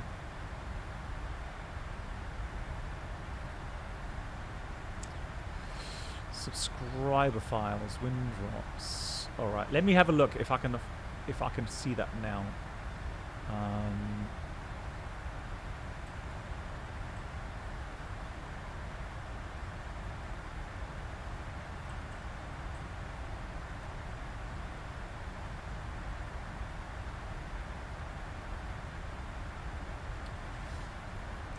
Paul as well. All the best, Paul, for your exam. Yeah, take care. Thanks for watching. Good night to you. Yeah, all the best. All the best wishes.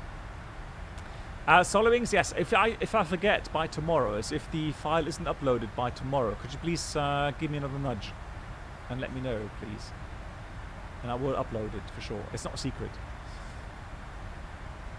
I had a wind shear after we won in Jakarta. What is the procedure for this? I continued and slammed into the ground. Oh, really? So Flying Wolf.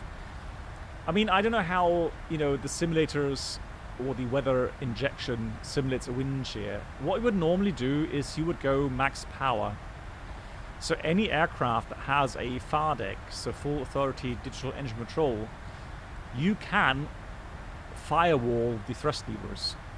Because the FARDEC will make sure you get the maximum thrust, but the engines aren't damaged. So the FARDEC will normally make sure that you keep the engine within its operating parameters. So it's maximum thrust, you pitch up to the target value. In the A320, it will be about 15% initially. On a 747, what aircraft did you fly, Flying Wolf?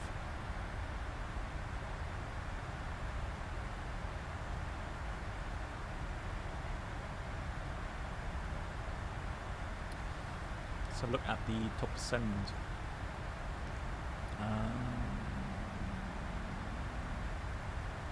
I've got well, we still have 330 miles to go. That's pretty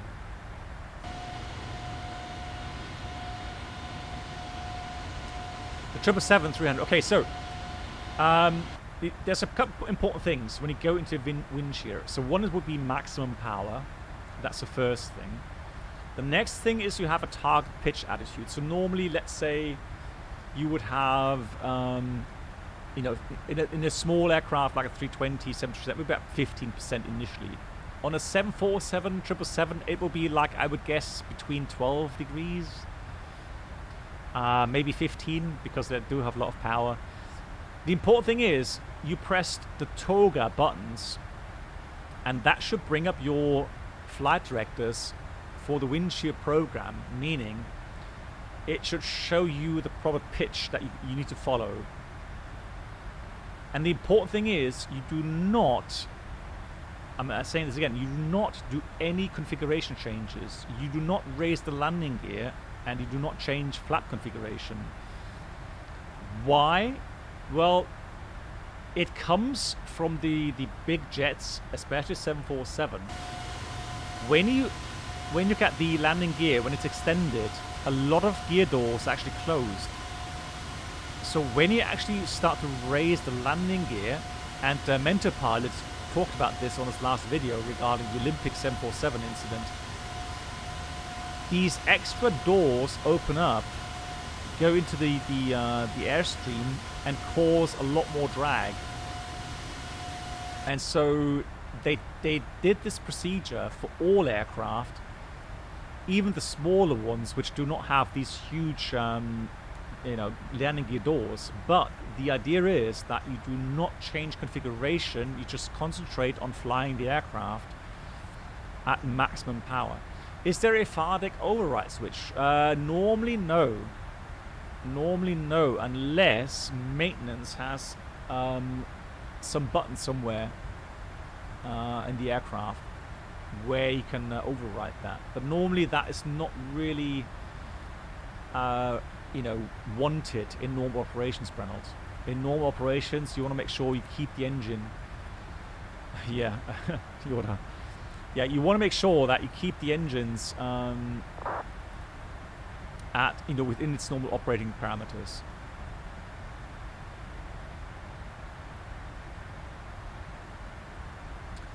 Kesepo, hey, so if you divert in that case, you would drop below 45 minutes final zone. What do you mean? No. So today, what we have, so we made sure, because we changed the final reserve value. Let's have a look at performance again. So we changed this to 13.6 tons. What does that mean? It means that we've changed the alternate to Cologne, because Cologne has a better weather. And what that means is that as we approach the runway in Luxembourg, when we initiate our go-around and go to Cologne, we will reach Cologne, so our alternate airport, which is...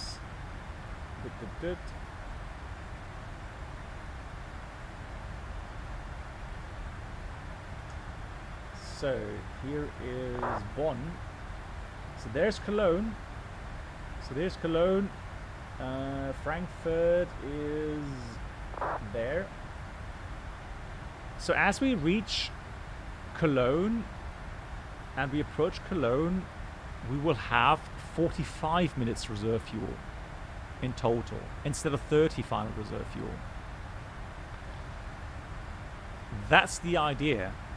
However, what can happen, you're correct, what can happen, Kesepo, is that you actually reach Cologne with less than 45 minutes final reserve fuel because of the issues with ATC you might get. Exactly that.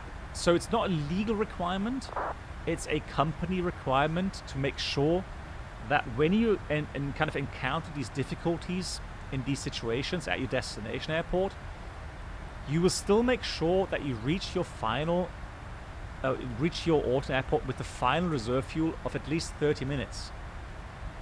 Because what is happening when you see that your final reserve fuel drops below 30 minutes? What's the wording?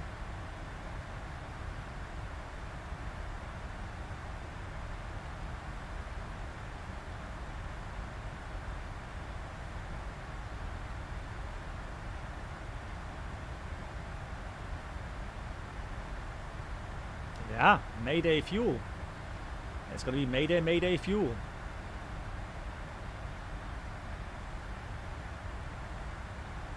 Exactly. So, hey, Flying Snake Bingo. So that's Mayday, Mayday fuel. That means you will land with less than 30 minutes final reserve fuel, and that is not a lot. We are talking about fuel levels where some of the fuel pumps may run dry. It's not a joke. So this is really serious.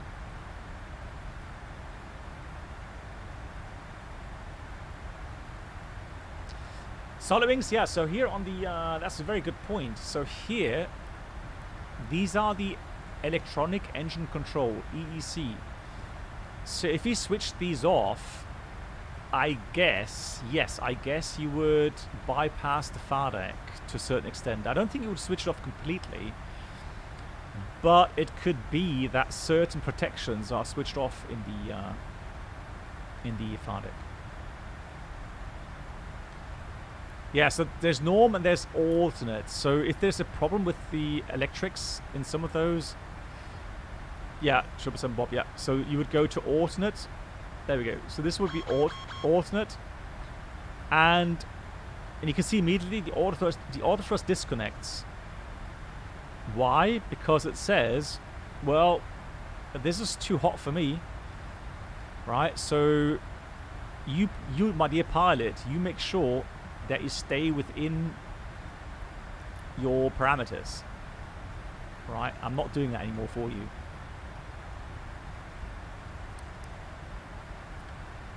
There we go. So now I've got speed control back. Yes, Brennelt, very, very nice. So a lot better. So no issues with lags, right? You know, there's no stutters anymore, or these long lags. No, all good. Happy to say. And Hawkey, hey, when you are a new 747 captain again, how much can you delegate more responsibility to your routine? Okay, so yeah, so the thing is, really, there is no big difference regarding delegation of tasks to my first officer. My first officers are extremely educated, extremely well trained. So even on short-range aircraft, I can literally, you know, I can give them so many tasks that helps me greatly. The advantage sometimes on a 747 is that you may have two first officers. So you may have a first officer and a senior first officer. So you would have even more possibilities to distribute workload, right? So I could have one first officer, you know, say, hey, you've control, so you fly the aircraft, and I could tell the senior first officer, say, hey, you know, you call the purser, explain to him, or you know, you do the communication with ATC, and I'll be doing the communication with the purser, for example, right now.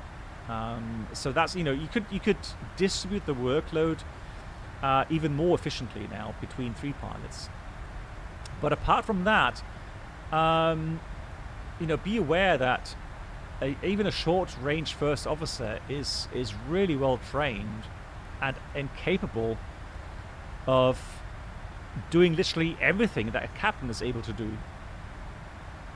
The only difference is that the captain, he's the one at the end that has the final responsibility, meaning that he needs to make sure that he uses all the resources, he does, you know, proper task delegation, he gets all the infos, and uses just all the means. So the you know, the CRM, crew resource management, and utilize that to its maximum. And so even a really young, newly trained, first officer, he'll be able to cope with a certain amount of workload. He can fly the aircraft on his own, and he could do, fly the aircraft and talk to ATC as well at the same time. He's capable of doing that. Absolutely. Bitboo 1 Echo, thank you. Let's have a look. Are we going? Well, we're going via BidX, don't we?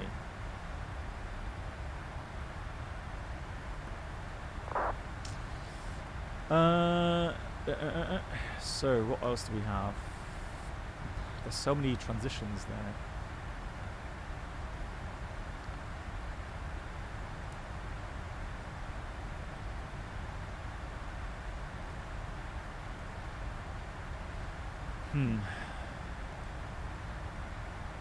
So what's this one then?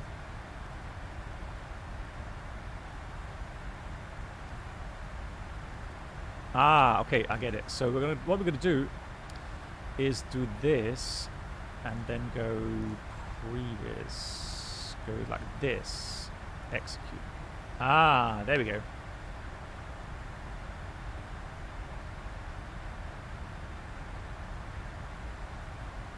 Oh, it's the Oxcam 2 Charlie. Okay, thank you. Right. Yeah, thank you. So let's have a look. So we're going to do this, this, 2 Charlie, execute.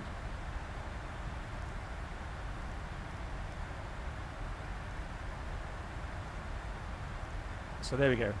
That's it. Perfect. Thank you. 400 meters. We need 200. I'm trying to get my head around the difference between Cat 3 Bravo and Cat 3 Alpha in the 747. I mean, it's still autoland. The only difference really is that we're going to have a 50 feet decision height. So I'm going to put this to radio, and I'm going to dial in 50 feet. And of course we need 200 meters, so 1,000 feet above the threshold. We need 200 meters RVR along the required field length landing distance, which literally means, I guess, on the first two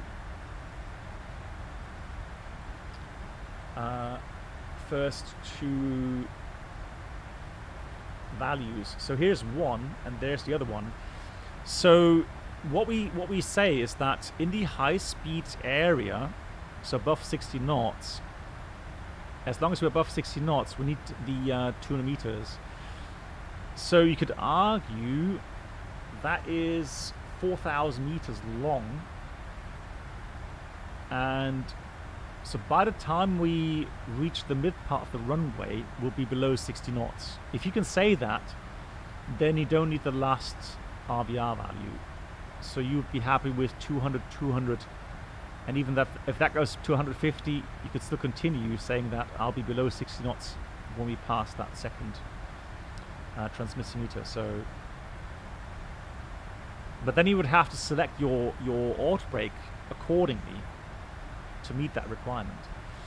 If you're saying that, hey, the landing distance is not so long, so the available landing distance is not so long, we definitely will be in the high speed regime a lot, closer to the last RVR reading. Then we need all three at 200 meters. Then you get a floater. Yeah, well, I mean, that's autoland for you, and then you have to go around. I mean, I know it sucks, right? But that can happen, yeah.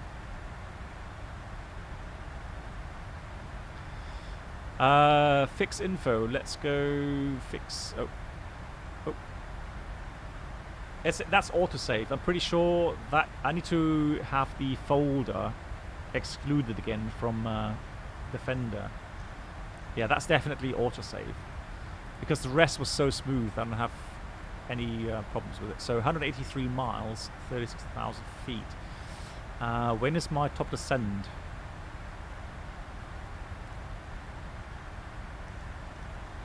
Doesn't have that yet. Okay.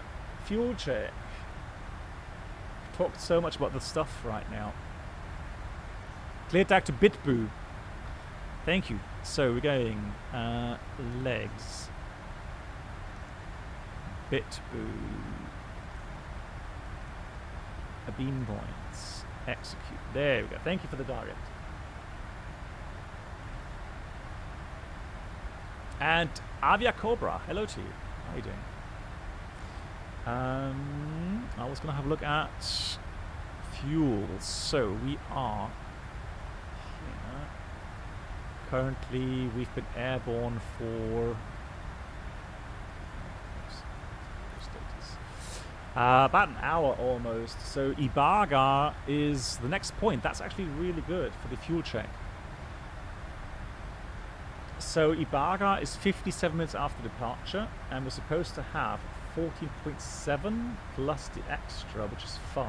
So it's 19.7 is what we're supposed to have in the tanks. And I can see we've got 19.6. Time is good, so 54 minutes. So time fuel sounds good to me. Happy with that. And here's a top drop there.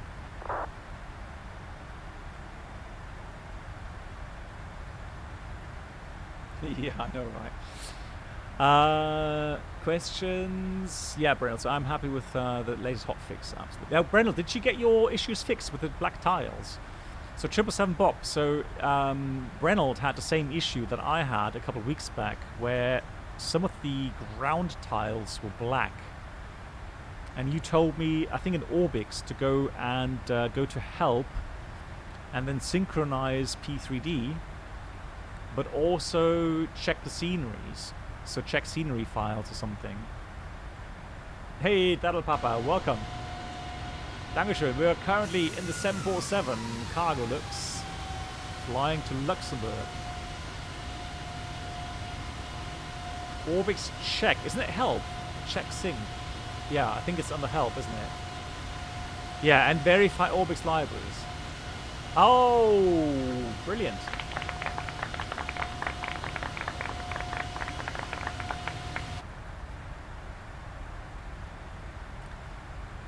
Thank you. Yeah, thank you, Bob. There we go. Brilliant. Yeah, so Aero Guitarist, it's a lot better. So the latest hot fix has definitely fixed the bigger issues, I would say. Any kind of smaller stutterers are at the moment due to VSync maybe an issue, or scene reloading or something, or autosave. But the other issues we had previously, I think they're pretty much gone, yeah. And Daddle Papa, thank you for the night, for the raid. I hope you had a great stream. Daddle Papa, I hope you're doing good. Thanks. Hope you're well. Welcome everyone. Yeah, we're about to start the descent, so we don't have that much more flight time.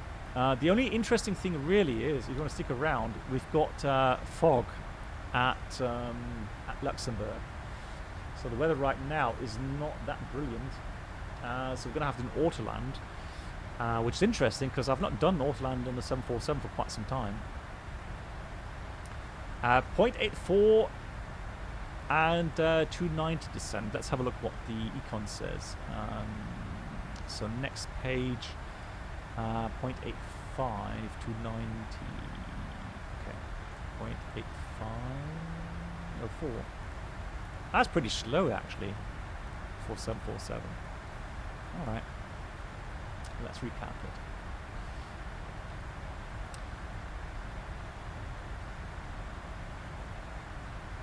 Yeah, the thing is, I need to do more testing regarding, you know, what is better. Is it, you know, enhanced atmospherics, or is it just the standard, you know, with the Rex Skyforce clouds and so on? Yeah, well, oh, sorry, that's my bad. There we go. I just pressed the wrong button. So, yeah, I mean, the cost index, yeah. I know, that's what SimBrief gave me. My bad. Cool. Mark, if you have 2 crews on board for super long flights, how does command priority work? Very good question, Mark. There can only be 1 commander. So there can be 2 captains, or 3 captains, but there will only be 1 commander. And guess what? the commander is set by the company. So when you get your assignment for the flight on your crew list, you will have your position. I'll give you another example, Mark. So let's say, which I've had on the A320 as well, where you have two captains. So you have myself as a normal captain, and you have a training captain who is doing the first officer duties. And the company says that even though let's say the training captain is even more qualified than the normal captain, however, is the pilot in command, so he's the commander.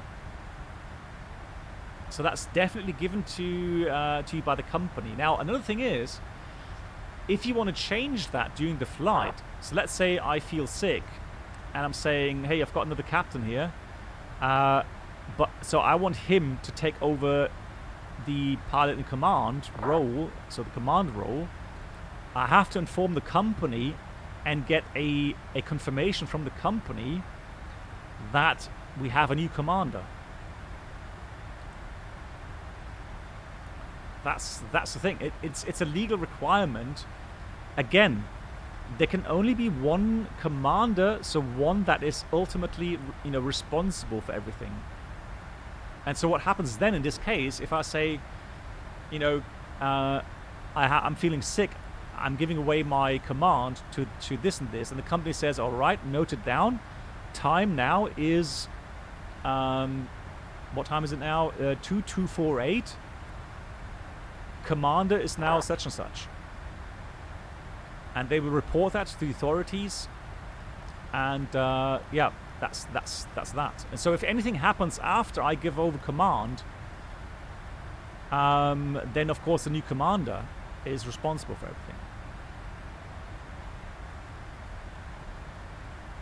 And the weird thing is, another weird thing in this case is, for example, let's say you're doing long range flying. So let's say I'm the commander, and so myself and my first officer, we get our break, and the other captain and the other first officer takes over command.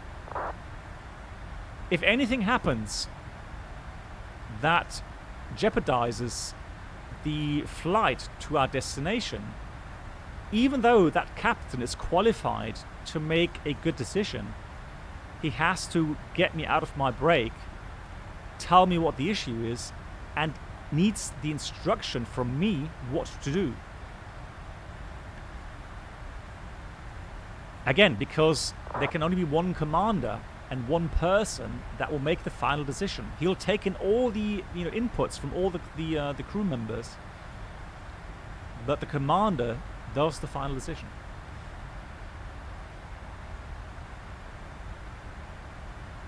Yeah, good question. Like it. Of all the aircraft you flew, what's the one the most emotionally connected to? QB, good question. Good question as well. Not the A320, do I dare say.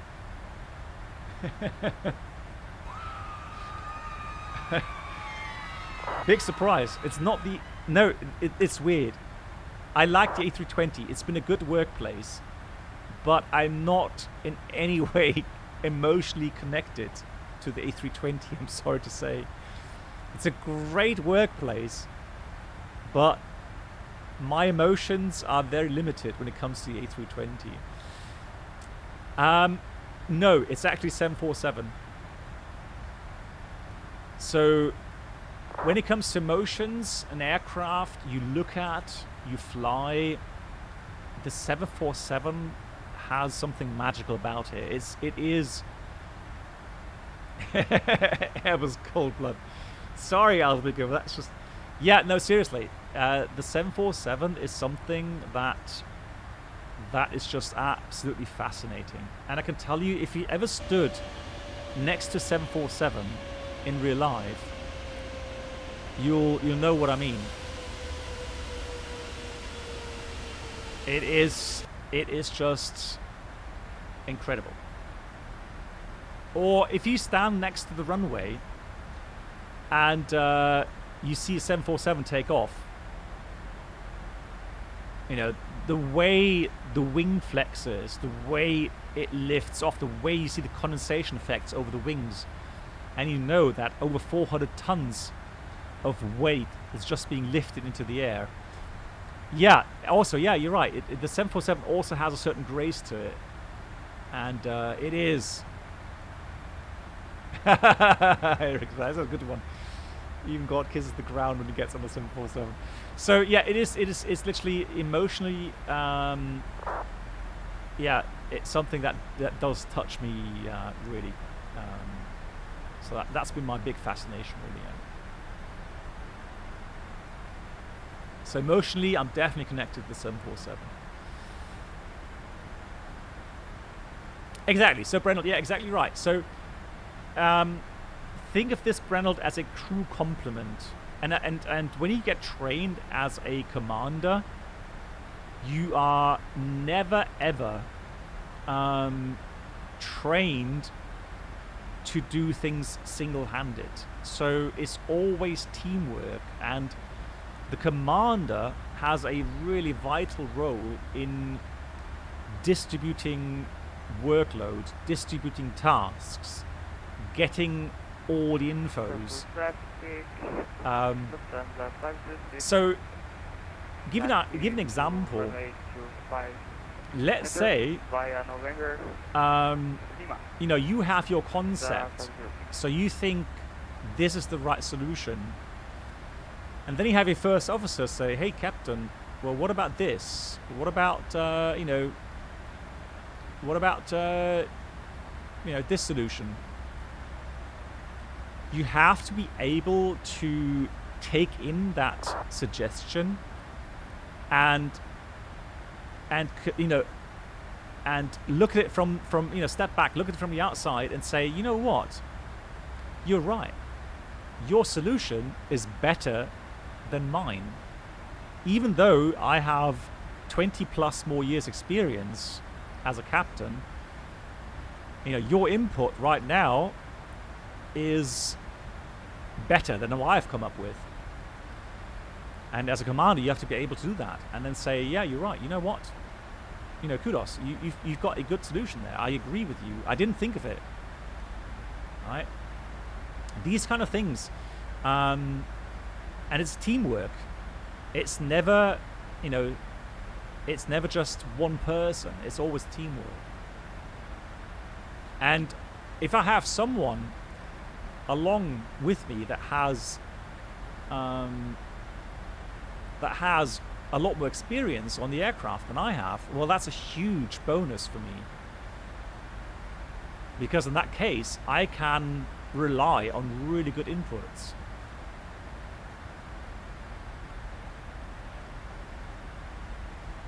One thing I'm seeing right now is I am getting some small stutters again.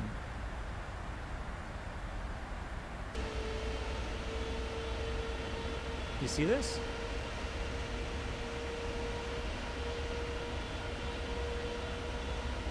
Yeah. Uh-oh.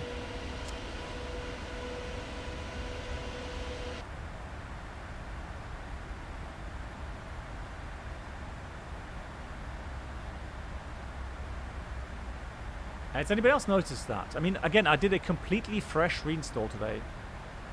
I did everything according, you know, deleted all the folders, everything. It's a completely new installation.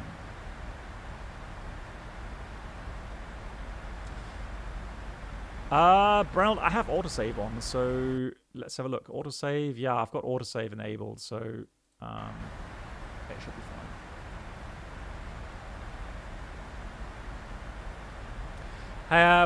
Mike Burr, is the command you're going to be taking, is it 7400 or it's both? It's going to be both. It's a joint rating. So it's both.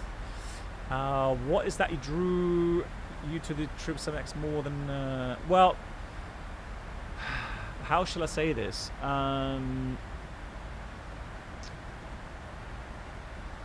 I do like Airbus. I do like Airbus in the sense it's a nice kind of setup in the cockpit, and You know, it's a good workplace. It's just, it has to do with emotions. I know it sounds kind of silly when you say, hey, but we talk about working, right? We talk about, you know, a workspace. Why would you choose a workspace that's louder, less ergonomical? You know, i.e., why would you choose a 747 over a A380 or an A350? It doesn't make sense. I agree with you there. It has to do with emotions. It has to do with being a pilot. I think that's what it comes down to. So when I fly these kind of aircraft, I feel more connected to the aircraft. I feel emotionally more connected. So I don't just see it as a workplace.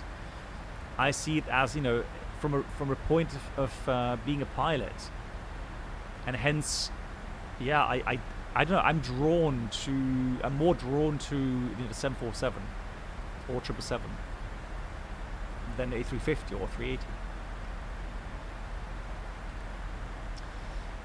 Yeah, true. So again, yeah, emotions, Solid Wings. You could say, yeah, that's silly. You know, put emotions aside. You know, and just make a sound judgment without emotions.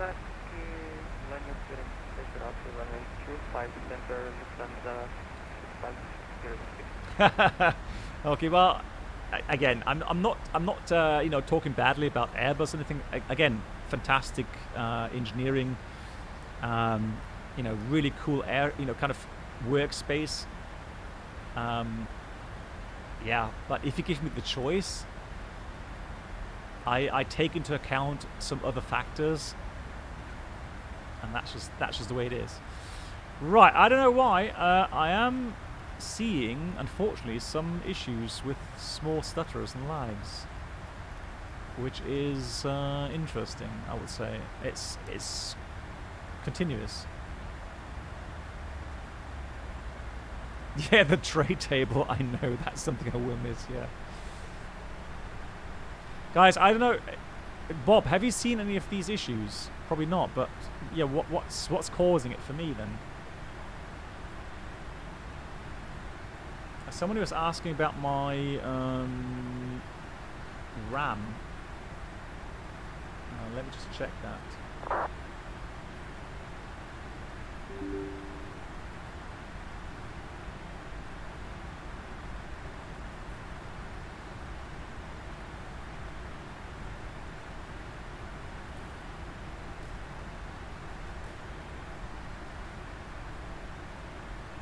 Right.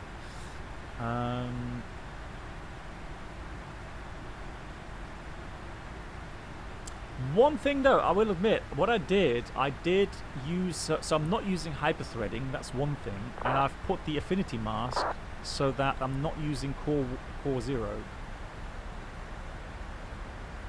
Maybe PMDG. Well, the thing is, it was fine, Tishka, it was fine during takeoff and climb. It just happened like the last 15 minutes.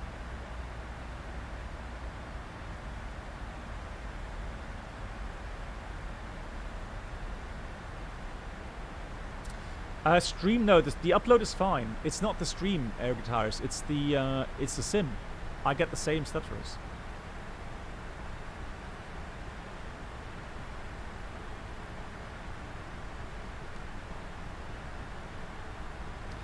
But anyways, we'll continue flying unless it gets really, really bad. So again, we are preparing for the automatic. No, there was no stutters in the approach towards Gathos. No, that was all smooth. Nothing that I noticed.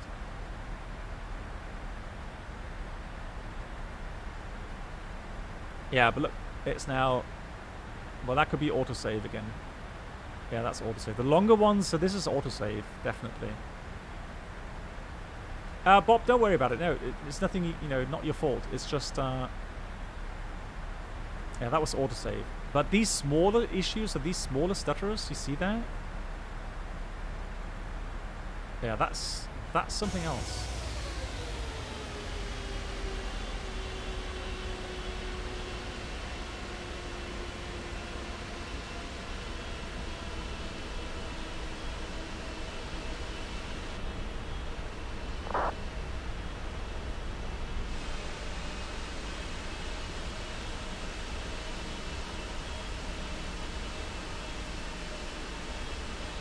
save and restart.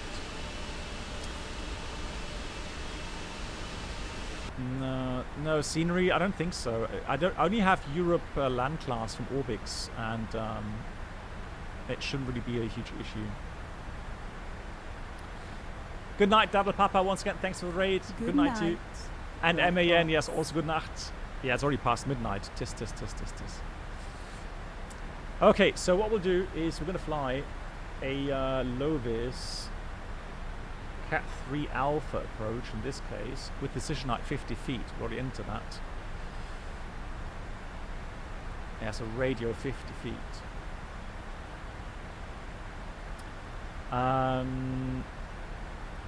So that means what we're gonna. Oh wow! Okay. Lol. Right, no, that's really weird now. On the second monitor, you see that? Look at the mouse.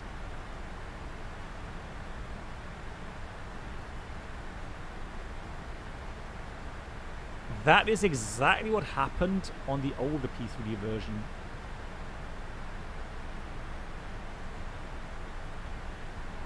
Yeah, G-Sync is off, yeah. Wow.